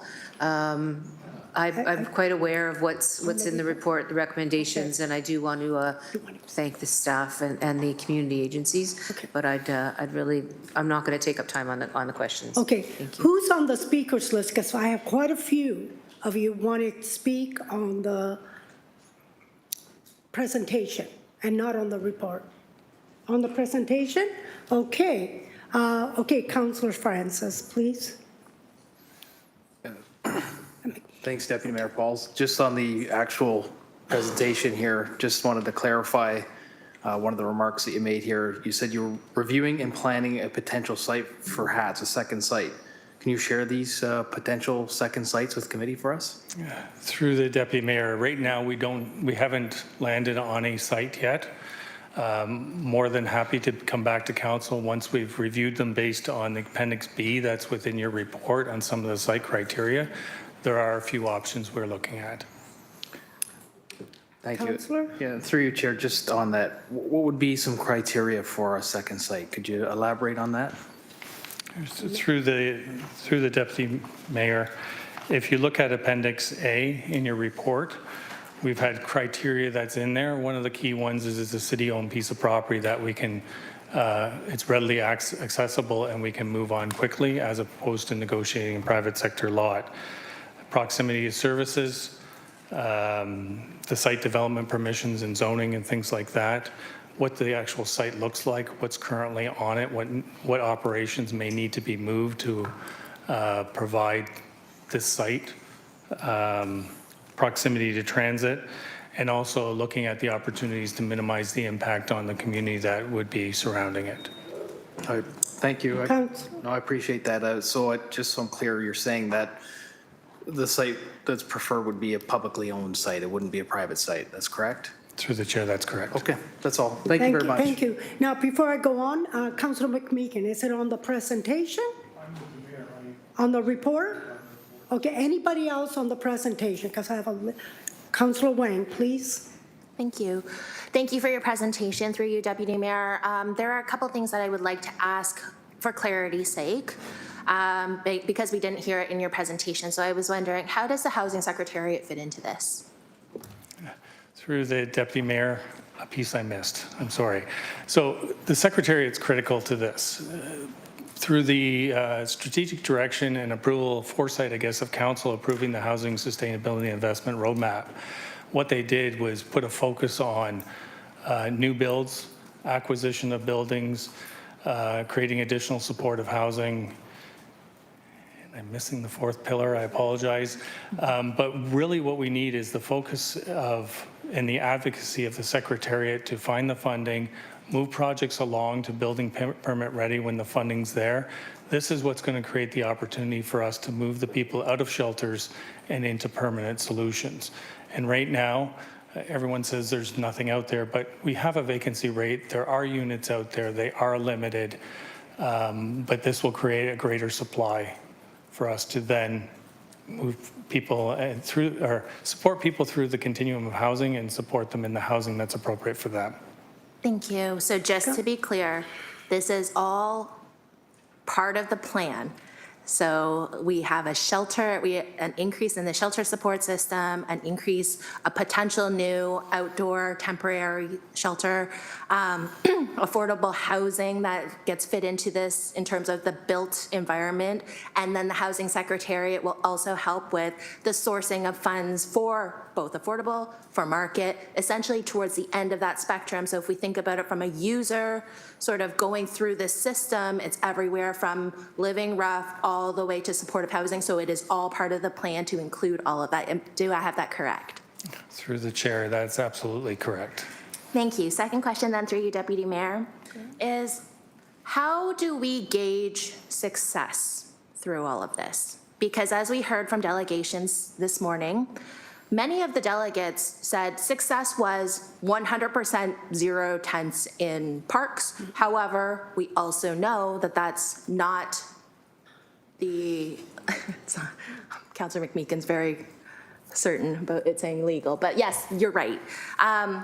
So how do we gauge success? What are the conditions in which we and the public can see that we are making a dent and actively moving those that are living rough now and moving them through the system? So what are the conditions and the key performance indicators, I guess, on how we are measuring that success? Yeah. Through the Deputy Mayor to the Councillor. So great question, great loaded question. So what I would say is that our plan is to move forward and continually monitor and evaluate to see the changes that are happening. The ultimate goal, as I said, that we all agree about is if we can get everyone that is in an encampment site into a permanent dwelling with a permanent roof over their head with the supports and appropriate housing as they need it, that is the ultimate goal. Will we get there in the short term? Probably not. So the idea that we can move people into these temporary accommodations, which reduces the amount of encampments out there, recognizing that not everyone's going to be happy with these choices or will choose to go to them, and we still need to support them. But it's watching and observing and monitoring and evaluating the flow through the system of the continuum, as you mentioned, from the encampments to permanent dwellings. Last question, if I may, Deputy Mayor. Sure, go ahead. How are we going to create a better two-way communications plan to share all of this work with the rest of the public? Because it is very clear, very evident that many do not understand all of the levers we are currently pulling in order to help solve this. And homelessness is not just a Hamilton-based issue, it is across Ontario, across Canada, but there is still significant confusion about what we are doing. So how are we doing a comms plan to share all of this good work with the rest of the community? I'm wondering, before you answer, if the city manager would like to respond on that, or? Through you, Madam Chair, I'll actually defer it to our Director of Communications. I see her anxiously reaching for the button. Thank you very much. Through the Deputy Mayor, Jessica Chase, Acting Director of Communications, Government Relations and Community Engagement. So in response to the question about how we are communicating this, it is absolutely critical that we are communicating the work that's happening, because we know that there are many investments that Hamilton is making in housing.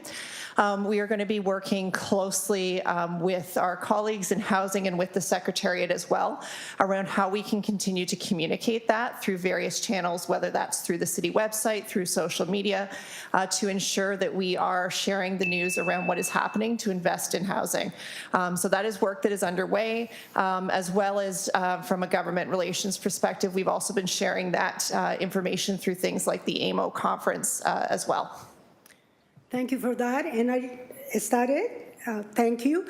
Did you want to add something? I didn't mean to interrupt and get an answer from someone else. It's quite all right. There's the communications about this, and it really needs a decision of council for us to focus on where we go next. But I think there's also communication that needs to be done. We focus on getting the work done, and I don't think we've told the good stories of the results of the work that's being done throughout our area on housing, and I think there's more work that can be done on that, so to let people know we're not just focused on this one opportunity. We have a lot of things underway. Thank you, Acting Director Al. Okay, Councillor Tattison, on the, not on the report, but on the communication here, on the presentation, please. Yes, on the presentation. So you said expansion of the shelter system capacity by 56% increases the caseload for housing services staff beyond acceptable levels. I appreciate that and I accept that. Is there any ability in your department or other city departments for internal hiring, promotions, or lateral movement from other city areas where we have capacity as opposed to going outside for this staff? Director? Through the deputy mayor, where people are interested and where opportunities exist and they apply, we are more than happy to hire them and bring them on. I think you'll find that most of our staffing and departments are working at levels where there's not someone around doing nothing. I think it's also about a specific focus on the hiring that have the knowledge and experience to undertake these programs and support the residents. It's not something everyone wants to do or can do. It's a unique skill set. Some we can teach and some we just support them through it and others just thrive off it. Councillor? Thank you. Thank you. So on the presentation, is there anybody else that would like to say something? Okay, we're going to go committee, we're going to receive it, and we need a vote, a mover, and Councillor Wilson, Councillor Wang, thank you. We're going to move it and receive it. Then we'll be going on the report. Yep.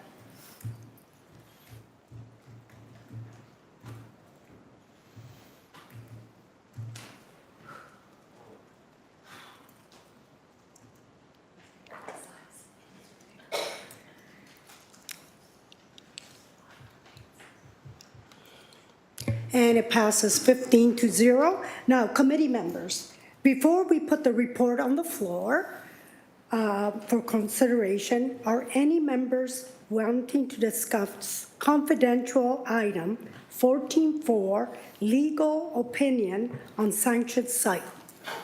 What's the will of council? Yes? So if we go in camera, then we'll come back and go on the report?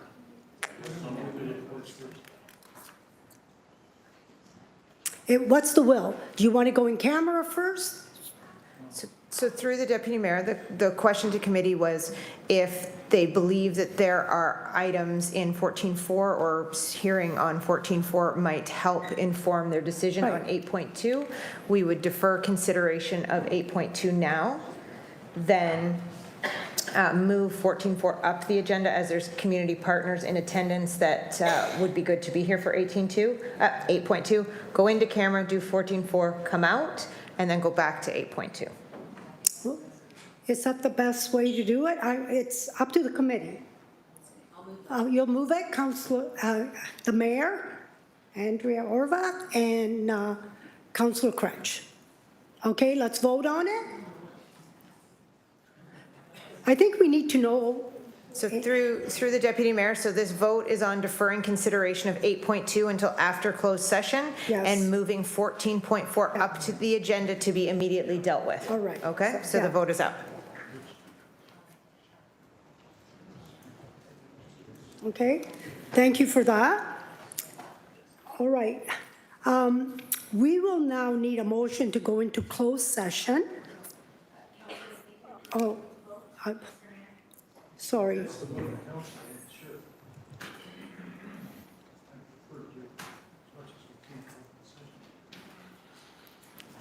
Okay, and that passes 15-0. Okay, now, we will now need a motion to go into closed session. A mover and a seconder, Councillor Wilson, Councillor Tattison, thank you. So, I got to vote.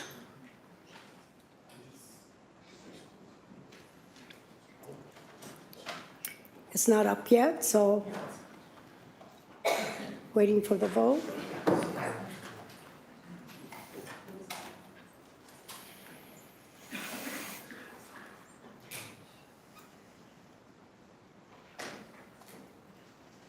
So Deputy Mayor, if you could just read out the reasons for going into closed. Yes, I will. Okay.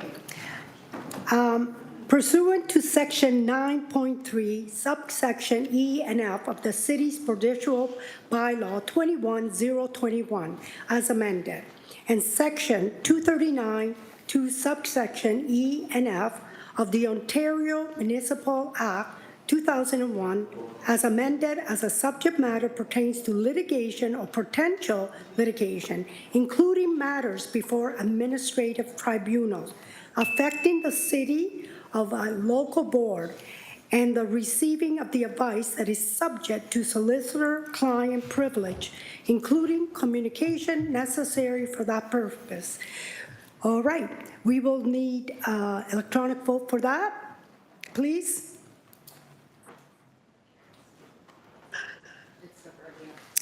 Oh, it's 15-0, we carried it. Okay, members of the public are advised that during the closed session portion to the meeting, the live stream will broadcast a closed session in progress screen. The broadcast will resume when the closed session portion of the meeting is completed. As we are now moving to closed session, I would ask all members of the public, delegates, and external participants to please now exit the WebEx meeting. As well, any staff that are not directly related to the in-camera items are also now asked to please exit the WebEx meeting.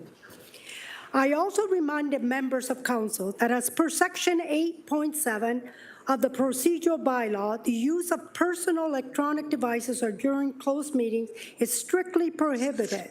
However, the use of city electronic devices during closed meetings are limited to text communication only, with the city electronic devices not being used as a telephone, recording device, or camera.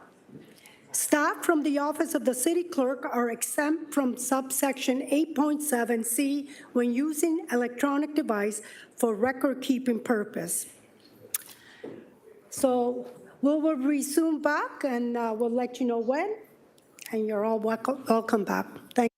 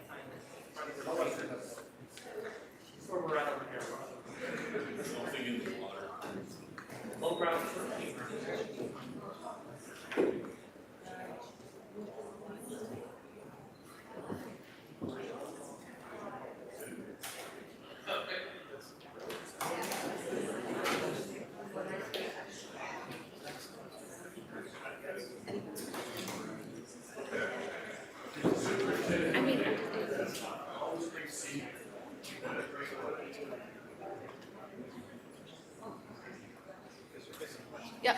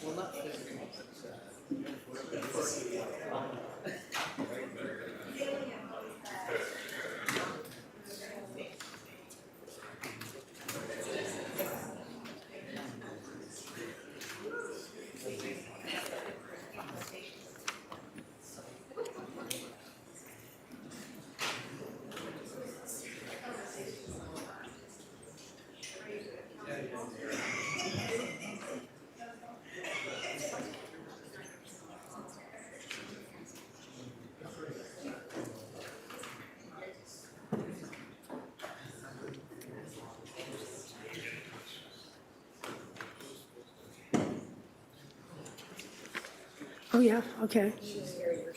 We're starting here, right? Okay, thank you. Welcome to open session, and we're at 14.4, legal opinion on sanctioned sites citywide. May I please have a mover and a seconder on the following: that the report LS 24022 respecting legal opinion on sanctioned site be received and remain confidential. Can I have a mover and a seconder? Councillor Wang, Councillor Kassar, thank you. We will go an electronic vote, please.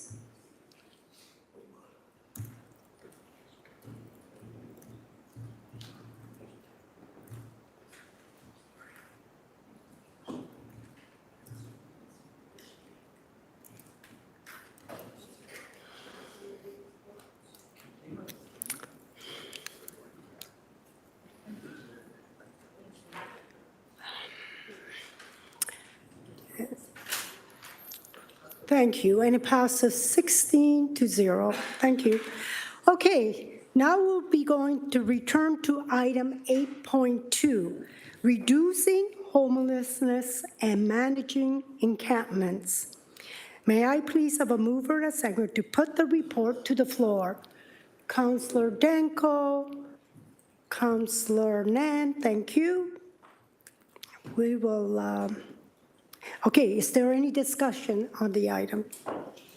Okay, we have Mayor Horvath, please. Thanks very much, Madam Chair. I'm not going to take a lot of time, but I do want to express my gratitude to all of the folks in this community who have been trying to work together to find solutions to the biggest crises that we face. And I know members of council are also feeling that gratitude. And so just on behalf of all of us around this horseshoe and the people of the city of Hamilton, I really do want to articulate my appreciation and our appreciation. It's a difficult situation that we face, and that lots of communities, most communities around the province and around the country are also facing. And so although we had we've had some attempts at making things work, they perhaps haven't gone the way all have expected, and so now we are trying to pivot, and that's what this report is all about. And we can't do that without the collaboration and the commitment of all of the folks who are here, as well as many others. None of us can solve this crisis alone. It's going to take all of us, and we will all know that the city has taken a number of steps, critical steps towards housing affordability, towards the housing sustainability and investment roadmap, the housing secretariat. Those are the permanent housing solutions and affordability solutions, and we've had other solutions that other councillors, of course, have brought forward around availability of housing units and the rights of tenants and all of those pieces. So we're working on a lot of different fronts, and I think it's pretty clear that the city of Hamilton is all in on trying to address the crisis that's upon us, trying to do everything we can to provide the support that we can.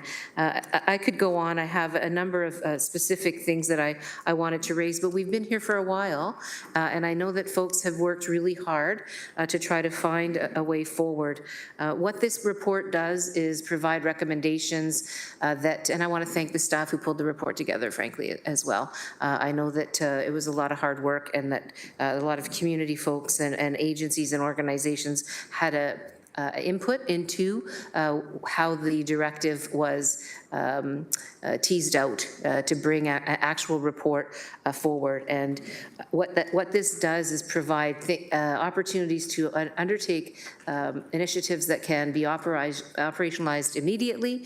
Some things are going to take a little bit longer, but at the end of the day, what it does is it bridges, this particular effort bridges a gap that we currently have. And so when we talk about wraparound supports 24/7 to provide people with what they need at this point in time, that's what this is all about. What it's also about is a bridge, a bridge for physical space that services can be provided in that get us to the point where the permanent housing solutions are in place. And so we all know, even if an announcement came tomorrow with all of the units that we've asked the provincial government to help us with, if all of those asks came to fruition tomorrow in terms of the commitment, we still wouldn't be able to build all that housing. And so it's going to take us 18 months from then, that decision being made, or that funding coming to build housing. And so this is a bridge. It's a bridge not only to the housing, but it's a way to take the pressure off of the anxiety and the difficulties that people are experiencing in their communities when it comes to what we have now, which is the encampment situation that is creating a lot of tension in our city. As we know, this is not new. We are in a situation where we're responding to we have an inability to respond the way we would want to, which is let's do something right now, let's do something firm, let's just make that decision. But we all know we're restricted by forces that we have to address, and that will become, I think, that's something that's everybody already knows. It was mentioned in the public session with some of the folks that delegated. At the end of the day, we need a lower barrier solution for people in the interim, and that will be part of the bigger picture in terms of getting folks on the way to more permanent housing, and that's what this will do, as well as take the pressure off of our public spaces as we implement the recommendations in this report. And so I do appreciate it, and I'll leave it at that. Thank you, Mayor. Councillor McMeekin, please. Thanks, Deputy Mayor, and I want to begin by thanking all those who have had any input at all in this report. I finished writing up a statement about 4 o'clock this morning, so I'm just going to read it into the record, if that's okay. If necessity is the mother of invention, curiosity and imagination are her children. Sometimes this means turning things inside out and upside down in order to make things right side up. The simple truth, as I see it, is that real change only happens when an aroused public sentiment demands it happen. The battle to protect our urban boundaries is a good case in point. Clearly, we are experiencing an aroused public sentiment related to the issue of homelessness in our beloved city, with many sadly believing that government at all levels is not working for them. There is a growing sense, as some have said already today, of rage related to encampments in public parks. In a country as privileged as Canada, none of us should want to stand against any social evil as a taillight rather than a headlight, or as an echo rather than a strong voice. Our city has declared the issue of homelessness to be a crisis, and doing so was an important decision. Equally important have been council efforts, the work of Councillor Nan at FCM, the work of Councillor Wang at AMO, as well as the mayor's relentless challenge talking to the 2 senior levels of government, begging them to join with us in a shared sense of purpose in response to the crisis. While no one can be expected to complete the task alone, in order to succeed, it is essential that all of us be engaged. Now, what is most important is what we do next. That starts with the honest recognition that our encampment protocols, and there have been several to date, are not working as well as they need to. We need to find a way to turn the page and move from the rage to citizens engaged. And looking ahead, I want to suggest we have a secret weapon in achieving that. I'd mentioned, I think earlier, that of all the big cities in Hamilton, on a per capita basis, more people volunteer in our city than any other place. Reading between the lines of the hundreds of emails, phone calls, and the recently delegated citizen critique of encampments in public parks, I heard person after person remind us that we are a compassionate and caring community. There is living proof that citizens want to be engaged, and we would be foolish to miss the opportunity to take advantage of additional eagerness to assist. Point specifically to some correspondence from lead physician, the Shelter Health Network, Dr. Carrie Beal, and even a letter from our police chief, which I sent around to everybody this morning, which is helpful. And on Monday of this week, we read on the front page of The Spectator of yet another group interested in moving from tents to heated winter cabins for those unhoused and in the need of transitional housing. Of course, we've got the obvious reference to the tiny Hamilton Alliance for Tiny Shelters. And Dan and Bev up in the corner there are here today to witness our conversation. This is a community group of volunteers that has raised hundreds of thousands of dollars, trained over 100 volunteers, and has the ongoing encouragement and support of over 60 businesses and faith-based communities. So I want to express thanks on their behalf for being mentioned significantly in the report. So as we seize today, we need to be looking at what citizens were suggesting to us. The idea of larger sanctioned communities, complete with wraparound services and beneficial protocols. Friends, we deliver library books into our community via bookmobile. Why not pick up this idea and deliver services to sanctioned sites? The Good Shepherd already has a mobile service van. Perhaps a partnership expansion with them would be in order, or maybe even a second van. That would be a great supplement to other existing shelters and services. I conclude with this. If our times are difficult and perplexing, they are also challenging and filled with opportunity. My mom used to say, "What's a giant obstacle except a brilliant opportunity in disguise?" Just imagine, just think of what we can accomplish when we work together with a little bit of imagination. That's my statement, and from here, I think we know where we want to go. Okay. And it looks good. Thank you. Good. Councillor Spatafora, please. Thank you, Deputy Mayor. I have a few questions, a couple on shelters and then a couple on the outdoor shelter. So just to staff, some questions in regards to our current shelter capacity, I believe, is 60% full, and that, I believe, is taken up by asylum seekers, new families, new Canadians, which obviously puts a burden on the system for helping unsheltered people get into the home. So do we, as a city, and I'm getting into the financial piece, as a city, does any of that cost city taxpayers money, or is that fully, completely funded from the federal government? Through you, Chair.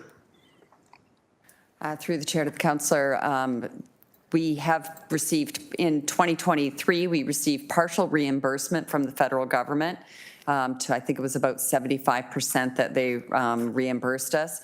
We are working with them for a submission for our 2024 cost to date. Unfortunately, we were hampered a little bit in Q1. We were going to make our submission, but due to our cyber incident, we were unable to do that.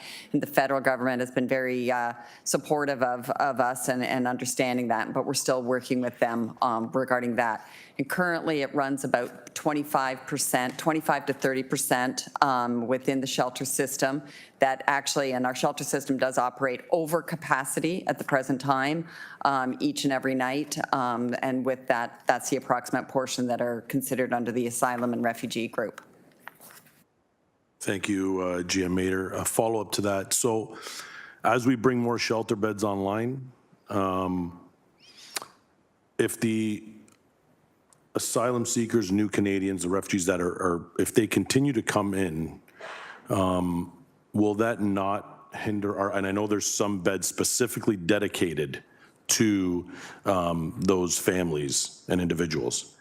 If the number of beds is less than the people coming in, that again will put a strain on the shelter system and again will not allow us to put some of the unhoused individuals that want to get into shelters in there. Is there ever, staff ever thought about, and again, if this is out of order, please let me know. Is there a point in time where, as a city, since we're taking on 25% of this cost most of the time, at least in 2023, that we stop taking this because our shelters are so, you said we're over capacity now, and if for the shelter beds that are coming on board go over capacity, at what point are we not going to be able to do this anymore because the taxpayers just can't keep subsidizing the portion that the federal government does not? Through you, Chair.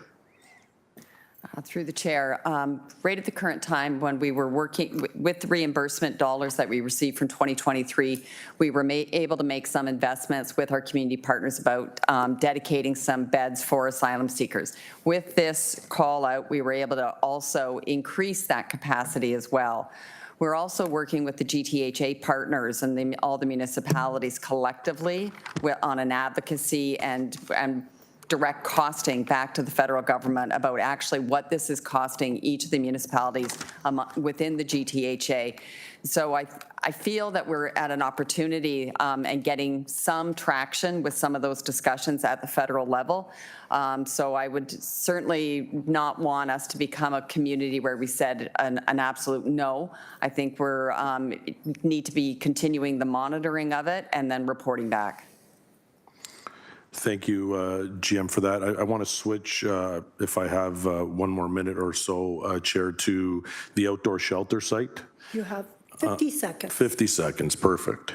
So my question is in regards to 80 spots at the outdoor shelter. And if individuals that are unhoused, whether they are in parks or anywhere else, do not want to attend that outdoor shelter, I believe staff said they are not required to. Is that correct through you, Chair? Through the chair, we cannot force them to attend it. We feel that with the ability of having the supports and services available at the site, it will provide them the opportunity to attend there. Many of the barriers that we're trying to address with this as well, as far as the issue of couples and pets, we're working out solutions to overcome that with this outdoor shelter. So we're very hopeful that we will be able to encourage individuals. That's also part of the focus of our outreach staff each and every day now. But without having the option of places to go has been very challenging. Thank you, and that was your time. Do Put me you on want a to wrap second it time, up? please. No, you can put me on a second. You have quite a few questions more, or? I All do, right. yeah. All right, second time. Councillor Crutch, please. Just to clarify, we're speaking about the report now? Yes, Sorry, I we're just got speaking on the confused by the various report. speakers lists. My fault. Just going to make some general comments about this after I ask a couple questions to staff. We're expanding new shelter beds to 192 beds, and I've had the privilege of either speaking directly to people who operate these shelters, at least the ones in Ward 2, or going myself and seeing them, and kind of have a sense of the physicality of what we're talking about here. And so could I understand that for some folks I know, they'll be actually expanding into new spaces in their shelters. So half a floor is being used here. Now they're going to be able to use a whole floor. There was a space in the basement that was kind of unusable, so we're going to give capital help to that. Now they can use that space in the basement or whatever, right? Are there any situations here where we're just increasing the intensity of already existing shelter spaces, or will these all be new physical spaces where we're opening beds? Through the chair, there are new spaces within new space. Okay, thank you. Without getting too granular, does that include new staff, and does it include housing shelter staff? And the reason I say this is because once this leaves our hands and we provide funding, we don't have direct oversight about how each of those groups decides to manage this, right? So I'm assuming all this comes with increased levels of staffing to support these individuals, and that those are going to be from folks who are, have the ability to do that work in a professional way. What I'm saying is, and I'm not suggesting anyone would do this, by the way, to be clear, but I know that that would be the discretion of shelter folks to hire whoever they wanted. But do we have oversight? Are we part of those discussions? Do we understand how that looks, and does it meet any standards? Jim? Through the chair to the councillor, we have contractual arrangements with the operators, and we would be having contracts in this regard. Our shelters are incredibly focused on ensuring that they have the right type of staff, they're highly qualified staff, and are very dedicated to ensuring that. Thanks. Just the clarification is just helpful for me to understand the process. 2 questions about the sanctioned site. So you talked about in the report, or whoever did, there being a 3-year minimum, and that just made me feel, I'll be honest, concerned, because even though I know in your opening remarks you said that the sanctioned outdoor site would be something temporary, because we're not looking to this to be a solution to homelessness. What's an exit plan look like for folks? How are we doing that? What does it look like? What's an exit plan for this shelter itself? GM Mater? Through the chair, You'll recall that part of our June report was about the going out to investigate about the temporary increase in shelter beds. At that present time, we also talked about the need for this city to expand our shelter beds across the board. We are underserviced when it comes to that. To my mind, that is the way we get out of the need for an outdoor temporary location. We're looking at a call out with our partners to see who can permanently increase their spaces, and that would be the path towards the no longer needing the outdoor location. Okay, there's a plan for that, and we'll get details in the coming months. I think you also said, and correct me if I'm wrong, and maybe this was just my imagination, and I apologize in advance, but the way that we'll be hearing back as council about what's happening and the progress we're making is through those monthly encampment reports to GIC. Is that right? Through the chair, yeah, that is correct. We feel that we have a good communication mechanism with all of council at the same time hearing information, and we would build this into that mechanism. Great, so if we had questions, we could ask them at those times. Okay, those are my questions. I have a few comments to make just in general about this. I think everyone in our community has been pretty clear. I wrote an article about a year ago today that said no one thinks encampments are the solution. I could append that by saying, and nobody wants to see encampments in our parks. Nobody thinks this is what should be going on in our community. No one's happy about this. The fact that this is where we are, 30 years after the defunding of social housing and the defunding of mental health supports by the levels of government, this is the impact we're all facing in our communities. At that time, experts warned us pretty clearly that things were going to come to a head, and they have now come to a head. I think what we're doing here is we're trying to add more shelter spaces to address the fact that we don't have an adequate number right now. We're trying to provide low barrier spaces right now until we can catch up. So we don't have spaces right now for all folks to be able to go, people with pets, especially related to a disability, people who are in couples. And until we build that capacity indoors, we're going to have some capacity outdoors. Also think that this work will allow us to ensure that we can shelter more people from the cold in the warmth. And that's something I know we haven't talked about as part of our winter response strategy, but I think it's inherently built into this, that this may allow us to augment that winter response strategy by ensuring that before winter, people who would otherwise be exposed to the cold elements are going to be able to be sheltered a bit. I think the thing that's important for me to say is that, and this is my perspective as a Ward 2 City Councillor, where most folks who are deprived of housing are currently lived, as far as our staff reports say, that there's going to be a challenge here in moving all these folks around as we accommodate this. We're going to have to do it carefully. We're going to have to do it slowly. And there are going to be gaps as we go along and learn. We may think today that we're able to serve everybody who's looking for a place to be. The reality is that's not unlikely to be the case. For a very long time in our city, there have been folks who are persistently really hard to assist with getting housing, and they're going to remain in our communities. We have to make space for that conversation, have to make space for those individuals in our society. They have a right to exist and a right to provide, we have an obligation as a city to provide public space for them. And I really want to focus on that last thing. They have a right to exist. Even if it's hard for us to understand that, even if it doesn't work with the systems that we have in place, we simply can't tell people that they have nowhere to live, nowhere to be, and nowhere to exist. And so I think this is a good path forward in terms of us trying to bridge that gap and shorten the gap a little bit. But I want us to all be realistic about the realities of what's going on here. Thank you. Thank you. Councillor Wilson, A. Wilson. Thank you. Just a question about those monthly reports or that data reporting. Had a small chance in one of the breaks to chat a little bit about what KPIs could be involved, but just wondering from staff right now, and again, this is going to be an evolving process, what happens in the first monthly report and what happens in the third or the fourth, we may have different. Right now, the main information in those reports are number of encampments, who reported it, whether it came from, say, a resident, that, and general locations. Obviously, we're going to need different information in this regime just by that. Would you be able to maybe walk through what some of the early things that will be included in those monthly reports we know today are going to be, and what some of those may be more aspirational things that some work has to be done, but staff are trying to maybe get in those reports? Just so we understand, again, a lot of this, because of timing, is on delegated authority, and so just being able to understand what is the information we're getting back, when are we getting it back, and how is that data regime projected to shift over, say, 3 months of doing something new?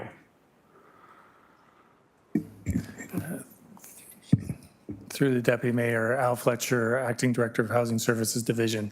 What I'll commit to the councillor and to all of council is to go back to our staff with approval of this report to talk about updates along the way, communication updates, or through the encampment reporting on how we can document some of the measurements of what's happening. Our systems have just come back online, so we will have to adapt to the new system, but we can commit to doing that.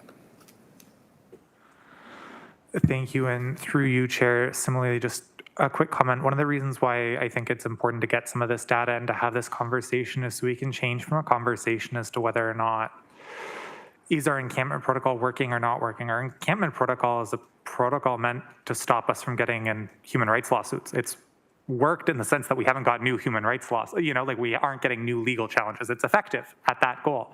It's not effective at solving a housing crisis, because that's not what it was set up to do either. And I think this is the piece here, is if we have those understandings of what is flow looking like for the millions that are being invested in the system, how many more people are being put into housing, that's great. But if I look outside and still see that the number of folks experiencing houselessness is growing, despite the fact that we're placing more people, there's that other number. And that other number is the number that I think we don't necessarily have control over here exclusively in this body, but it's the one that impacts all of us. How many folks are being evicted every day? How many folks are being pushed out into homelessness? Because if we can keep building housing, we can do this work to get people housed, but if the number of folks being evicted is so large as it has been, we're not going to keep up. And so I really appreciate these investments in shelter spaces to help meet the situation where they're now, commitment to potentially improving data regimes so we can understand where that's going, but also hopefully a new conversation that we can start having in community around the table as well about what are we actually responding to?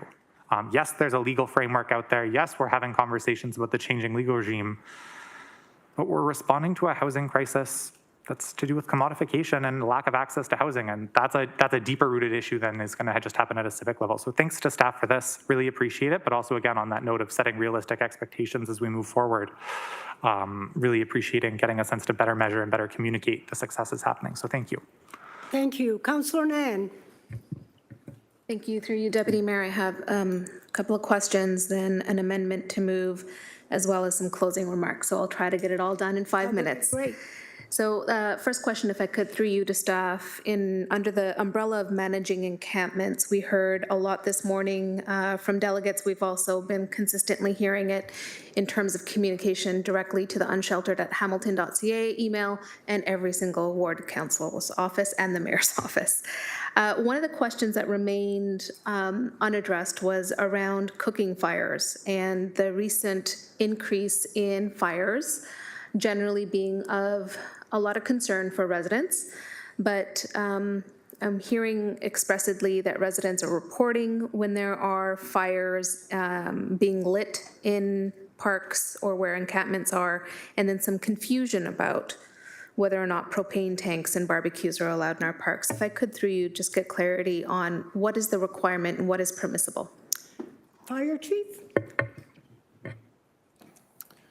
Thank you, Madam Chair. Fire Chief Dave Cunliffe. Through you, Chair, to the councillor.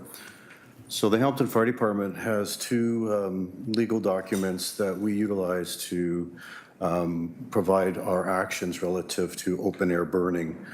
The first is the Ontario Fire Code, and the Ontario Fire Code prohibits open air burning without a permit unless open air burning consists of a small confined fire that is used for cooking food on a grill, a barbecue, or a spit.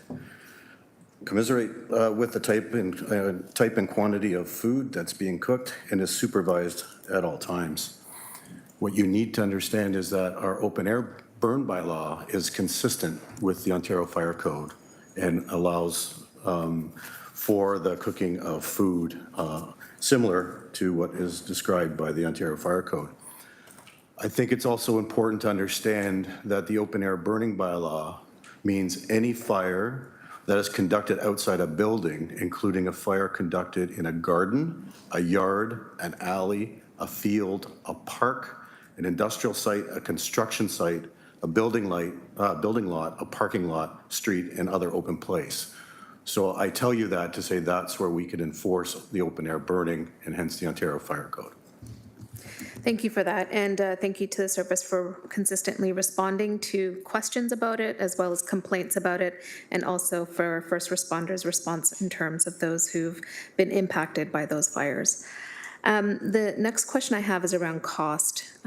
So there is a lot of detail in this report publicly, multiple millions of dollars being allocated from our Housing Sustainability Investment Roadmap Reserve. There are some recommendations of funds going into our 2025 operating budget, and then subsequent funds thereafter annualized. Is there any optimism on the part of our staff for funding coming from the federal and provincial government to support the recommendations in the report? And I ask because in 2024, in the federal 2024 budget, there is a direct line of $250 million being allocated towards encampment responses directly from municipalities. Now, I know through my work at FCM and with the conversations with my colleague, Councillor Huang, around AMO, there's been a lot of expression by municipalities that money hasn't shown up yet. And it has unfortunately paused a lot of municipalities from being able to do some of what is outlined in this report. So if I could just get clarity, has city staff been engaged with the federal government about that $250 million?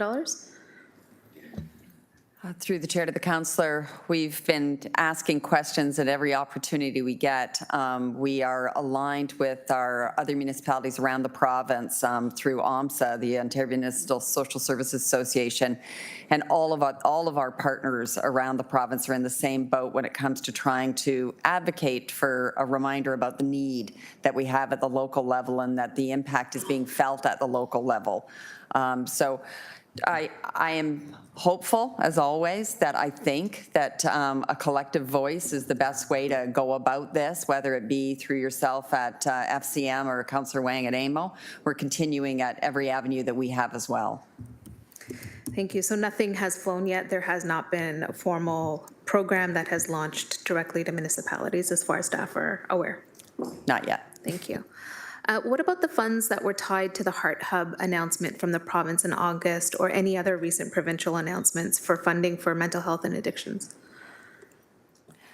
Through the chair, so we've been working with the Greater Hamilton Health Network as the community is trying to prepare for the submission for a Heart Hub for the municipality. We know that it's tied to the cancellation of the consumption treatment sites. So through the leadership at the Greater Hamilton Health Network and all partner agencies, we're looking at how we can ensure that our submission and how this is going to work for the community will tie to the work that we're doing, both on the housing front, on the encampment aspects, as well as the longer term housing continuum. Thank you. Chair, was that ding my 5 minutes? Yes, but are you almost finished?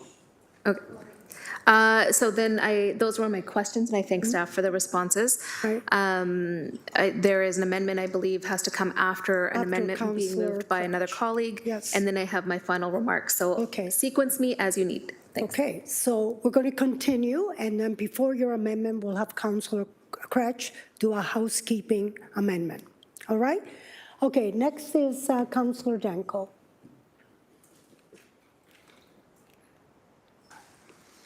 Thank you, Chair. I don't have any questions, but I do have a few comments. I'm very supportive of the direction that's before us today and the recommendations, and I'm very appreciative of both the Mayor and Councillor Wang for really bringing this issue forward, and especially for our staff who are working nonstop to make sure that we have a viable recommendation before us today. I think, you know, in my comments in addressing this issue, and, you know, what I've said to the public, I think consistently, is everything that we do as a municipality, we are doing within the context of an ongoing legal challenge. And when I see in the gallery today all of the community partners out here supporting us and also working together collaboratively on an issue that is a Hamilton-wide crisis, I think goes a long way to helping the public understand of how united we are as a city to addressing these issues. Because one of the biggest misunderstandings perhaps in the public about the housing and homelessness is that it's simply a factor of space. That if we just had a school, or we just had a place, or if we just had a hotel, or if we use this city facility, that this problem would be solved. And I think, you know, recognizing the work that all of the community partners do, it's not the space that's the problem. If that was the problem, we would have solved this issue. Housing homelessness would not have been a problem. It would have been solved years ago. The issue is the services that we as a municipality and our partners provide to those people that desperately need help. Just a couple thoughts on what I hear from residents in Ward 8. Overwhelmingly, residents lead with compassion. I think residents understand the complexities of this issue, that it's not unique to Hamilton, that it took decades to get to this point. And residents genuinely want to get people that very clearly need supports, the help that they need. And at the same time, residents, I think, are very clear that they also want their rights respected and their needs respected in terms of their access to community parks and green space and to be safe in their own neighborhoods. I think the move towards expanding the shelter system and outdoor shelter space and not a sanctioned encampment site is an excellent move. And I think there's a very important difference between the two. And because when we're talking about a shelter, it's very clear that there are the supports that go along with that, and also the investments in getting treatment and help to those that need it, and that there are rules and expectations in place, whether they are a low barrier or a higher barrier, there's still rules and expectations. And that leads me to, you know, from our community meeting just this Monday, the top issue that residents came back to again and again and again was the issue of enforcement. And that if we're going to have rules in place, if we're going to have expectations, that those rules and expectations are actually enforced, and that they're enforced equally for everyone, that they're enforced in every instance, and that there is enforcement right away. And I think, you know, moving forward with what's before us today allows us to better do that by freeing up resources that are now scattered throughout the city and able to focus on specific areas and have those resources available to be much more effective in our approach to enforcement. So I'm very much appreciative of that. Just on the encampment protocol, because it's something that comes up over and over, the encampment protocol is not the reason why there are people sleeping in tents in parks. And any suggestion that is the problem is, I think, a deliberate simplification of the complexity of this issue. Because the fact is, regardless of what bylaws any municipality has in place, every municipality in Ontario and Canada has homeless people who are finding the only place they have to go is a public space and a park. And we are doing our best as a municipality to manage that situation with the resources that we have. And to be clear, we are taking on this responsibility because there's nobody left.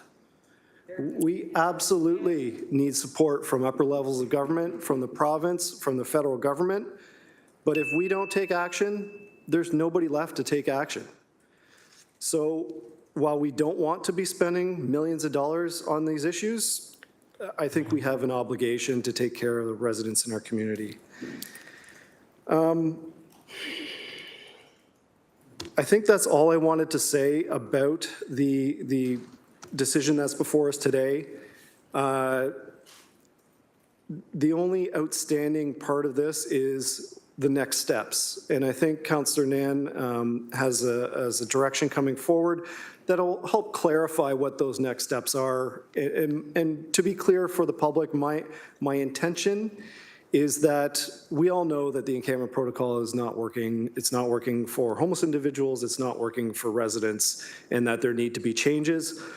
What's before us today is the first step to addressing those problems. And I think we can make a clear commitment to our communities that we all represent, that we are committed to making those changes to the encampment protocol that are necessary within the context of the current legal challenge and the realities of what people actually need in the community. So thank you.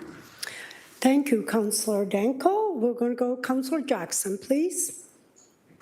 Thanks, Deputy Mayor Pauls. And if I run past the 5 minutes, please, I need to go back on a second time. Thank you. I will. First of all, I want to thank the joint report from 3 departments, General Manager Mader, General Manager Zagaric, Acting General Manager Steve Robichaud, Acting Director Al Fletcher. I want to give a shout out as well to Director Michelle Baird and Manager Danielle Blake for this comprehensive report that I'm sure took time away from their vacation this summer, scrambling, meeting at all hours to bring something before council.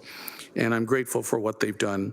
And I want to especially thank Mayor Horvath and Councillor Huang, because if they hadn't even given Councillor Huang given the suggestion back in June or July, you know, maybe we need to look at an alternative conversation. And then Mayor Horvath saying, well, let's not just potentially look at it, let's give a directive, which she did capably. And that's why we're here today with at least some opportunities for potentially different solutions. Now, I just have a few quick questions, Deputy Mayor Pauls, and then I'll give my closing comments if I might. Through you two, I'll start, General Manager Mader, I'll start with you, but if you want to pass it along, please do. Under B of the recommendations, Council approved the 192 spaces, but be referred to the Housing Service Division's 2025 tax operating budget process. So if A is approved, if this report is approved, then B means, and I might as well include at this time as well, C as well with regards to the sanction site, that in 2025, you will come back to this body to ensure ratification of those same dollars moving forward for another period of time, or the approval today will automatically give you carte blanche to implement. Through you, Deputy Mayor Pauls, please. GM Mader or GM Mike? Through you, I Madam see. Deputy Mayor, the staff will reflect these investments in the 2025 budget. So not to suggest asking for ratification for a second time. These investments will be reflected in the 2025 budget. Okay, thank you, General Manager Zagaric. Thank you for that clarification. So if we're going to move ahead, both with the shelter spaces and the sanction site, then we're all in for 2025 budget as well for an extended period of time. General Manager Mader, so am I crystal clear? A speaks to 192 spaces of shelter beds and capacity, and C speaks to 80 temporary shelter beds. Sanction sites, I think the community would know that terminology better, but I guess we're transitioning to temporary outdoor shelters. So is it 192 and is it 80? Through you, Deputy Mayor Pauls, for public consumption. Through the GM chair. Mader? Through the chair, yes, Councillor, that's correct. Your numbers are accurate. And GM Mader on, oh, no, this is finance, GM Zagaric. On page 8 of the report, I think, again, for the public to know, so the 192 spaces is starting with an $8.3 million ask. The sanction site is starting with an $8.8 million ask and a $600,000 2025 tax support operating budget be annualized thereafter. My mathematics says about $17.8 million to get out of the gate. Is that correct, General Manager Zagaric, or correct me? Through you, Deputy Mayor Paul? GM? Yeah. Through the chair, my mathematics suggests 18.3 million on an annualized basis. 18. 18.3 annualized? Okay. I was $500,000 close, General Manager Zagaric. You're the finance guy, I'm not. Okay. General Manager Mader, last question, then I'll get to some comments, Deputy Mayor Pauls. On page 14, exceptions to the encampment protocol. I think it's important for the community to know, in case they have not read this report yet.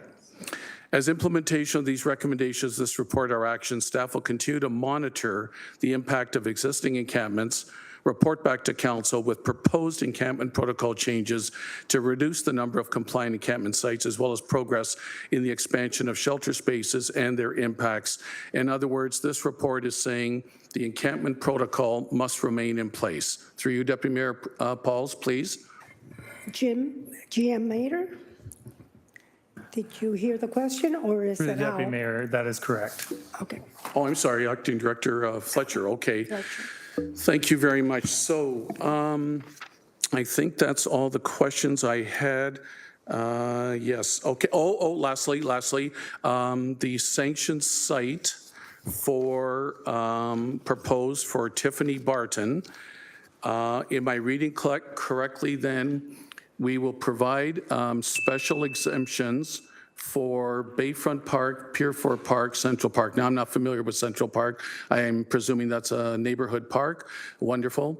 But Bayfront and Pier 4, in terms of the thousands of people that visit, and I've heard lots and lots of unfavorable stuff in the last number of months and visiting those two locations, that's providing exemptions if Tiffany Barton goes ahead. Through you, Deputy Mayor Pauls, to whoever wants to answer that, please. Through the chair to the council, yes, that's correct. Those parks will become non-compliant locations. Okay, and that's because of setting up the sanctioned site proposed for Tiffany Barton, the 1 kilometer. Okay, so Deputy Mayor Pauls, if I'm close to the 5, I've got a fairly long speech, I'd rather go on a second time. You have 40 seconds. 40 seconds, put me down for a second time then, because Well, my speech will go a Is little it, longer. It'll go long? Yeah, Okay. you won't be able to fast forward this to the 78 on the LP like you did in camera, so, Okay. yeah. Okay, we'll put you on for the Thank second. you. Oh, no, listen, you have 1 minute and, no, that's over. You went over 1 minute, so, all right. Second time, thanks. Second time, please. Okay, Councillor Clark, please. Thank you, Deputy Mayor Pauls. Can I start with one question to our staff about the Barton Tiffany property?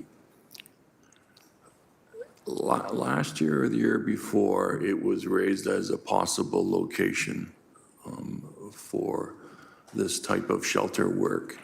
And we were told that the property was contaminated. So have we looked at that property? Do we know the condition of that property before we start putting human beings on it? Through you, Madam Chairman, to the councillor, planning staff have had conversations with MOE about the suitability of the Barton Tiffany lands. There are 2 components, those lands that were formerly used for residential purposes and those portion of the majority of the lands that were formerly used for industrial purposes. MOE have advised in writing that in Ontario, they would consider tiny houses, temporary outdoor shelters, that type of housing to be a commercial use, and therefore a record of site condition would not be required in order to allow for the use to proceed on those lands. Notwithstanding that, staff are aware that those lands do have the potential for contamination based on the previous land uses, and we'll be looking at the best approach in terms of mitigating any potential risk, i.e., is it necessary to bring in gravel or other things or locating on the least potentially contaminated portions of the site. Thank you. Short answer. I should answer. So based on the information available to staff, yes, the site has contamination based on the previous history of industrial uses, but MOE has advised that the record of site condition is not required, which also then means that building permits can be issued. But notwithstanding that, based on staff's knowledge of what the previous use is, would be looking to locate that any new uses on the least contaminated portions of the site or those portions of the site that were formerly used for residential uses. Thank you. And notwithstanding the fact that a record of site condition isn't necessary, we are still going to analyze the property to ensure that there is no risk to public health by setting up a temporary outdoor shelter in that location. Through you, Madam, through the chair to the councillor, that is the intent of what staff will be doing based on some of the previous information that we have that was accumulated during the acquisition of the site and looking at previous uses, directing this use to those areas of the site, i.e. like where the single family homes were previously occupying on the site. That may be the logical place to locate the temporary residential units. Thank you. Okay. Those are all my questions. If I may make some comments. You have 2 minutes. Okay.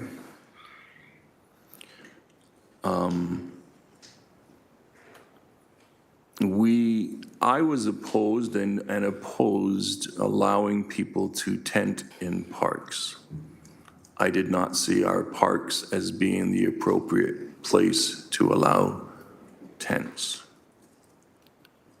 We got ourselves in this situation because of a number of provincial policies that were changed that increased the number of unhoused or homeless in our community. Hamilton is not suffering the most. Toronto is much worse. I can't understand how any minister of the provincial government could be driven back to their home in Toronto without seeing the plight of people living in Ontario on the streets. You can't miss it, folks. We are here and dealing with this issue because we have a court case that is pending against us. Not just a court case, it's a charter court case. And there are individuals who are challenging the city of Hamilton because we did not have a shelter space for them. And they're entitled to the safety and security of their own person under the charter. And so we got into this court challenge. This council has been very clear from the very beginning, Deputy Mayor, that nobody around this council wanted people to tent in parks. I didn't hear one person say, yay, let's do that. Everyone around this table, including our senior leadership team and staff, felt that tenting in parks was inhumane, and they did not want it to happen. But we have found ourselves in a situation where we have approximately 300 people who are homeless and are living in our parks in tents. Now, some people in our community would like the police to pick them up and get them out of the parks. I have news for you. The police cannot do that. The police cannot just arrest our way out of this crisis. It's not possible. They are implementing the laws as per what the courts permit them to implement. So that's not going to happen. The only way that we are going to get people out of our parks, sleeping in our parks, is to ensure that we have shelter space in Hamilton and that we have, in this case, what the mayor's initiative was, temporary outdoor shelters. These are hard structures that will keep people warm in the winter and cool in the summer. They're not sleeping in tents, roughing it. I'm waiting for someone around this table or elsewhere who is really bright to advise me another way that we could get folks to stop tenting in our parks. I've not found a solution to that question, Deputy Mayor. It's simply not possible. So this report is giving us an opportunity to ensure that we have the shelter space, the temporary outdoor space, to bring about an end to permitting people to tent in our parks. Know this, there will still be chronically unhoused people who choose not to go into one of those structures or a shelter. I have them that lived along the escarpment face in my area for a long time. But if we do not find a solution to this, we are going to see more tents in our parks, and we are going to be challenged further. We need to very clearly provide shelter space and go to the province and say, give me some money. This is not our issue. You created this issue, not the city of Hamilton. You need to come to the table.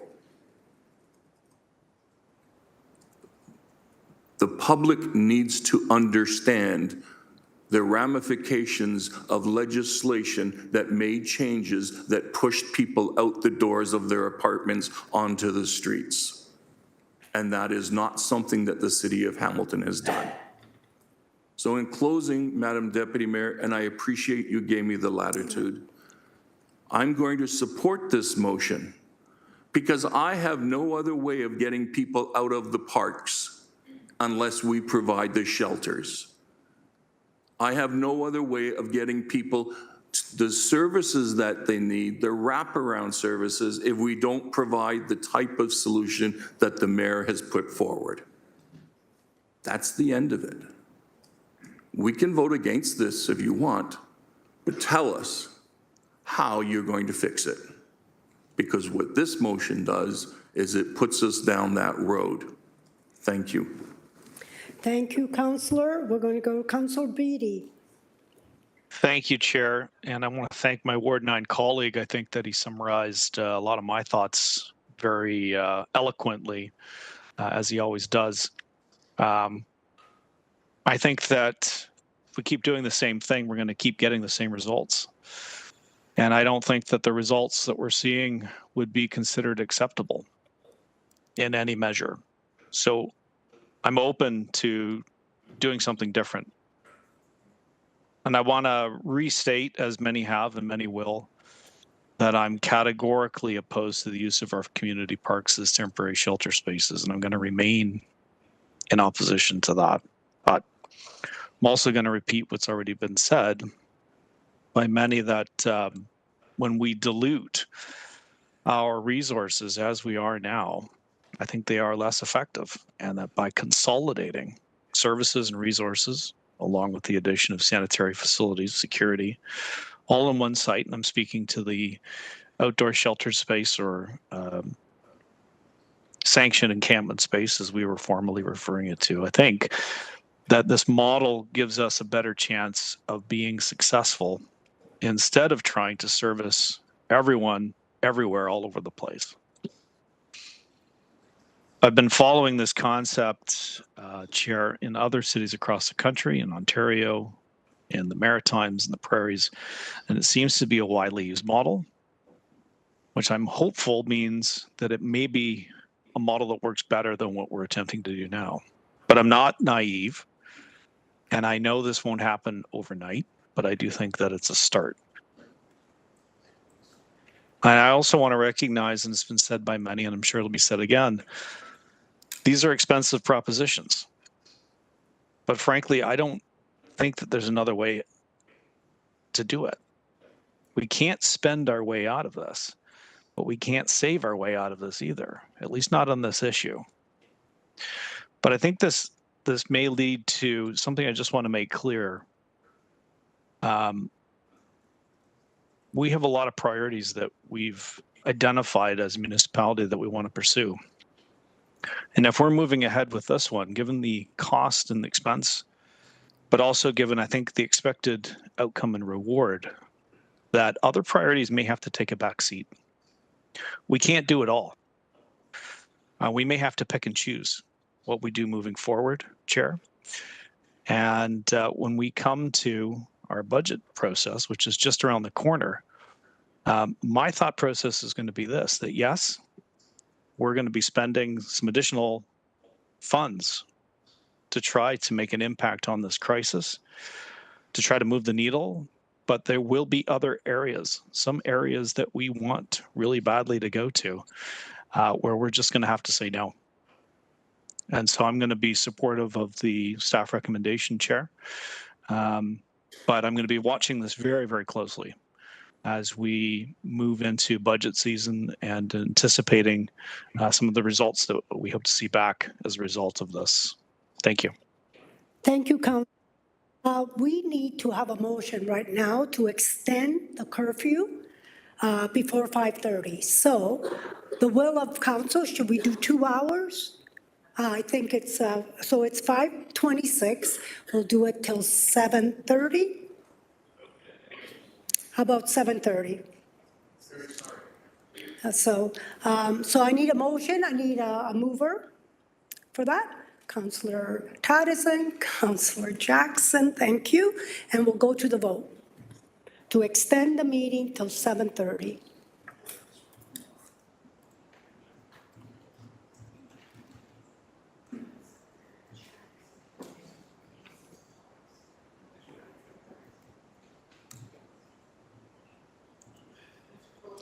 Yeah, I just voted. Thank you. Okay, we're going to move on, and it passed, 14-1. All right. Are you going to leave before 7:30? Okay, let's move on. Councillor Maureen Wilson. Thank you. Thank you, Deputy Mayor. Just echoing some thanks, first of all, to Councillor Wang and certainly to our mayor for her leadership in this regard. But one person also that needs to be recognized who spoke up in June, and that's Superintendent Dave Hennick, who has, in my dealings with Superintendent Hennick, has always been an individual of great compassion and thoughtfulness. And he told this body then that things aren't working and that it was, he advocated for council to consider this. So I just want to give credit where credit is due. Thank you, Superintendent. Thank you. I did put my supply of questions in via email, and so I won't do the theater of asking them again. But I have listened, and there's one area that has not been asked. I did ask it in email, but I just wanted to daylight it here. I think I have shared with my colleagues that one of the first meetings I had upon being elected in 2018 was with people in housing services about my belief that the inability to take our pets with us into a shelter space was causing folks to not go into shelter spaces. And so this report references our commitment to enabling pets. So to that end, just to daylight that to staff, did your team consult with City Animal Services in the writing of this report? And if not, will you be doing so in the future? Through the Deputy Mayor to the Councillor, with the decision of Council today, we can then actively pursue those discussions with animal shelters or animal services. Thank you. Are you anticipating in so doing that, in this case, the Barton Tiffany site will be assigned perhaps an animal welfare or service officer to attend to issues of disease control, neutering, vaccinations, those sorts of things, through the chair? Through the Deputy Mayor to the Councillor, that is the discussions we will be having. Okay. Will you be getting into that on those discussions, whether there'll be a limitation on the number of pets to be allowed, or is that too detailed right now? Who's answering that? Monica? Through the chair, Monica Saylor, Director of Licensing and Bylaw Services. Animal Services also falls within my portfolio. We will absolutely be working alongside housing to find out what those limitations may be, whether that be pet limits, as well as what officers and inspections will be required and on what timely basis will be required as well.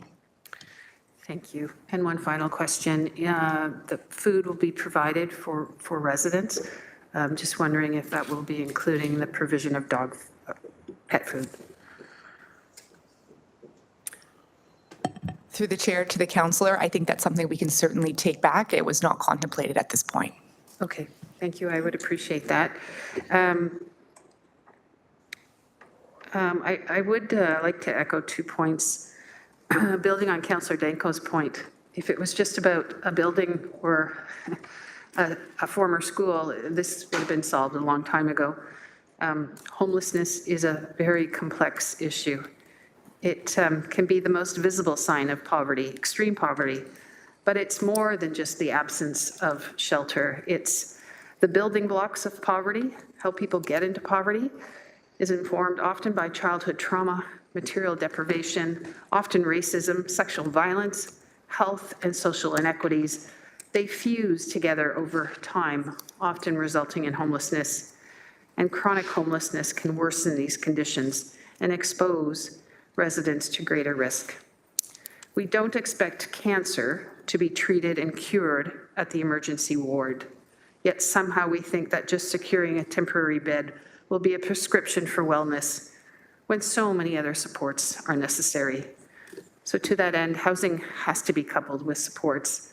And I'm very, very pleased to see that this report and this recommendation leans into that fully and completely for 24/7 to enable people to transition and transition out successfully. I was a bit cheeky with my seatmate to the left of me when we were talking about provincial funding, and I used the phrase my kids used to use at one point or other years ago, where's Waldo? I am perplexed continuously that we have 2 government members whose boundaries include this city, and yet they have been able to skate away from this issue. To Councillor Clark's point, this is a direct consequence of provincial policy. A decision was made to download public housing. We are the only province in the Federation to which the full cost of that falls on property taxpayers. I would be waking up every day, as most of us do, going through this city and seeing the depravity of need and circumstance. And I would be a pain to the Premier saying, what about my city? My city. My city helped build all the other cities. Steel, hard work, sweat, immigrants, Indigenous persons. Hamilton built Ontario and Canada. It's time for this province to invest in this city so that we can be our best self. We can continue to contribute fully to the economic prosperity and future of this province and of Canada. And it is my greatest hope that the government members do wake up with that on their mind every single day, and that this Premier sees us as willing partners to model, to pilot, so that we can uphold the promise and the potential of this city, which is a great city, as my colleague Councillor Meekins notes, filled with compassion. But to Councillor Beatty's point, for every dollar we're having to put into this, it means a dollar perhaps we're not being able to put into core services like our roads, like our public art, like our outdoor pools. Property taxes were never intended to fund human services and public housing and wraparound supports like this. Health is a provincial responsibility. In the Constitution, look it up. I am very, very, very, very grateful to Mayor Horvath in her continuous laser efforts to work collaboratively with our senior orders of government, as is her responsibility, but as is her mode. That's what we have to do. But the rest of us need to start shaking the can and pounding the table and joining with our residents and our small business owners to say, where's Waldo? Thank you, Chair. Thank you. I gave you a couple of extra minutes because I think you need it. Councillor Francis. Thank you, Deputy Mayor Pauls. Just a question to staff first. In terms of the sanctioned site, what is the cost per person that'll be housed on that site? Through you, Chair? GM Mater, do you have? Through the chair, I'm sorry, Councillor, I don't have that off the top of my head, but we certainly can figure that out and let you know. Okay, thank you. With no concrete end date in sight of the encampment protocol, Hamilton taxpayers are being asked once again to pick up millions of dollars in addition to the $110 million in annual spending on this issue, solely on the backs of Hamilton property taxpayers. This is too much money to not guarantee that our parks will be cleared of encampments. And I appreciate the optimism of my colleagues here, but without the guarantee to end the far too flexible encampment protocol, I worry the problem's going to continue, especially in the summer months. This decision today is going to significantly contribute to the third consecutive massive tax increase in this term of council. And I cannot justify this to my residents. I can't justify this to my fixed income seniors. I can't justify this to the folks in our city and in my ward who are living paycheck to paycheck as it is. And I'm in support of the shelter space funding. I cannot support an expensive sanction site if it does not include the ending of the protocol that is permitting camps and drugs in parks. I regularly visit surrounding municipalities, including Kitchener-Waterloo, Burlington, etc., and I'm shocked to see these other cities with much less homelessness. Hamilton taxpayers are being asked to solve this problem for other municipalities. We can't afford to continue to promote Hamilton as a sanctuary city for other municipalities because of an encampment protocol that is far too flexible. Thank you. GM Mater wants to respond.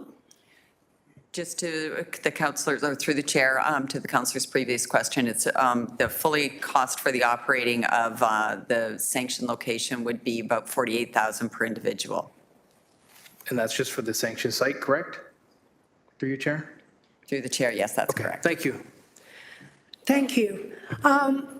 I had a lot of questions, but I know time is flying, so I'm going to turn to Councillor Jackson. I just want to ask a couple of questions, if I may.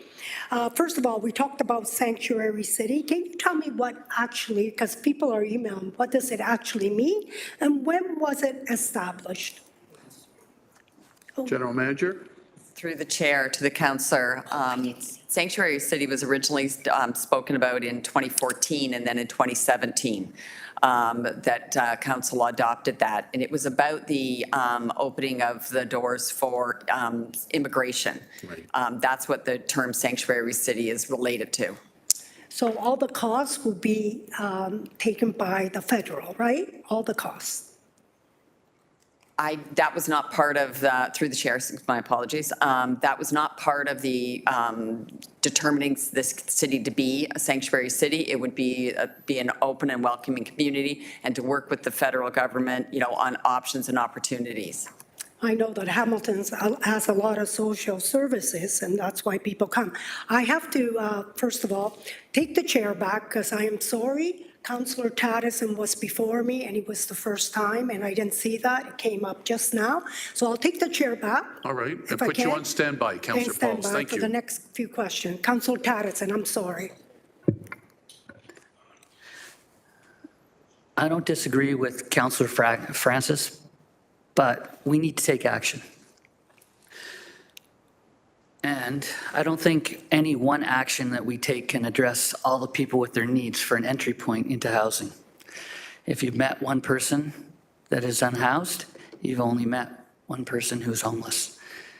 In education, which is the experience I have to draw upon, the best teachers meet the students at their level of need. Two students in the same class could have reading levels that are years apart developmentally. That teacher needs to provide programming that academically allows both of these students to grow and thrive academically. Teachers need to respond to the students' needs in their class. This housing strategy that we have here has multiple entry points for people that are unhoused. The recognition of meeting people where they're at is why I strongly support this today. I want to thank staff for their comprehensive, encompassing approach. I support this, and I couldn't say that I could ever criticize the efforts that staff is making on this. Yes, we will learn as we grow, and we will continually develop this, and I really want to stress that we need to recognize that the best strategies do give wraparound support to those that need it most. There are just too many comorbidities out there, medical health, mental health, and addictions that all need to be dealt with. It's just not homelessness and housing first. So again, meet the people where they are, and that's what we're doing. Thank you. Thank you, Councillor Tatterson, and I'm pretty sure no one here is criticizing the staff, so I want that to be clear. Can I turn the chair to Councillor Jackson, please? Got 4.5 minutes. You only use 30 seconds. Councillor Pauls, Thank go you. ahead. All right. We talk a lot about housing crisis, renovation, and a lot of poverty in our city. I'm just wondering, through the chair, can GM Mayor, can we distinguish between the unhoused who are falling on financial hard times and those who have mental and drug addiction with opiate problems? Because if I think we identify that, maybe our unsheltered are not that many. Can you please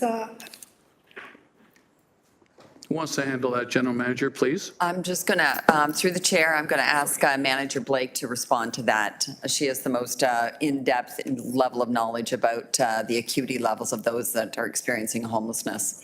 Manager, welcome. Thank you. Through the chair, Danielle Blake, Manager of Housing Focused Street Outreach. What I will say is that our outreach team is out there 12 hours a day, 7 days a week, completing assessments with folks. They do what we call a VI SPDAT, which is an assessment of acuity. They know these folks. Not only do they do the assessments, but they know them personally and build relationships with them. So that's why we really want to use our outreach team in order to provide the referrals into the different shelter options, because they know the individuals and they're best equipped to be able to assess what the particular needs of those individuals are on an individual basis. I would say it's less, people who've fallen on hard times versus people who have addictions and mental health. It's an entire spectrum, and I think I liked what Councillor Tatterson said about, if you've met one person, you've met one person. It's the same for every human, right? So those individual assessments are what's key, and that's why we're using our outreach to inform the best possible fit for folks within these new expanded spots. Councillor? Thank you. We heard from Lori Ann, Victoria Park, how exciting it was that we're going to build more affordable housing. So in my opinion, if we know out of the 300 how many need housing, we could actually say we've got housing coming, and we know. You need to know the facts before we can solve the problem. And I really believe that we need to distinguish that so we know who are falling just financially, because maybe we could get help right away. Maybe somebody has a basement that's empty that wants to help somebody that can only pay $1,000. So I'm just wondering, can we distinguish? Can we know? I know the social workers know, but can we know?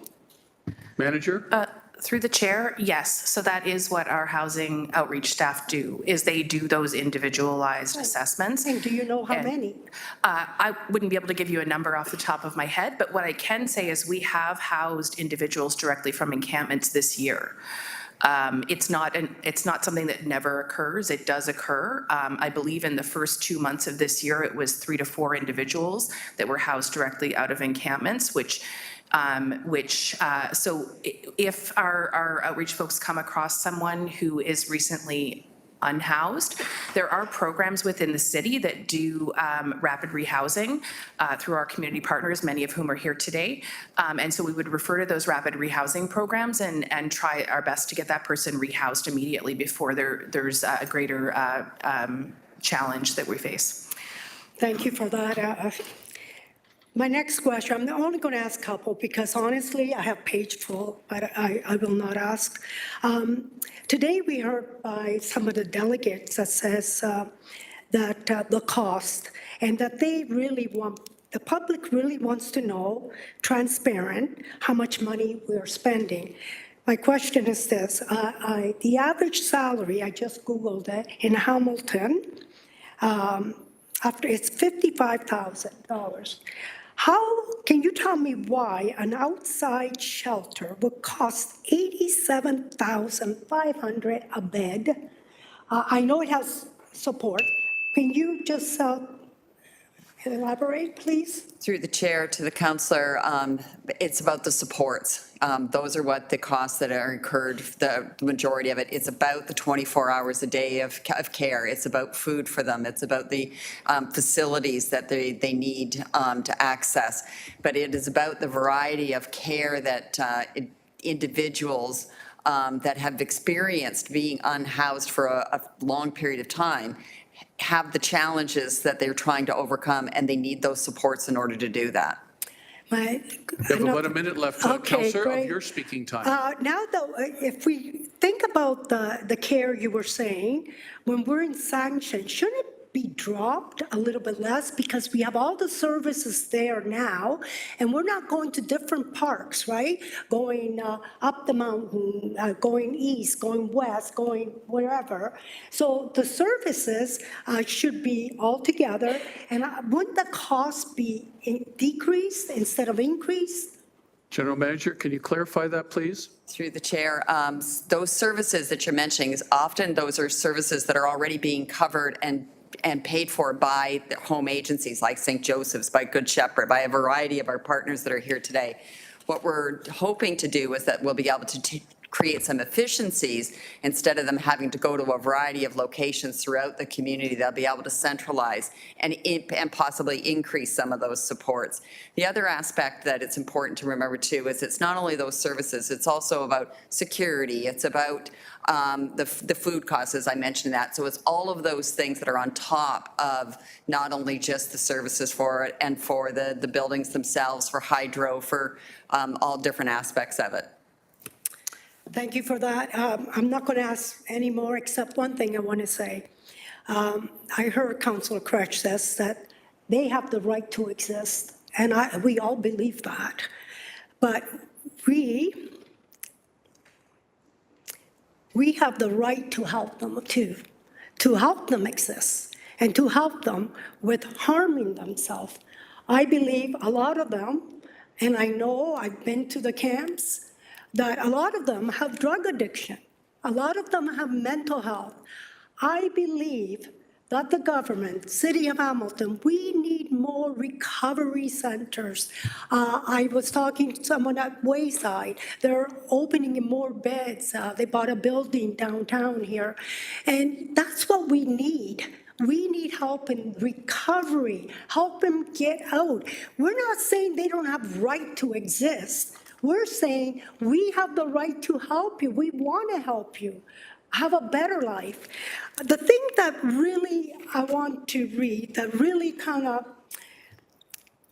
Now, Councillor Pauls, I'm letting you go past the normal 5 minutes. Okay, I get a couple of But if you extra want to minutes do your to few people. wrap-up I statement, just want to please. say the low barrier services. Can you explain these quotes?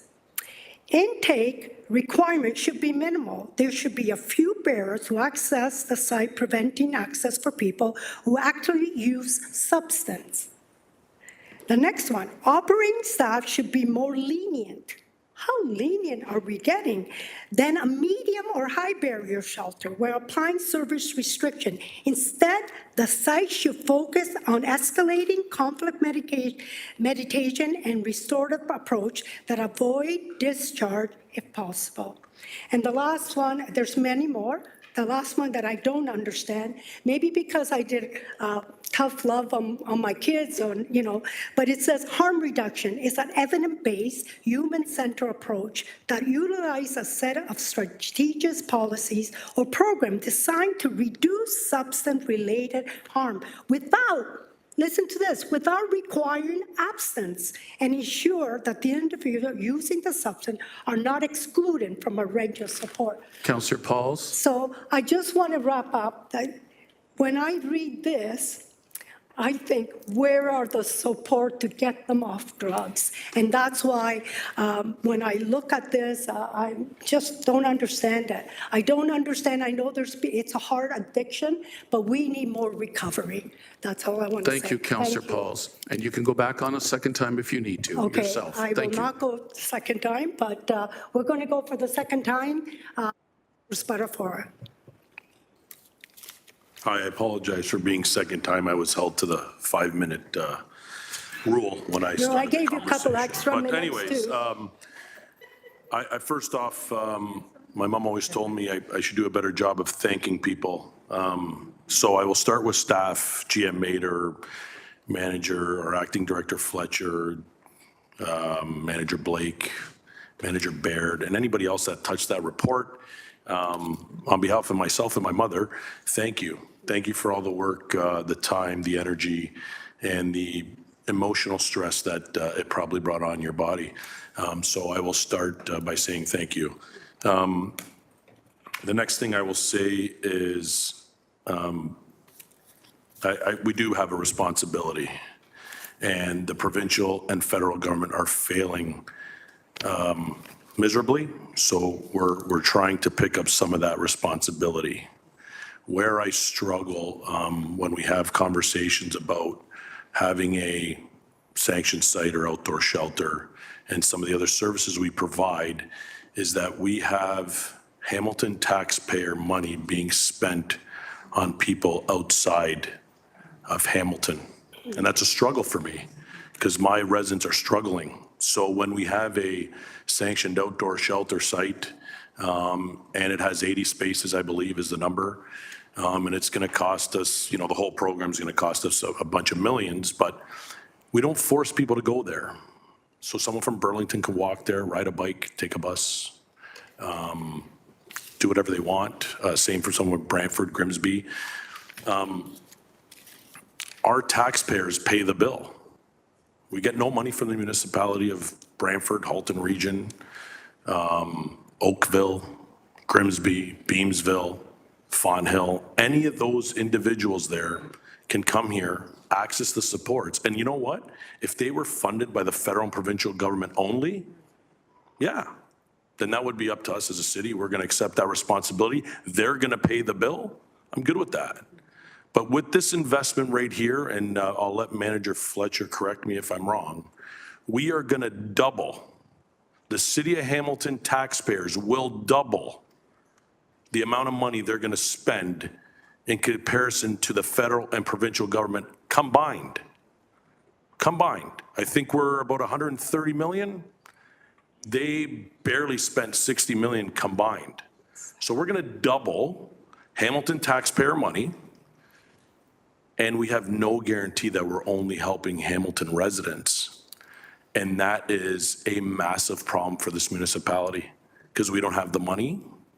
And if we have to do this next year and the year after and the year after, we'll be bankrupt. And residents are going to go bankrupt. Those paycheck to paycheck residents that Councillor Francis talked about, they're going to be added to the list of people that are unhoused. And guess what? There's someone from Oakville that's going to have their spot. And maybe people are going to tell me, but that's okay, Councillor, because we got to do our job and we have to help everyone. It's not our responsibility. It's not. Our responsibility is to the Hamilton taxpayer because it's their money that we're using to help Hamiltonians. So if the provincial government and the federal government can't step up, eventually we will need to stop spending this money because we won't have it. And that's the hard part for me. I can sell this to every Hamilton resident, I believe, because I agree with everybody around this table. We do have compassion, our residents do. But it's hard to sell it to them when we're telling them that it's not just for Hamilton residents. Because if we actually think that we're going to house 300 and then no one else from outside the city of Hamilton is going to come, and then when the ask comes that we need more beds here because our population of the unhoused is growing from outside our city, we're going to say, well, hey, we have a responsibility. We got to pay. Well, keep in mind, you're paying with Hamilton taxpayer money. And if you can't guarantee me that we're helping Hamiltonians, it's a hard sell. Because I got to explain to my residents that they're going to lose their house because we're going to fund a program that's not just for Hamiltonians, but for anybody that comes here, because the situation, I believe the word is transient, and people move and come and go. But that's the difficult part for me. But again, there's, most importantly, thank you to staff for your leadership, for the time you've taken, and the gratitude that you probably won't receive from a lot of people. So I hope I'm within my 5 minutes. I think I see the clock counting down. I'm about 20 seconds. 10 seconds. I'll leave the 20 seconds for someone else. Thank you. Okay, great. Who we're going to pass it on to? All right, we're going to pass it on to Councillor McMeekin. Jackson. Oh, my goodness, I didn't have my glasses on. It's okay. Councillor Jackson. Blame the glasses. That's okay, Deputy Mayor Pauls. I'm fine. I've got a little chamois in my glass case. Anyways, okay. So Deputy Mayor Pauls, now to my speech. I would ask respectfully, I want to separate the parts here in this recommendation. I want to separate A and B, which deal with creating shelter beds.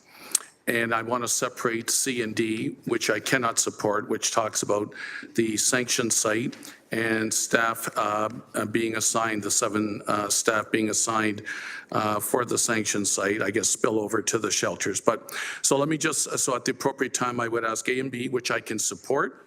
I'm grateful for. And by the way, I'm pleasantly surprised to hear and many of my colleagues speak favorably about the shelter space. I recall speeches over the first 22 months of this new term of council, and there were a number of progressives on council that shelter space, councillor, that's not the way to go. Temporary 3 months, they shouldn't be there longer than that. You know, we got to do more permanent housing. Well, I get all that, but I have always been a big advocate for shelters, more shelters, upgraded shelters, flexibility within shelter rules to accommodate pets, partners, et cetera. So, and we got great partners in our community. I mean, Good Shepherd, Mission Services, St. Matthews, you name it. They're wonderful, and others. So I'll be a big supporter of A, big supporter of B. Now, C and D, C primarily, the temporary outdoor shelter, i.e. sanctioned site. Folks, I listened to some of my colleagues today, and I've heard the mantra regularly that we didn't create homelessness. Of course we did not. But the encampment protocol on August 18th last year enabled the encampments to exist in our parks with conditions. So please, let's not, I know nobody created the homelessness file. I understand that. And it's part of, sadly, what's going on in society with greater haves and more have-nots. I get all that. But please, I'm saying honestly, the encampment protocol enabled the tents to stay in our parks with conditions. What I've heard today further, a colleague said today that the encampment protocol provides the enforcement we need, so let's continue on with it at this time while we're doing this other stuff in this report. Have we not listened to police and bylaw for 12 months? The difficulties they've had enforcing, at times feeble, at times they go to a site 100 meters from the playground, the tent person moves that extra meter to beyond that 100 meters, so they're in compliance. Please, I've lived it. I know, if not all of you, most of you have. Some in the very outlying areas of our community, the suburbs, maybe haven't even experienced it. I'm happy for you. I've lived it. And believe me, bylaw and police have done their very best, but Councillor, the protocol is, we're restricted to some degree. So let's make that perfectly clear. It's been maddening at times with the enforcement. Folks, over the last 12 months, Deputy Mayor Pauls, there's community and there's the law. I get it. We all live by laws and legislation. But have we not listened to the community, which I'm going to side with today? Because I did a survey in my ward of many people, and I spoke to many people in person. And I asked, listen, if we approve a sanctioned site and the encampment protocol stays in place indefinitely, what's your thought? Overwhelmingly, the response from my constituents was, well, Councillor, that's the worst of both worlds. you've got a sanctioned site, and you're maintaining the protocol, and hoping someday you can maybe revise it, add greater restrictions, maybe in the future look to rescinding. I'm telling you, it's the worst of both worlds. That's why I can't support C. Have you not listened, please, respectfully, to the psyche of residents who have come in here that I'll bet you overwhelmingly the majority of them would never have appeared as delegates in this body? The psyche of what they've been through, abutting and adjoining neighborhood parks with encampments, has been just awful for them. Public health issues, enjoyment of the safe and peaceful amenity that our city has provided that they no longer feel either real or perceived that they can enjoy like they used to. And listen, they've endured this for 12 months. The unsavory outrage has grown. Councillor McMeekin used my wording in the last few months I've been using of the rage growing in our community. You all have heard it now. If you thought a year ago, maybe, Tom, most people will be sympathetic. You've now heard how the rage has overtaken, in my humble opinion, the sympathy. And now we're potentially, without any end date in sight for the encampment protocol, maybe staff come back in 6 months, 9 months, we'll tweak it a bit. Councillor, we can't, the staff have said on page 14, they need the encampment protocol to continue indefinitely. So we're going to ask our community, everyday citizens, another 6 months or longer, hey, just endure. Look, we know what you're going through, but just hang in there just a little longer. Oh, will there be an end date? Well, I would have loved an end date of this year. I'll be honest, Deputy Mayor Pauls, I would have loved an end date of December 31st. I think that would have been ample time, court case coming up, et cetera. I think it would have been perfect timing and given the community overwhelmingly, overall, hope. Finally, the encampment protocol will be rescinded. Because of those reasons, I can't support C or D. So I'll ask for separation of vote. Thanks, Deputy Mayor Pauls. Thank you. And I gave you an extra minute. Thank you. Great. Okay, Councillor McMeekin, second time. That's tough to follow. I just want to say that friends can tell each other the truth. And Tom just spoke his truth. My truth's a little different. And I want to just kind of share some of that. Our protocol has evolved and it gets, in my humble opinion, a little bit better, not perfect, and a long way to go over time. But I want to go back to imagination and creativity. Councillor Jackson mentioned his respect for the police and what they say. Police chief sent us a letter today about sanctioned encampments, which spoke to his vision and support for that. Superintendent Hennick, when he was here, if you may recall, spoke lavishly about his mother, who lives next to the Better Tent City up in Kitchener, and how she raved about how well that was run. I tell you a little bit about the Better Tent City, the award-winning Better Tent City, that works so well that Waterloo Region opened a second encampment. I know I'm stretching it a little bit here, but they have drug protocols. The fact that it's a gated community, they have a police protocol. If a drug dealer shows up at the gate, within a minute, they're being arrested, and other protocols as well. So it's a safe space, a space where they can pick up some vocational skills, where they build their own community, talk together. One of the key factors to the success of the Better Tent City is that they have live-in staff. There's a gal up there who's affectionately referred to as Mother Teresa. She knows all the, Nadine's her name, she knows all the people there, and she makes sure that they talk to each other and they work at, and they have responsibilities around cleaning up the camp and other things. So I just want to mention that. I don't know if that's part of our proposed protocol, but if you've got 80 cabins or 80 units of any kind, we're going to have somebody living on site, maybe a couple people. I think 80 is too many in one spot. I suspect it'd probably be broken into a couple of spots. I agree with almost always with Councillor Wilson and how she can stretch the contours. And she mentioned kids. And it hits me that, you know, one can never really forget what poverty can do to people when you see the scars on the face of a hopeful young child.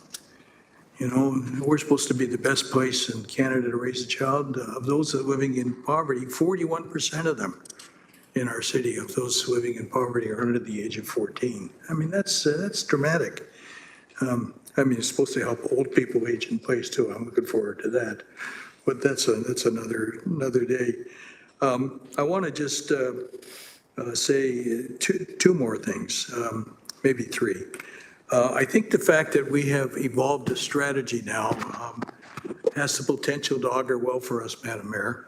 I think this equips you with, and the senior staff with a real message to go back to the federal and provincial governments and urge that they get deliberately involved. I know the federal government has funded, I think complete funding, two cabin communities out in northern Manitoba. So I think there's some real potential there with the right approach. I wonder too about the reference to, I had a reference from somebody about homeless people being dropped off by Halton Police on the high-level bridge. Well, that didn't check out. If they were going to drop them anywhere, they wouldn't drop them on the high-level bridge. That's not a very safe spot. Anyhow, so aside from the strategy, I wonder, you know, and maybe there's some requirements around residents or whatever, but I worry about issues, particularly issues that we dictate as a crisis, that we often get gaslit about that.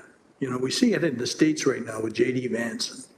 And you have 20 seconds. Can you wrap it up, please? Yeah, I will. And not you go another. I've got a couple more. I just want to talk about housing. The reference to permanent housing. Thank you. That's the, hold on, I've got one more sentence that I want to share. And please, I mean, you've given some people more time. This is only my second time. Some have spoken longer than that. Here's my point. Housing's a priority for the province. The difficulty is they want us to build the wrong kind of housing. What we need is affordable social housing, apartment housing, and what have you. And that's something we need to turn our attention to as well. Thank you. It's just that time flies, so we need to move on. Okay, Councillor Clark for the second time. Thank you. I've been listening very carefully to all of the debate and questions. I'd like to ask GM Zagarrett a question. Based on the increase in funding that is in this recommendation annualized, can you tell us how much will be the increase in property taxes in 2025? GM Zagarrett?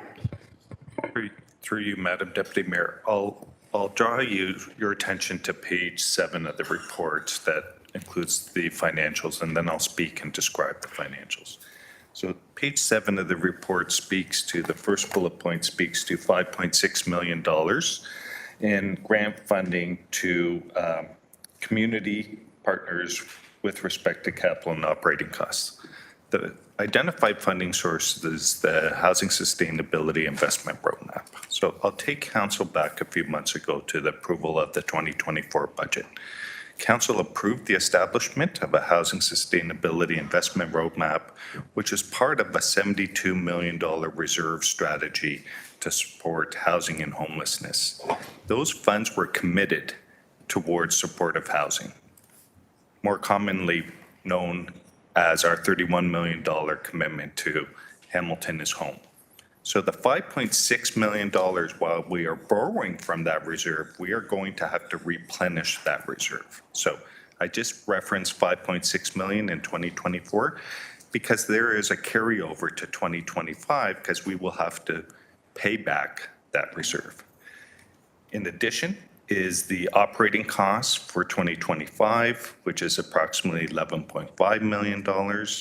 and staffing costs of approximately $600,000. So in total, the 5.6 million potentially for reserve repayment, the 11.5 for operating, and the staffing associated costs of 600,000 for a total of $17.7 million for 2025. Fast forward now to 2026, because again, 2025 includes the repayment to the reserve, which would not be an obligation in 2026. So in 2026, the obligation would be the operating costs, which indexed would be approximately $12.4 million, and the staffing costs of approximately $800,000. So the obligation would be approximately $13.2 million in 2026. In terms of context for comparison purposes, as relates to residential tax increase, each 1% is about $12 million. So at around 17.7, 18%, that would be the equivalent to $1.5 million. But as referenced in the report, we would come back through the budget process to look at whether or not we can phase in the reserve repayment, with hope that there is funding from senior levels of government. I'll just remind committee, and I apologize for going beyond this specific question. Council approved a increase in the municipal funding for housing and homelessness for the city of Hamilton. That was approximately $110 million in 2024. That was a 70% increase relative to 2023. And in 2023, you approved $76 million, which was a 30% increase from the year prior. Since the budget approval, inclusive of what's before committee today, it's approximately $18.3 million of additional investments. So the city's contribution towards housing and homelessness in 2024 would account for 77% of the total investment. And I believe a councillor made reference to how does that compare to the federal and provincial contributions? It's almost threefold. Exactly 275%, the provincial and federal contribution. So apologize for the lengthy response. For 2025, it's equivalent to approximately $17.7 million, which is equivalent to about a 1.5% residential tax increase. Can I repeat it? Because there's a lot of whispering going on in here when you were speaking. I couldn't really hear everything. I thought I heard you say it's about 1.5% increase in taxes in 2025. Through the chair, it would be equivalent to 1.5% increase to taxes. However, staff will report back through the budget process in terms of ways whether we can phase it in, whether there's funding from senior levels of government by 2025. But just for comparison purposes, the magnitude would be equivalent to about 1.5%. 1.5%. Thank you very much. That was a 5-minute process to get to 1.5%. So I'm not sure if I have latitude to continue. I'll get you latitude because we want to finish this. Well, you see, when you ask it politely, Yes, you get it. you get it. That's what I learned from my So mom, it's- and I know the chair Thank is you. a mom. So, So yes, just learn how to do it, guys. go Just learn how to ahead do it. because your Thank time you. is running. Thank you, Mom. Can I ask Ms. Mader, aren't you glad you came back from retirement? No. Can I ask, in this report, it talks about 7 new FTEs. Now, we've had social navigators running all over the city trying to find folks who are camping in parks and wherever, helping do the work that they do. I'm trying to understand what these 7 new FTEs are going to be, or are we simply estimating that we may need them and may not use them? Through the chair to the councillor, the focus for those staff will be about ensuring that as we move people through the continuum, it's important that they have to work in trying to identify opportunities and locations for potential housing opportunities, and it's to work with those individuals. The outreach staff that we have had out in the community, they are the ones that are working with the unhoused individuals, and they will continue. These are the opportunities that as we increase some levels of supports in some area, as Mike had indicated, GM Zagaric had indicated, we'll come back with, where are the other opportunities for us to repurpose and things like that. Those are potentials down the road, but in order for us to really make sure that we're moving individuals through this continuum and not just housing them at a temporary location, it is important for us to have staff dedicated to that work. Remind me, how many people are going to be living in the sanctioned? 80.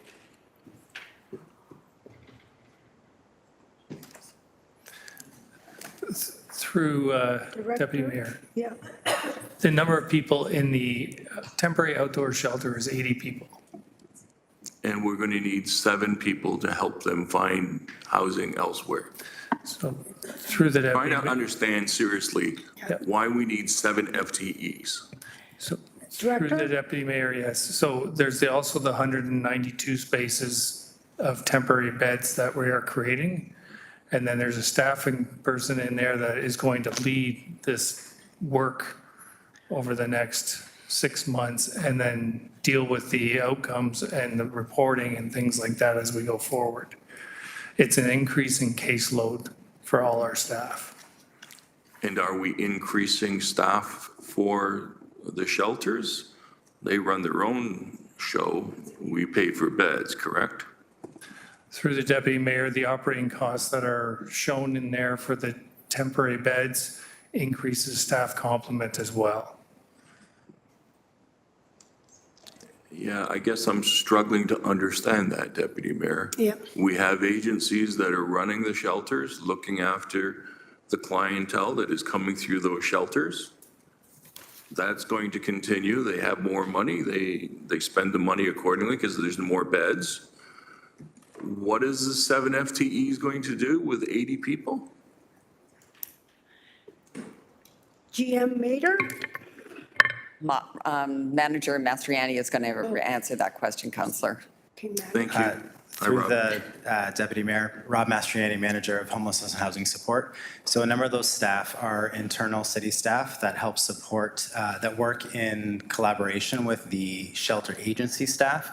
So there are staff that go on site to those locations, work as part of a wraparound team and a case management team to provide supports to the individuals. They provide access to social assistance applications and case management. So they are city staff that work to support those shelter spaces and other services. And then there are the shelter agency staff that those staff complement are included in the operating costs proposed in the report for the actual agencies. Thank you. I appreciate that. I may not necessarily agree with the expenditure, but I understand the rationale. Thank you. Thank you. Thank you, Councillor Clark. Now, we're almost finished here. Councillor Cretch is for the second time, and then please, can you put the amendment, housekeeping amendment, before the amendment, Councillor Nan. As a favor to everyone, I'll save my comments for another time and just put the amendment on the floor. So I have a housekeeping amendment to put forward, seconded by Mayor Horvath. Simply, this is just what Grace GM Mater had said earlier today, that as part of the report, they're creating a radius around the sanctioned encampment site. As a result of creating a radius, it excludes certain parks in the radius, so as not to create an over-concentration in one area. And that was in the report, but they just failed to put it as a recommendation. So in order to put it as a recommendation, which is already in the report, I have to housekeepingly, that's a great word, isn't it, housekeepingly? I have to housekeepingly move this amendment so it can be added to the list of recommendations. So, full of excitement for this housekeeping, here it is. Okay, so everybody's reading it?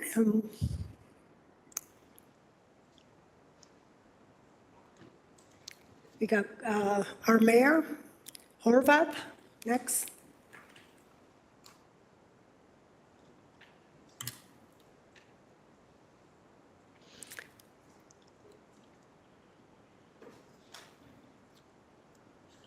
Okay, now, Councillor, Mayor, did you want to speak on that? Just to say exactly what Councillor Crutch said, which was that this was supposed to be a recommendation that was captured. It was inadvertently missed by staff, and this is a housekeeping amendment to capture that staff recommendation that's in the report. Okay, thank you. Now, Councillor Nan, are you going to put the amendment?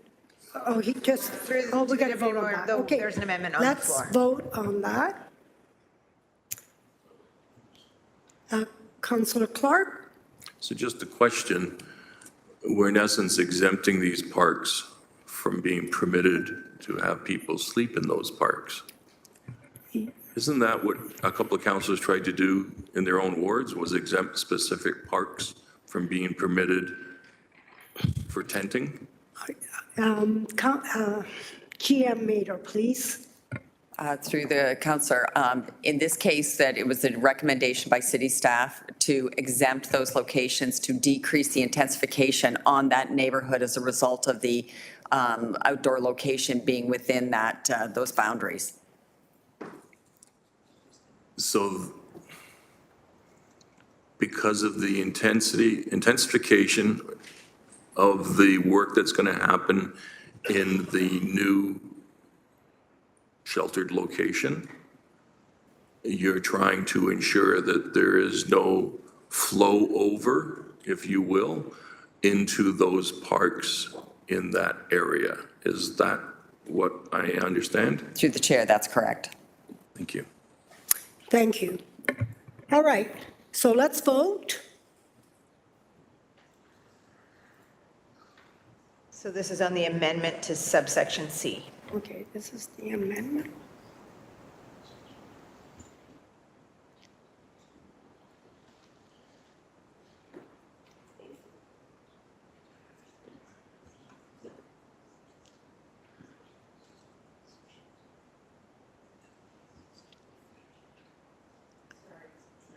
It's okay. Do we have to vote again? Oh, Council.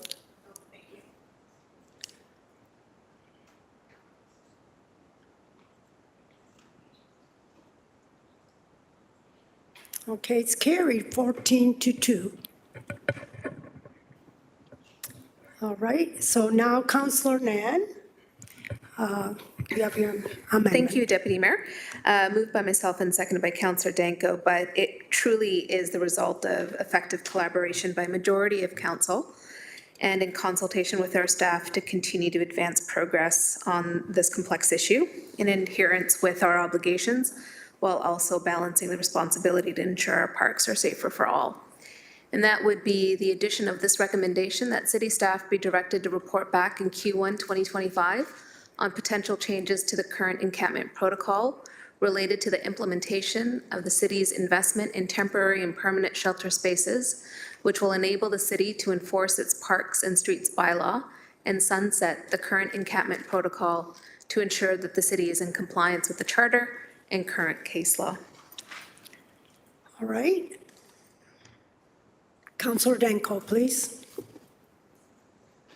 Thank you. Just a brief comment on this. And unfortunately, the encampment protocol has become somewhat of a flashpoint in the public. And I think it is in this report, and the intention, as my understanding from staff, the intention of the city's actions are to terminate the encampment protocol and return to enforcement of the existing no camping in parks bylaws. But all of that is considered within the context of the current legal action. So I think this motion that's before us gives the public certainty that that is the long-term intention of the city of Hamilton. That is where we are going. At the same time, along the way, there may be changes or revisions to the current protocol in order to strengthen some of those protections for parks and green spaces. But all of that must be done and considered within the context of the legal challenge. And I think that the direction that's before us, I hope anyway, gives residents the certainty of this council's direction and commitment to returning parks to the neighborhoods where they belong. Thank you. Thank you. All right, Councillor Clark.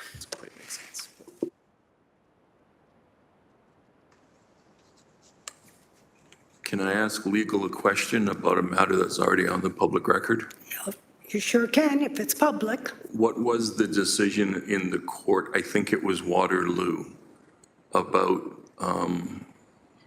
permitting camping in parks if you didn't have shelter space, something to that effect? Thank you. Through the chair, Lisa Shields, City Solicitor.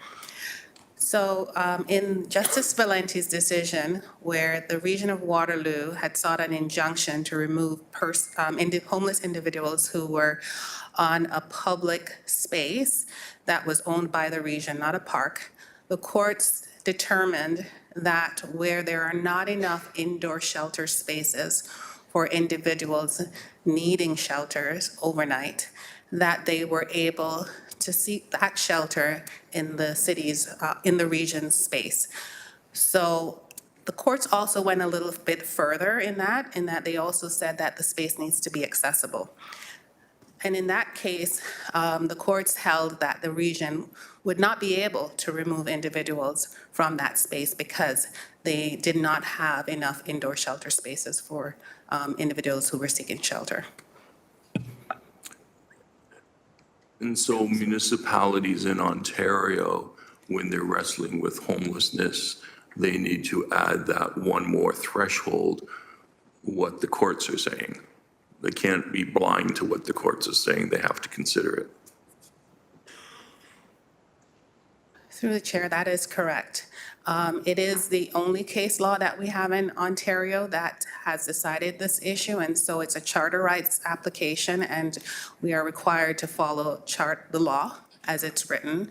As you've noted in this discussion, there is a legal challenge before the courts against the city on the same issues, and we just want to make sure that we're compliant with what the courts have determined.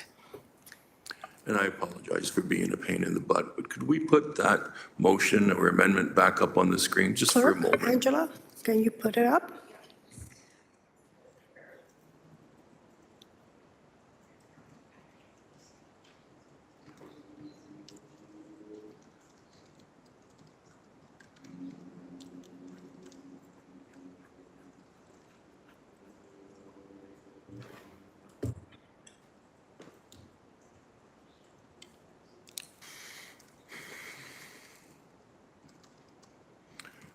Which will enable the city to enforce its parks and streets bylaw and sunset the current encampment protocol to ensure that the city is in compliance with the charter and current case law. That means people would no longer be camping in parks if we are successful. Correct? Correct. It's just important that everyone see that while we're voting. Do we want people to stay in the parks? Or do we want to work with this protocol to get them out of the parks and get the parks back to the families? That's what we're doing with this motion. Thank you, Mayor. Thank you, Deputy Mayor. Thank you. All right. All right, I don't see any other speakers. We'll go to the vote. Where's the? So this is a vote on the amendment to add the subsection F that was just on the screen. That's right. Okay. Oh.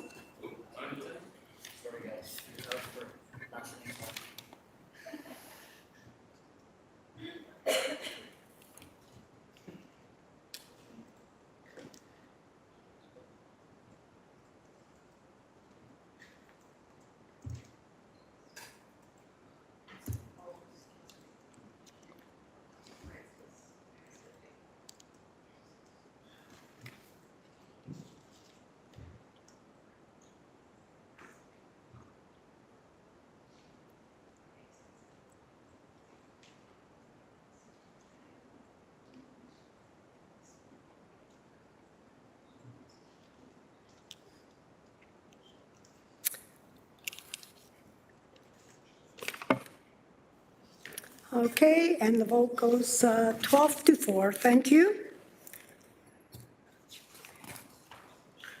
Okay, we're moving on to consent items.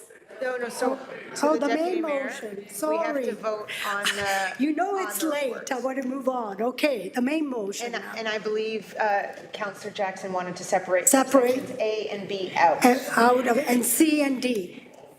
You want to do A? A and B is one. Yes. That's good with my colleagues, and C and D.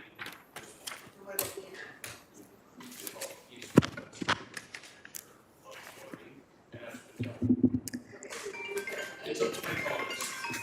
Prior to the separation of votes, Deputy Mayor, I did indicate right at the beginning that I had questions for staff, then I had an amendment to move, and then I had speaking notes on the final report as amended. And we're Okay. at the final report as amended. If I could, please have the Okay, I privilege to just- speak to it. this- On the report, okay. Before we do that, then, can we go back? Okay, Councillor Nan. Thank you, I On the appreciate that. I've been report- on- very patient on and the also report, I yielding the just saw floor this to make sure that I was not occupying more airtime than appropriate. So appreciate the moment to finally Okay. speak to the amended report Go ahead, before us. Councillor, and I'm sorry. Thank you, I can Deputy see Mayor.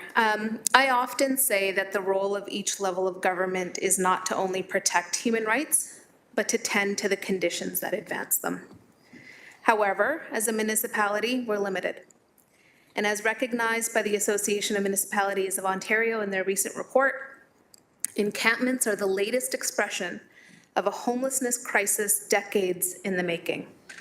These encampments are a tragic result of cracks in the foundation of our housing, health, and social systems, and are a public policy failure by successive provincial and federal governments. A lack of intergovernmental collaboration and a lack of integration of effort and an insufficient supply of affordable housing have compounded these matters. Municipalities are often caught balancing the important needs of unsheltered people living in encampments who deserve to be treated with empathy and respect, with the responsibility also to ensure our communities are safe and vibrant places for all residents. The report goes on to say, in a province as prosperous as Ontario, homelessness encampments cannot be the best we can do for our residents, our communities, and our businesses. I'll say that it cannot be stated enough. We need the provincial and federal government to work with municipalities on aligned strategies and funding to tend to those conditions that we are facing in every city across the province and the country. Thank you to the Mayor for your directive, and thank you, Councillor Huang, for your request for information that is enabling the city to explore the outdoor shelter option to assist with weather-appropriate and safer options for those deprived of housing. Thank you to city staff in every division and our service partners, many of whom have been sticking it out in chambers with us all day, in identifying what you can do to help provide the additional support needed to enable folks to eventually move into more permanent housing and supports. Thank you to those of my colleagues around this table and our housing service providers who've been working with integrity towards affordable and supportive housing solutions, while also balancing representation of the challenges being expressed in our communities. I support the recommendations in this report, along with every other initiative we have taken as a council and city to prevent homelessness, maintain affordable rental housing supply, and to build new units as needed. That includes the first of its kind anti-rent eviction bylaw, preventing bad faith evictions, and the recent expanded protections to prevent landlords from evicting tenants so that they can demolish apartments and turn them into for-profit condominium properties. It also includes the unanimous support for the Housing Secretariat's creation, but I also am going to continuously support every recommendation coming from that Secretariat that our staff are making that utilize our public assets, including our land, for affordable and supportive housing. That is tending to the conditions that advance human rights. I'm proud of the work that City Housing Hamilton is doing to attend to the vacant units that needed stay to good repair, while also passing the vacant unit tax to ensure no home stays empty without penalty, and working hard with my City Housing Hamilton board colleagues for a transformative strategic plan and a development strategy to lead as an affordable housing provider in our city. And back in 2019, I was proud to host the catalyst meeting that brought together the Hamilton is Home Coalition. I've been consistent and will remain so, and I will do everything I can to pull every lever that is available to municipalities to tend to the conditions. To all the residents expressing their deep desire for a city, neighborhoods, and parks as spaces that can be truly a place of belonging for all, we hear you loud and clear. And I believe with the passing of this recommendation report that we will continue to make improvements and continue to put passion, compassion, and care into action together. Thank you. Thank you, Councillor. Okay, we're going to please have a mover and a seconder for the report. So through the Deputy Mayor, we already have a mover and a seconder. We do, okay. Councillor Jackson would like subsections A and B And B, separated, right. being together as one. Did you also want to add in subsection E to that as well? No, so Okay. thank No, you, just- LC McCray. Sorry, Deputy Mayor Pauls. A and B are about the 192 shelter beds. yeah. Maybe we can bundle those together, as LC McCray said, if with the concurrence of my colleagues, one vote. C is about the sanctioned site. Yep. And D is about the 7 FTE. So I would like 2 separate votes on that.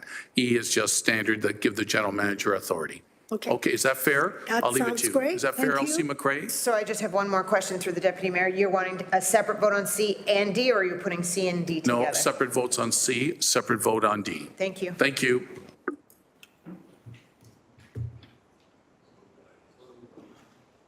So through the Deputy Mayor, then the first vote is on recommendations A and B, subsections A and B.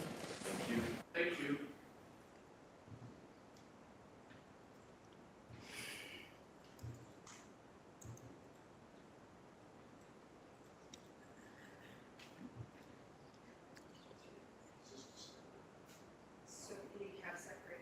So this vote right now is on subsections A and B. Thank you.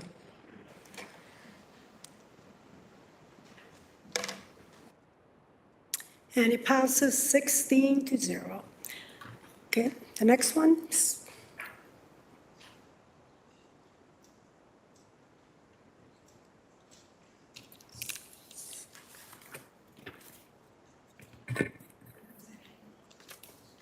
So this vote is on subsection C as amended. And this sanction sites, right? Everybody's clear? Okay. Outdoor shelters.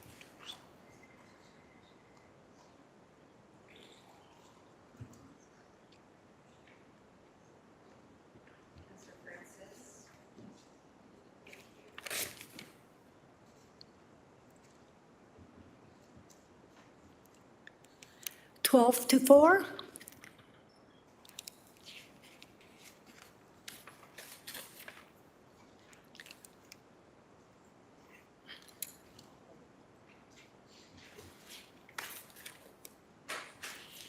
So this vote is on subsection D.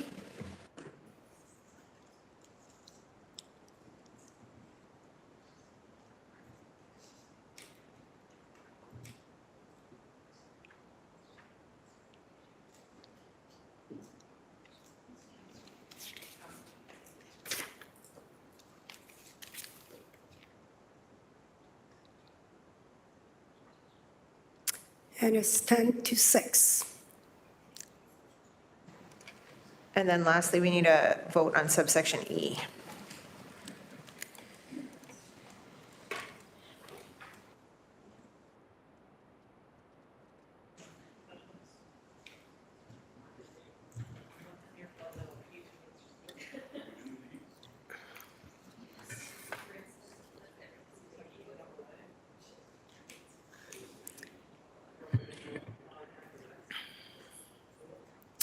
And that passes 16-0.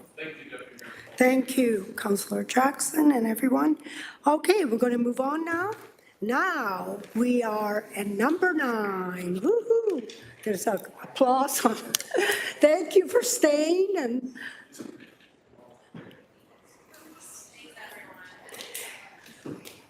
you're welcome to stay till 7:30.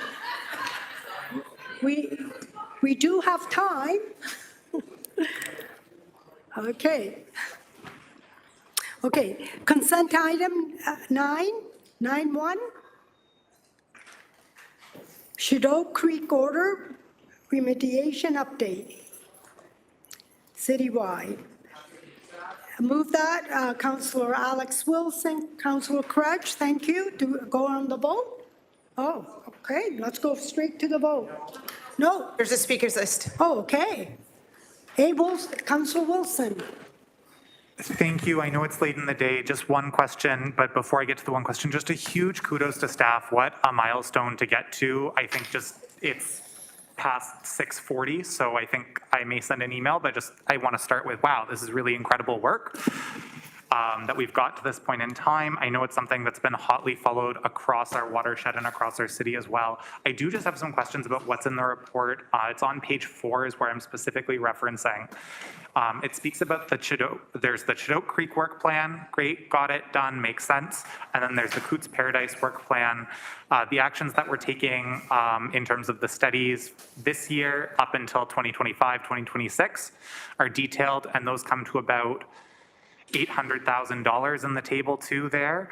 And then right below that at the bottom paragraph that bleeds into page 5 says we have, I believe, $20 million set out over the next 5 years for enabling actions for the outcomes of those reports. I get that we don't necessarily know what the studies are going to lead to until the study's done, but would it be possible to articulate a little bit more about out of the 3 studies that are ongoing, and then what some of that many millions of dollars might be going to, or what our community is going to see as a result of that program? Thank you. Okay, Through the Chair, General Manager Carlisle Can. Thank you for the question, Councillor. I would be remiss if I didn't recognize the efforts of Director Winters, Van de Perk, and Senior Project Manager Crowley as we got to this point. I think this was all hands on deck, as you noted, to get to this point. It took significant effort, and also would like to thank the previous council and this council for their guidance and trust in getting the job done. With that, Director Winters is on the line, and he will answer your question directly. Thank you very much, Carlisle. Nick Winters, Director of Hamilton Water, and through the chair to the councillor's question. So the 3 studies that are being conducted to support the Shido Creek work plan, that is the Ainsley Wood Sewer Separation Environmental Assessment that is looking at taking separated clean creek flow out of the combined sewer and reducing the number of combined sewer overflows going to Shido Creek and to our combined sewer overflow infrastructure in that area as a result. We have a stormwater retrofits environmental assessment, and that is looking at what modifications can the city potentially make to our stormwater systems within the Shido Creek watershed to improve the quality of the stormwater that's making its way into that watershed and therefore having beneficial environmental impacts. And that could end up being anything from, replacing gray infrastructure with green infrastructure in certain areas. It could be adding gray infrastructure such as sedimentation or sediment control devices in certain areas. So it's hard to speculate the full menu of what's going to come out of that and where until the work is done, but that is what it's looking at.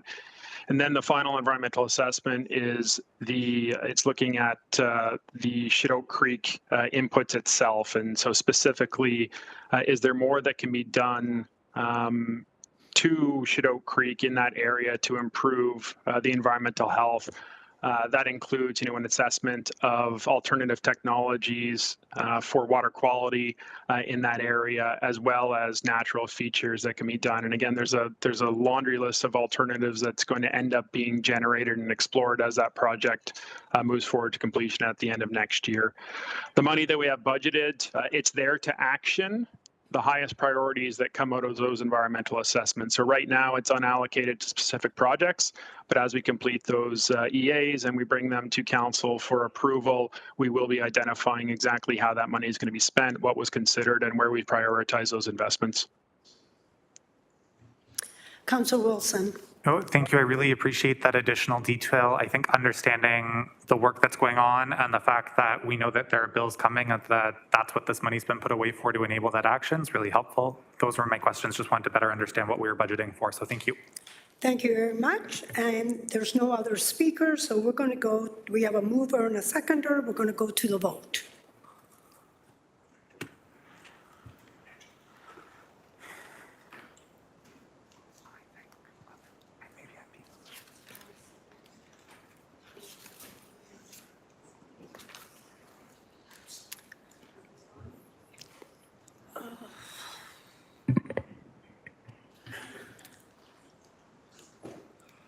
Thank you, and it passes 13-0. We're going to move on. Discussion item, service manager consent for Victoria Park Community Homes, Inc. May I first have a mover and a seconder. Councillor Jackson, Councillor Spadafora. Is there any discussion? Councillor Jackson, please. Thanks, Deputy Mayor Paul. So Acting Director Al Fletcher, you must have waited 7 hours for this question. I know you did, in anticipation. What was Executive Director Lori-Ann Gagne getting at with the one little sticky point about the 40%? Please explain from your standpoint why you've got the 40% embedded in the future agreements. And she's saying, Al Fletcher, we know how to manage our properties. You may be impacting us to get further bank loans, mortgages, et cetera. Through you, Deputy Mayor Pauls, please. Director Fletcher. Through the deputy mayor to the councillor.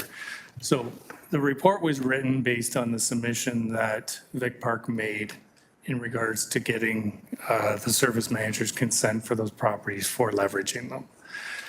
40% was what was provided.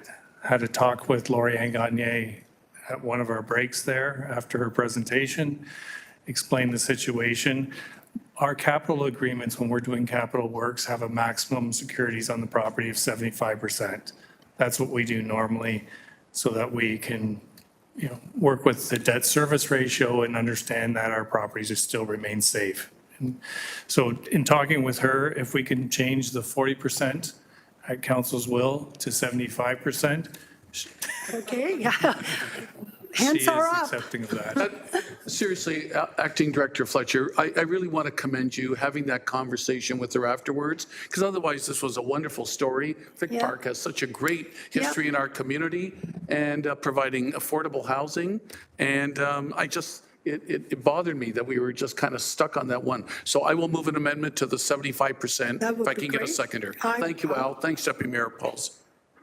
I will second. Who wants to second it? Mike? Councillor Spadafora. Okay. All right. So through the Deputy Mayor, my apologies. So we are amending BI from 40% to be 75%? Yes. Good to know. Thank you. And it's, moved by Councillor Jackson and second by Councillor Spadafora. I'm sure we would all like to second that. It's such a good story. Okay, let's move on. Let's move. So through the Deputy Mayor, we need to vote on the amendment and then the main motion as amended. Oh, wait a minute. Before we do, should we go through the speakers list?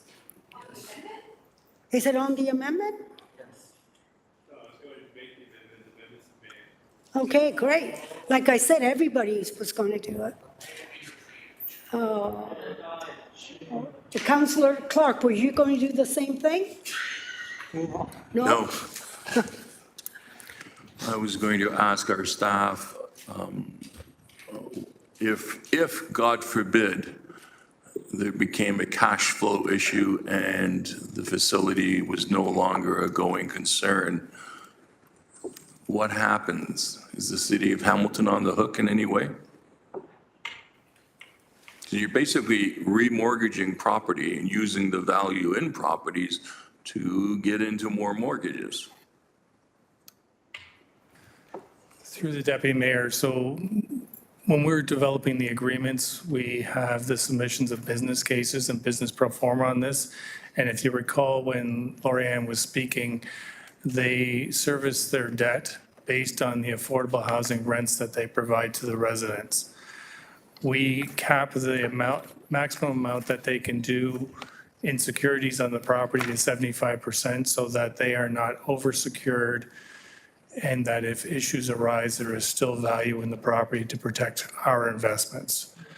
This is a typical service manager consent to allow them to leverage properties to invest into others. Yes, but my question was about cash flow.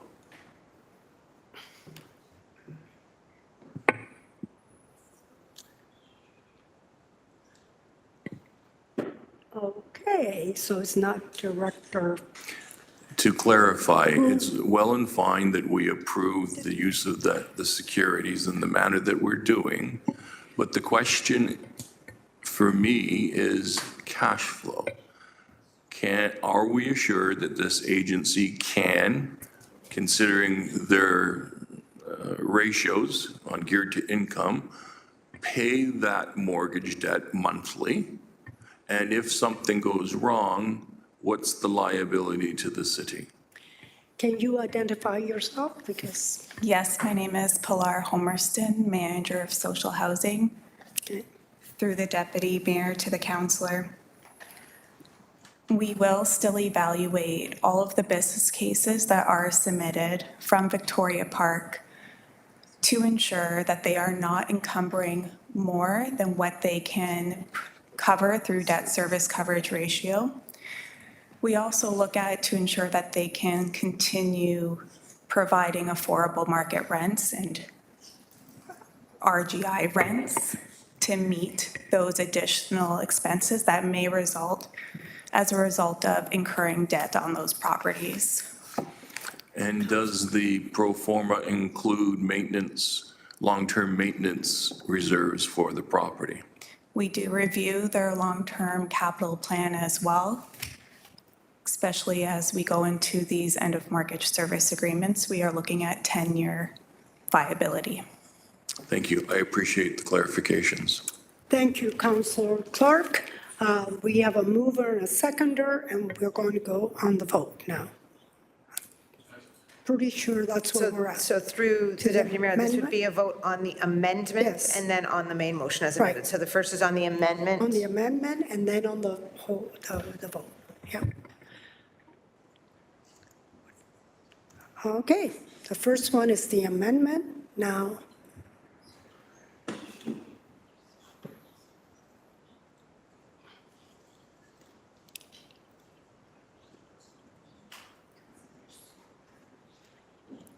and it passes 11-1. So, okay. All right. Okay, now we're going to vote on the whole report. Motion is, The yeah. motion, yeah. 10 point. This is on the motion.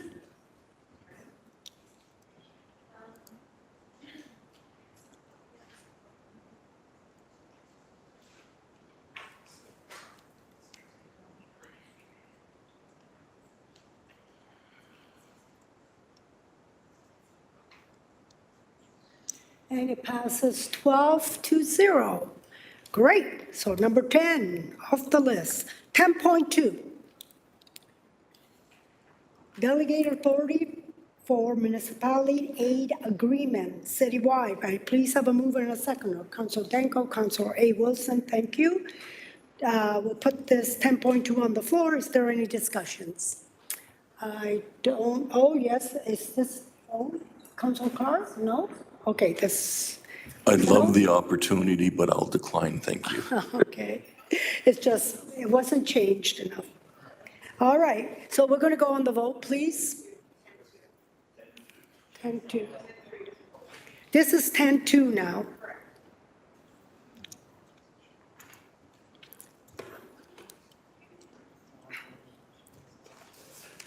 We have quite a few, we got a half hour left, so we got to get going. Okay, and it passes 13-0. Okay, we're going to move on. 10.4, Art Gallery of Hamilton update. All right.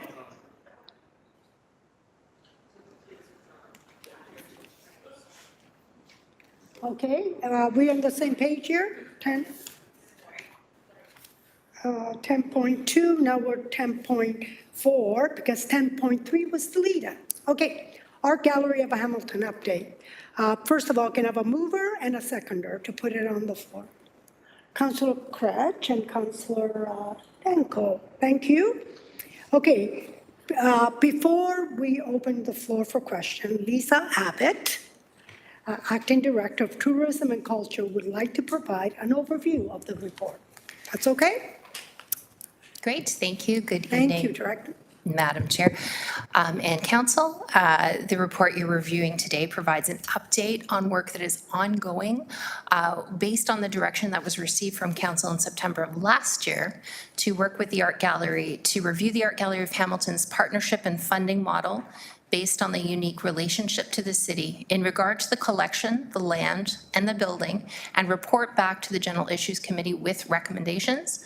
Since that time, galleries and city staff have been working together to review all the very many agreements and amendments that exist that detail the long relationship between the Art Gallery of Hamilton and the city going back over the last 110 years. The gallery and city staff have been working on an energy audit and are working on updating the building condition assessment. At this time, there is a request for funding, of one-time funding to resolve a budget deficit and operating costs. Additionally, there's a recommendation that provides specific and clear wording to authorize staff to enter into negotiations with the gallery to replace the existing agreements with a new one that takes into consideration the costs associated with the care of the collection and keeping the building in a state of good repair. Details regarding this new negotiated agreement will, of course, come back to Council for consideration. Happy to answer any questions. Thank you. Thank you, Director. We have Councillor Danko on the list. Thank you, Deputy Mayor. I think as committee's aware, Councillor Cratch and I have the privilege to serve on the Art Gallery of Hamilton Board of Directors.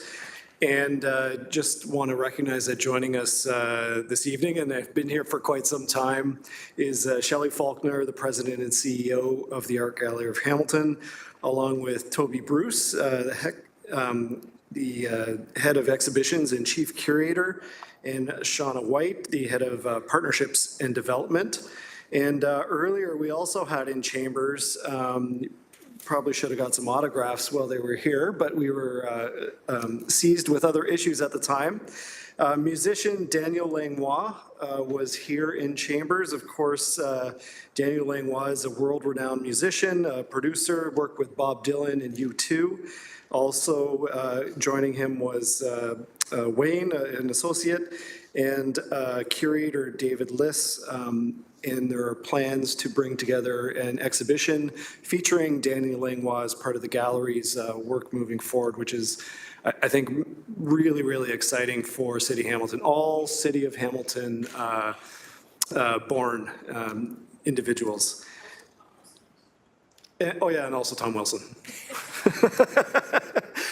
Yes. So we're very, pleased to bring this forward, today. And I want to thank Director Lisa Abbott for the fantastic work that she's done on this file, along with the mayor and our city manager, Marnie Clucky, taking a renewed interest in the gallery and the importance of the Art Gallery of Hamilton to the cultural importance and tourism within the city Hamilton.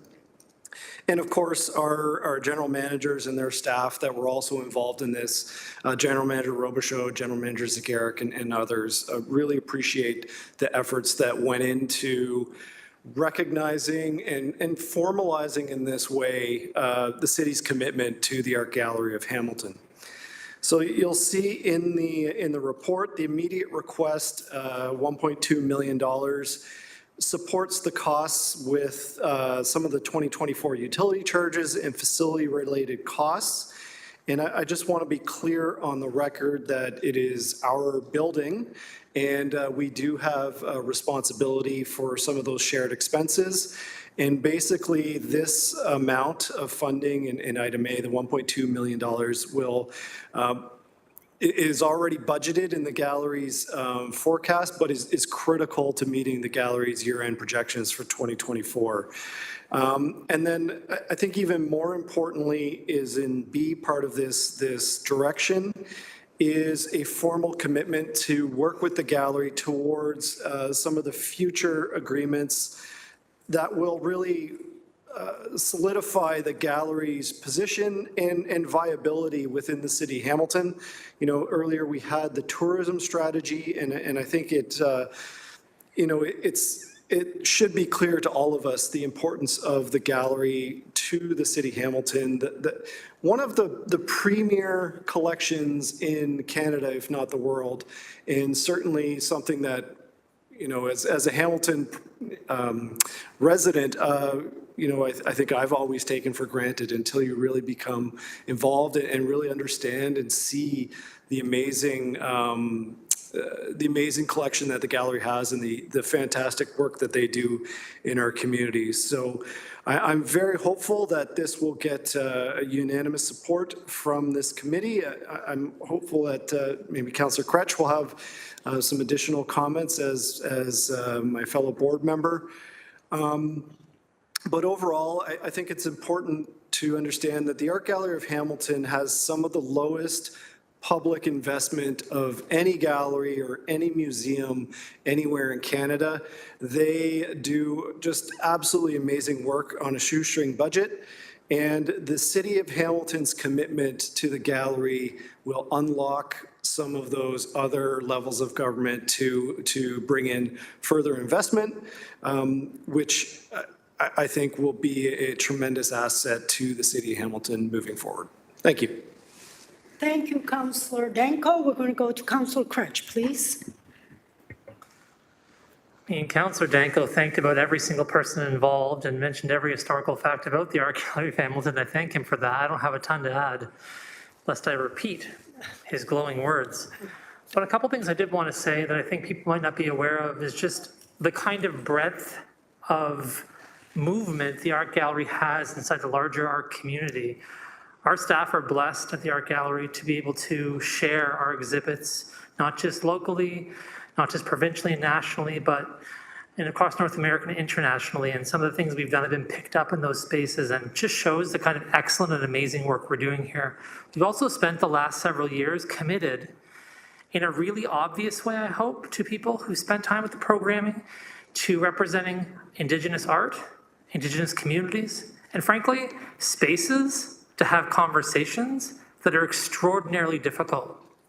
Members of Indigenous communities have trusted the Art Gallery of Hamilton with the most sensitive conversations that you could possibly imagine. I won't repeat them here, but I've attended a number of really moving discussions. And that kind of space and availability for that space is important. Recently this summer, 5 years on from the Pride 2019 attack, we had a really large discussion with people from the queer community who were saying, look, this is an amazing way to have a discussion. We want to keep seeing more discussions like that here. And the Art Gallery of Hamilton was an accessible space that people felt safe in. I want to say it again. People felt safe there, generally speaking.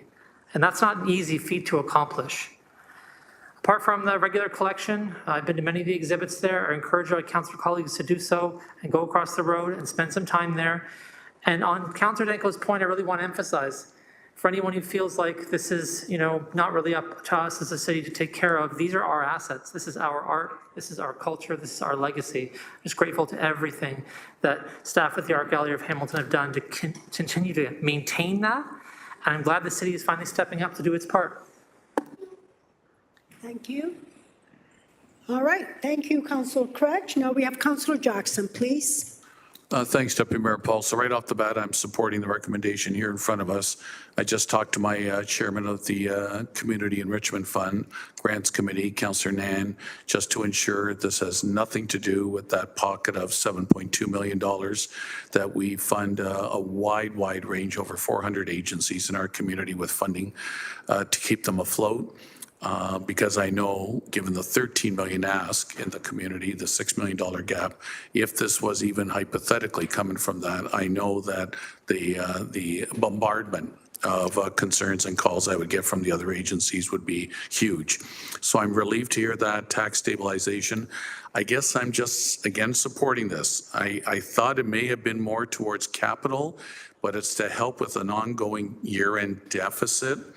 And so I guess we'll see after negotiating a possible new agreement with our staff and Ms. Faulkner that, you know, is this going to be a consistent upgrade and increase on the sustainable annual operating fund that we give the art gallery, which I think is around $1 million plus each year. So I'm just going to be curious as to where this is going for today. I'm supporting it. But again, I know other boards and agencies out there will probably be intrigued by the one-time funding here. Thank you, Deputy Mayor Pauls. Thank you, Councillor Jackson. We have Councillor Patterson, please. Before I vote on this, can I just get, maybe it's outside the context of this discussion, an understanding of who pegs investment into the art gallery?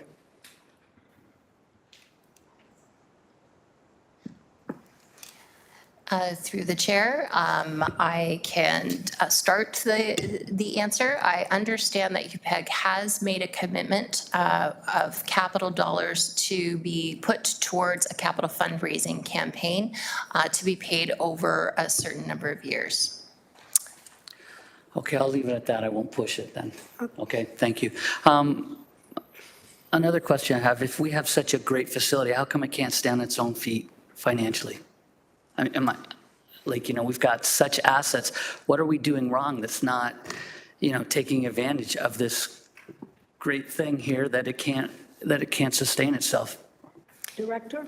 If I could respond through the chair, I would say that the not-for-profit arts community generally has a model of funding that, because it is a public gallery, it does rely heavily on government funding. It's generally a third, and a third between earned revenue, private donors, and government funding. Their third portion of government funding is low, comparatively speaking, to other institutions across the country. So that is one piece of it. I think another piece that we are working on in terms of renegotiating this agreement and why this is up to 1.21 million, there is an upset limit. Once we get through this hurdle and we get through this agreement piece, this is a work in progress. And so the hope is to stabilize the gallery's finances so that when by the time next year comes, we won't be having these conversations anymore. Thanks for those reassurances.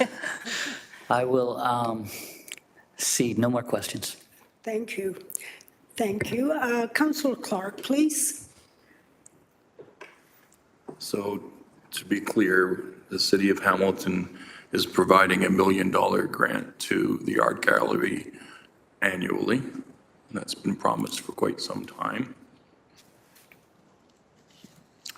And we are now handing over an additional $1 million to the art gallery because of a deficit. In the report, it indicates that the deficit was largely due to utility charges, $562,400, and facility-related costs. Can you explain that last part? Director? Thank you. Through the chair.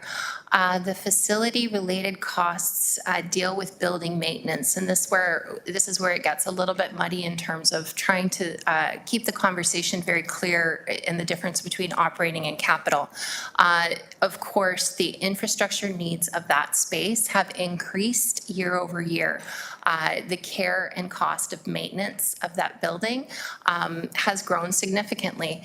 And so those are the costs that we are talking about. It's really around building maintenance. And we are taking a proactive approach to look at how we should be caring for that asset as it is a city asset. And perhaps there is additional responsibility that we will take on in the future to look after that facility. Thank you Thank for you. that response. So in 2024, it's forecasting a deficit of $1.2 million. What's happening in 2025 to mitigate that deficit? Certainly. Through the chair to respond. For the utilities, for 2024, it could be a combination of grant and write-off of utilities. We are taking this number based on 7 months of actuals and a year-end forecast, first of all.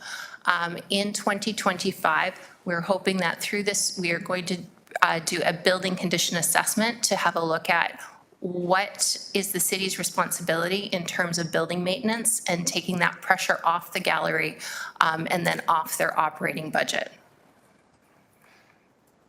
There also may be further considerations for the fact that the city does own a part of the collection and would be responsible for the care of that collection. So your deficit in 2025, the plan to handle it is to have the city pay for it? Yep. We're paying for it this year, and it sounds like it's going to happen next year, and the response was, well, it's the city's property, they should pay for the deficit. I'm paraphrasing. What I'm trying to say is that the infrastructure of the building, where it needs support, it is a city asset.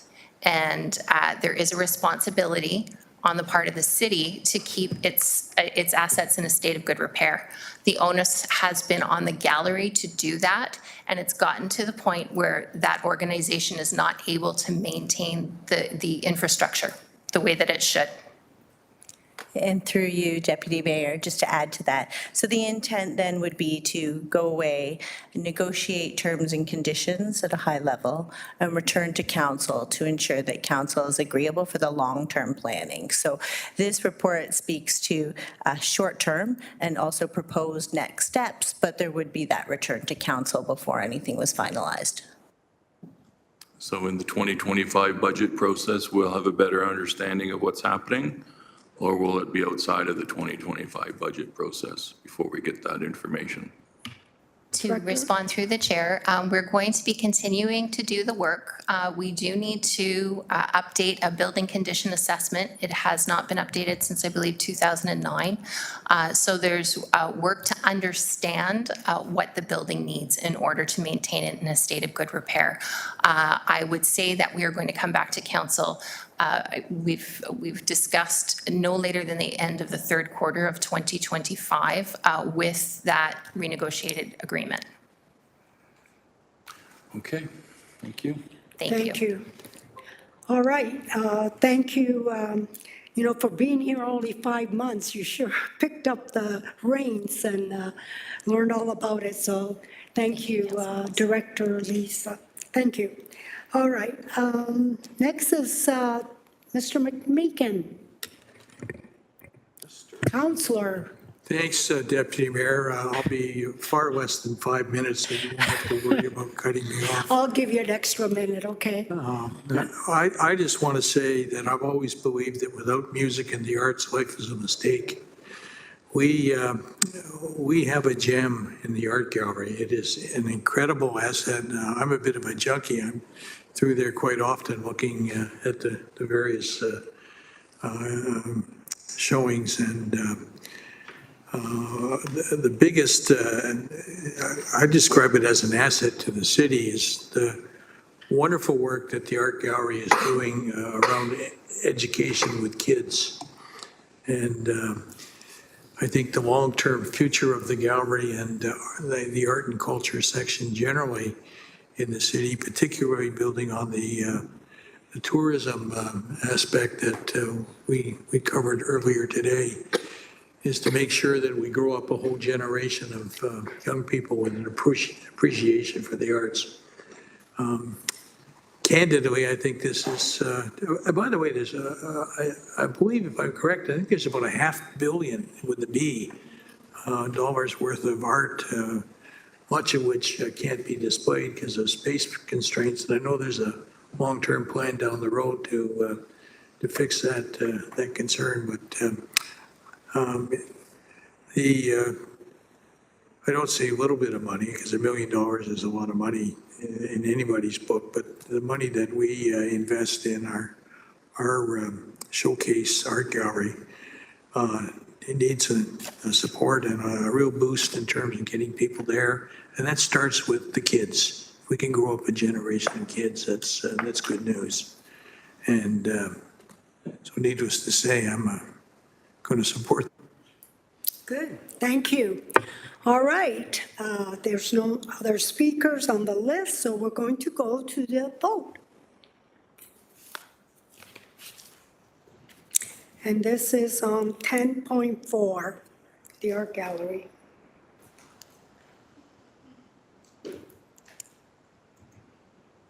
Colleagues, we only have about, I think, 15 minutes before we have to extend again, so.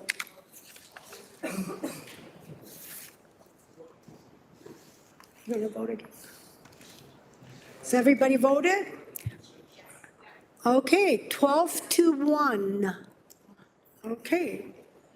All right, we are at the motions. And we're going to go to motion 11-1, developing and evaluating framework to identify and evaluate leasing option based on city building priorities. Okay. Councillor Cratch, would you like to introduce your motion? And it is seconded by Councillor Maureen Wilson. With thrill and vigor, yes. This motion coming now at this hour at 7:17 is moved by myself and seconded by Councillor Maureen Wilson. Of course, this is in response to a conversation we had a little while ago about ensuring that there's an evaluation framework to identify leases and leasing options, and to make sure they're based not only just on maybe specific contexts for leases, but based on our wider city building priorities. For those interested in the homework file, city staff composed all of this, and Councillor Maureen Wilson and I offered a couple of tidbit suggestions, but primarily it was their work in helping us identify how to craft this so we get it before you. You haven't had it available on the agenda for a while, so I won't read it out. There are 2 therefore be it resolved clauses. The first one's the important one, hoping for your support. Thank you for that. And I don't see anyone on the speakers list, so let's go right to the vote, okay?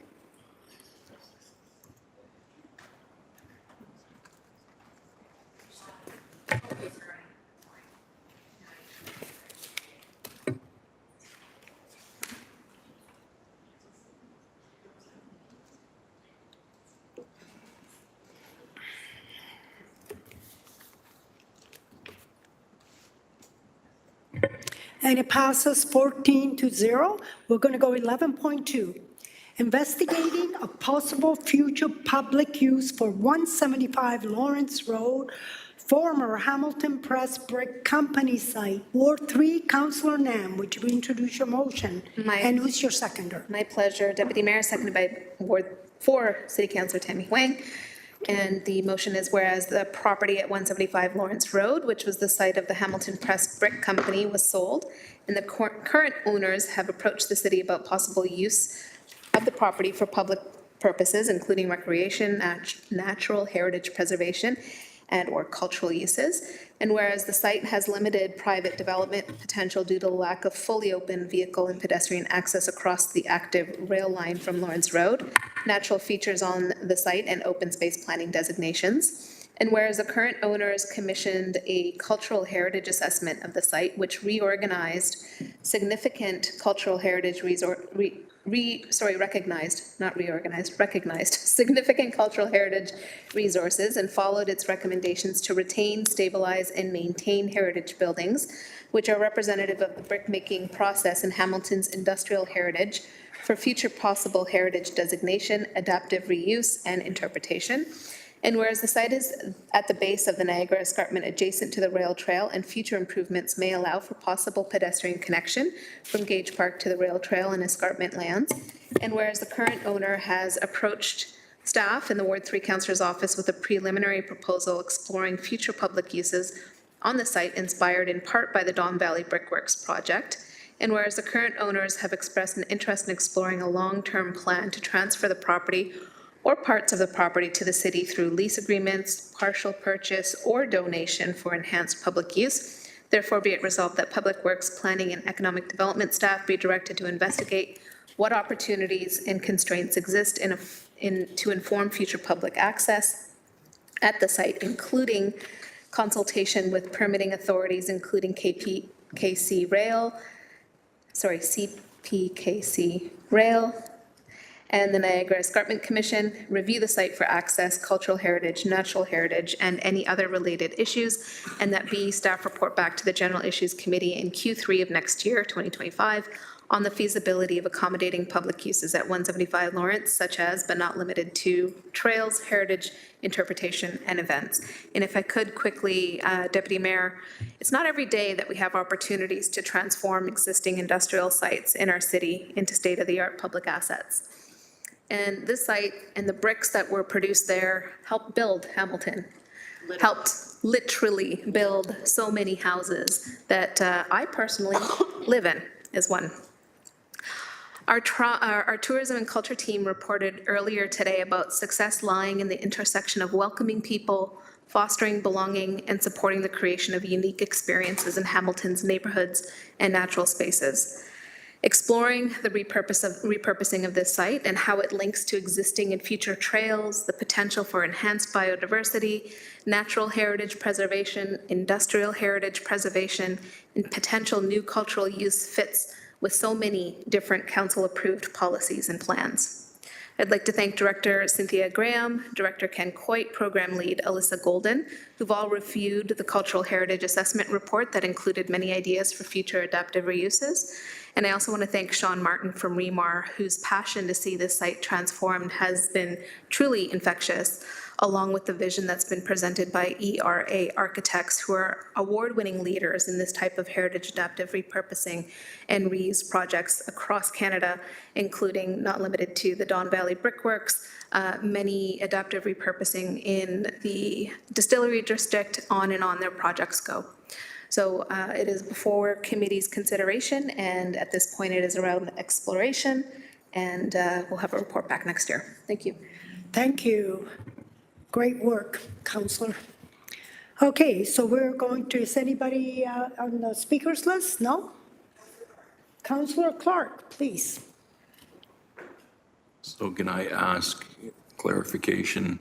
It's just the use of city time. We're not spending any additional money over and above the resources that we already have in our departments.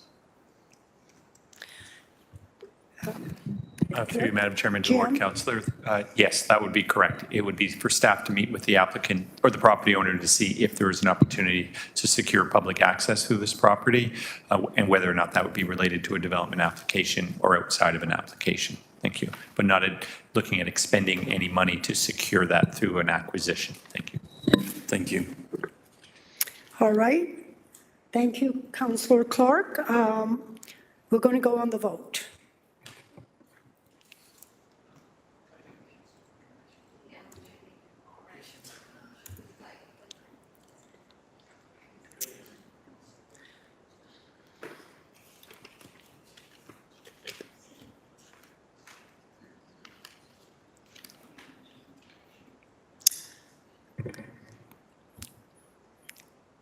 Okay, it's 14-0. Can I ask the clerk, Angela, should we, do we have to extend another few minutes? Because I don't think we'll be done by 7:30.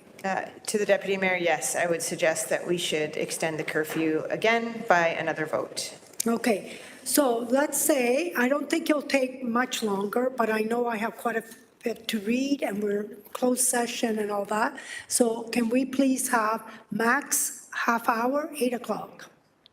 Does that sound good? Do you think that's enough time? No? Really depends on committee, Deputy Mayor. Okay, committee, did you hear that? It depends on you. I'm trying to quick. I would suggest an hour might be more An hour? realistic. Well, do you know what? 8:30. Okay, let's do an hour. Let's get a vote. Moved by Councillor Jackson, who's happy about it, and Councillor Spadafora. Okay. He wants an hour. Okay, let's go. Let's vote. Okay. Okay, 16, 15, how many are we? 2, 4, 6, 8, 4, okay, 10 to 4. 10 to 4, okay, thank you, whoa. Okay, let's move on now. Notice of motions. Are there any notice of motion? I don't, come on, listen up. It's okay. Notice of motion, there isn't any, so let's move on. 13, general information and other business. Amendment to the outstanding business list. May I please have a mover and a seconder? Councillor Kassar, Councillor Wang. Any discussions? I don't see any. Let's go to the vote.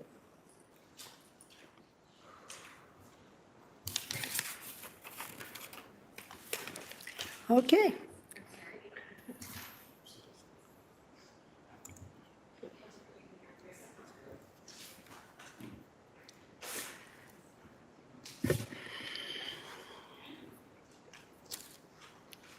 Okay, and it's carried 14-0.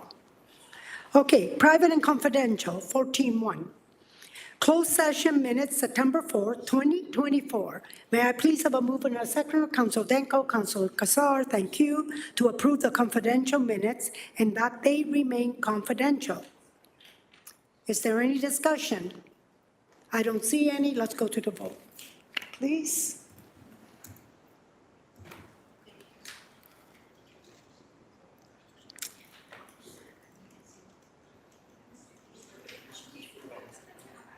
Okay, 14-0, thank you. So I believe Councillor Wang wishes to speak before we take the motion to go into closed. Okay, Councillor Wang, please. Sorry, Deputy Mayor, I had to double check because I will have to declare a disqualifying conflict for 14.3, the Memorandum of Understanding with City and Aon Group, as one of my business partners may still be involved with that group, but I do not have confirmation, so I'm erring on the side of caution Okay. for that. Does that mean you're going to go home now? Can I? That would be awesome. Is that the reason we all have a conflict? Okay, let's move on. Okay. Motion to go into closed session, and you will abstain, of course. Okay. Okay, all right, so you'll stay. That's good. Okay, Councillor Jack, okay, we will need to go a motion, and it's moved by Councillor Jackson, Councillor Spadafora, and move in a session. Okay.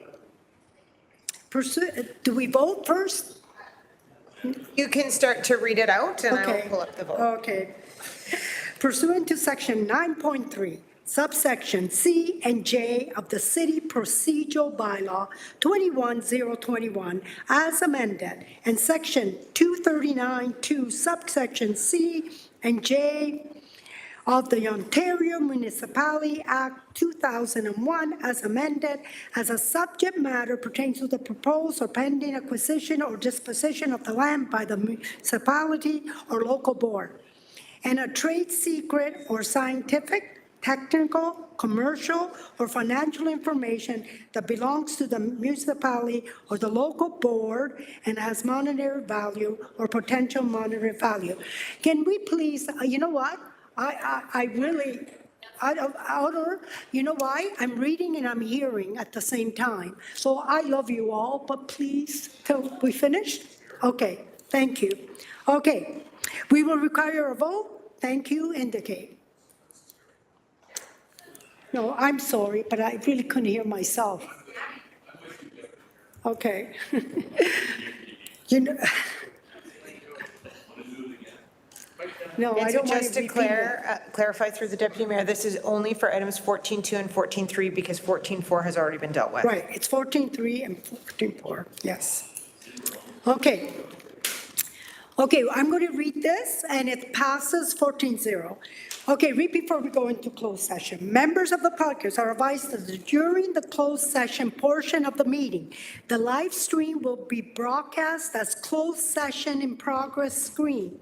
The broadcast will resume when the closed session portion of the meeting is completed.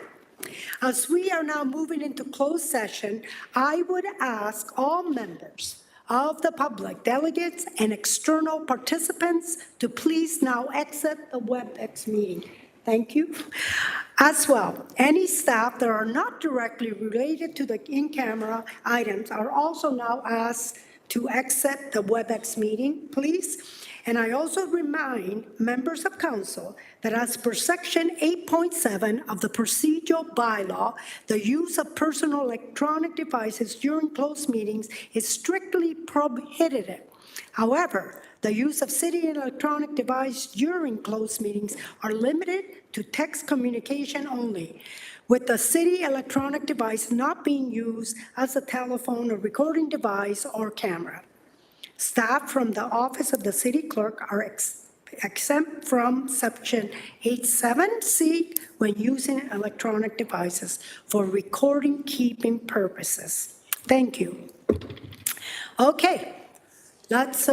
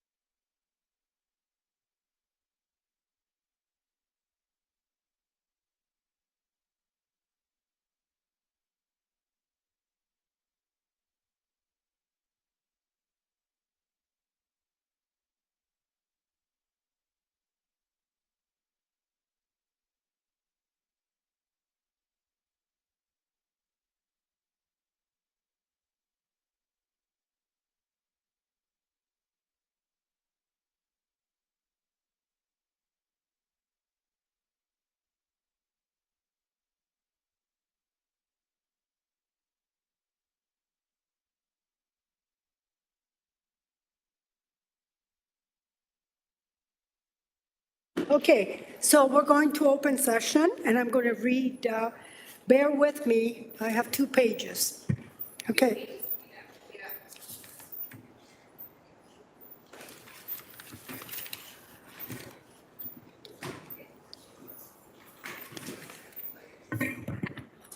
Okay, just 1 minute, okay.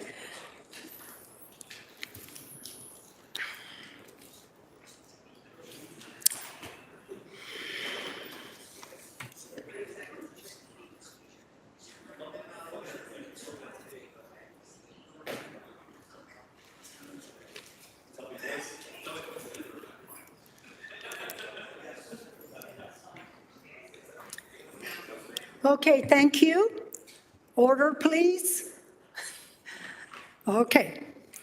14.2, sale of the land in the city of Hamilton, Ward 15. May I please have a mover and a second on the following? Councilor McMeekin and Councilor Spatafora. That the city property required for construction on Highway 5 and Highway 6 interchange identified in confidential Appendix A to report PED 24100 and describe in confidential Appendix B to report BED 24100 be declared surplus in accordance with the city real estate portfolio management strategy plan and sale of the land policy bylaw 13204 and the transfer to His Majesty the King in the right of the province of Ontario, represented by the Minister of Transportation for the province of Ontario, be approved.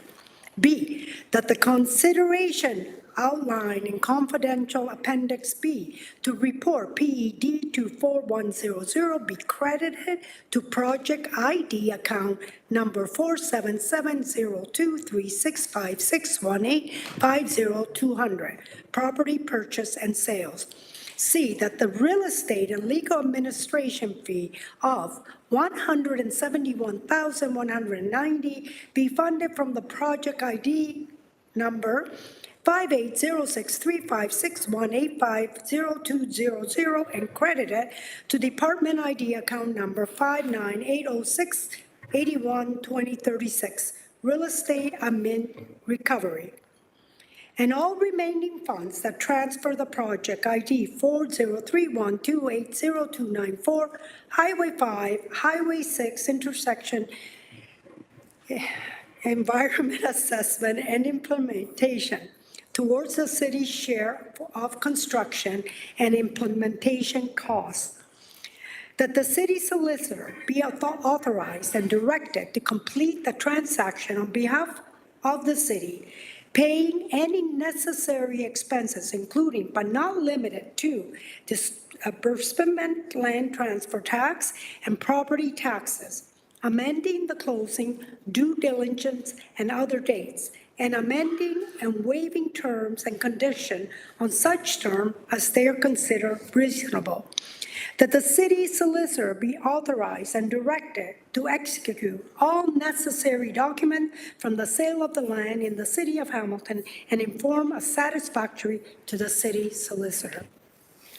That the complete report, PED 24100, respecting the sale land in the city of Hamilton located in Ward 15, remain confidential until completion of the real estate transaction. Okay. You want me to repeat it? Okay. I had to read this, I hope, you know. Okay, well, we're going to require a vote on this. And we'll wait for the vote, and here it is. Okay. A thumbs up? 7 up? Okay.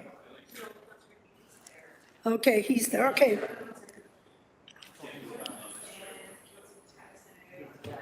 Okay. We're almost at the end. Hold on. 7:25, let's hurry up, okay.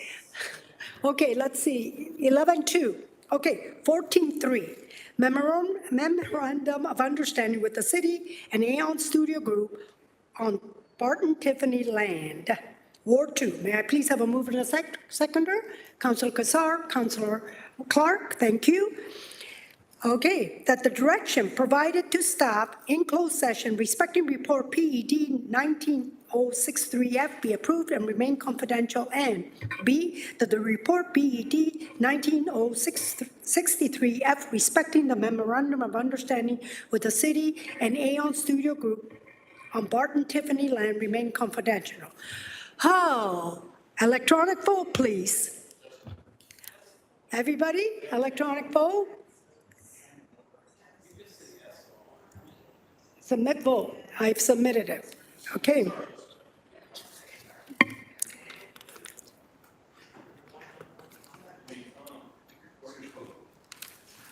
Guess what?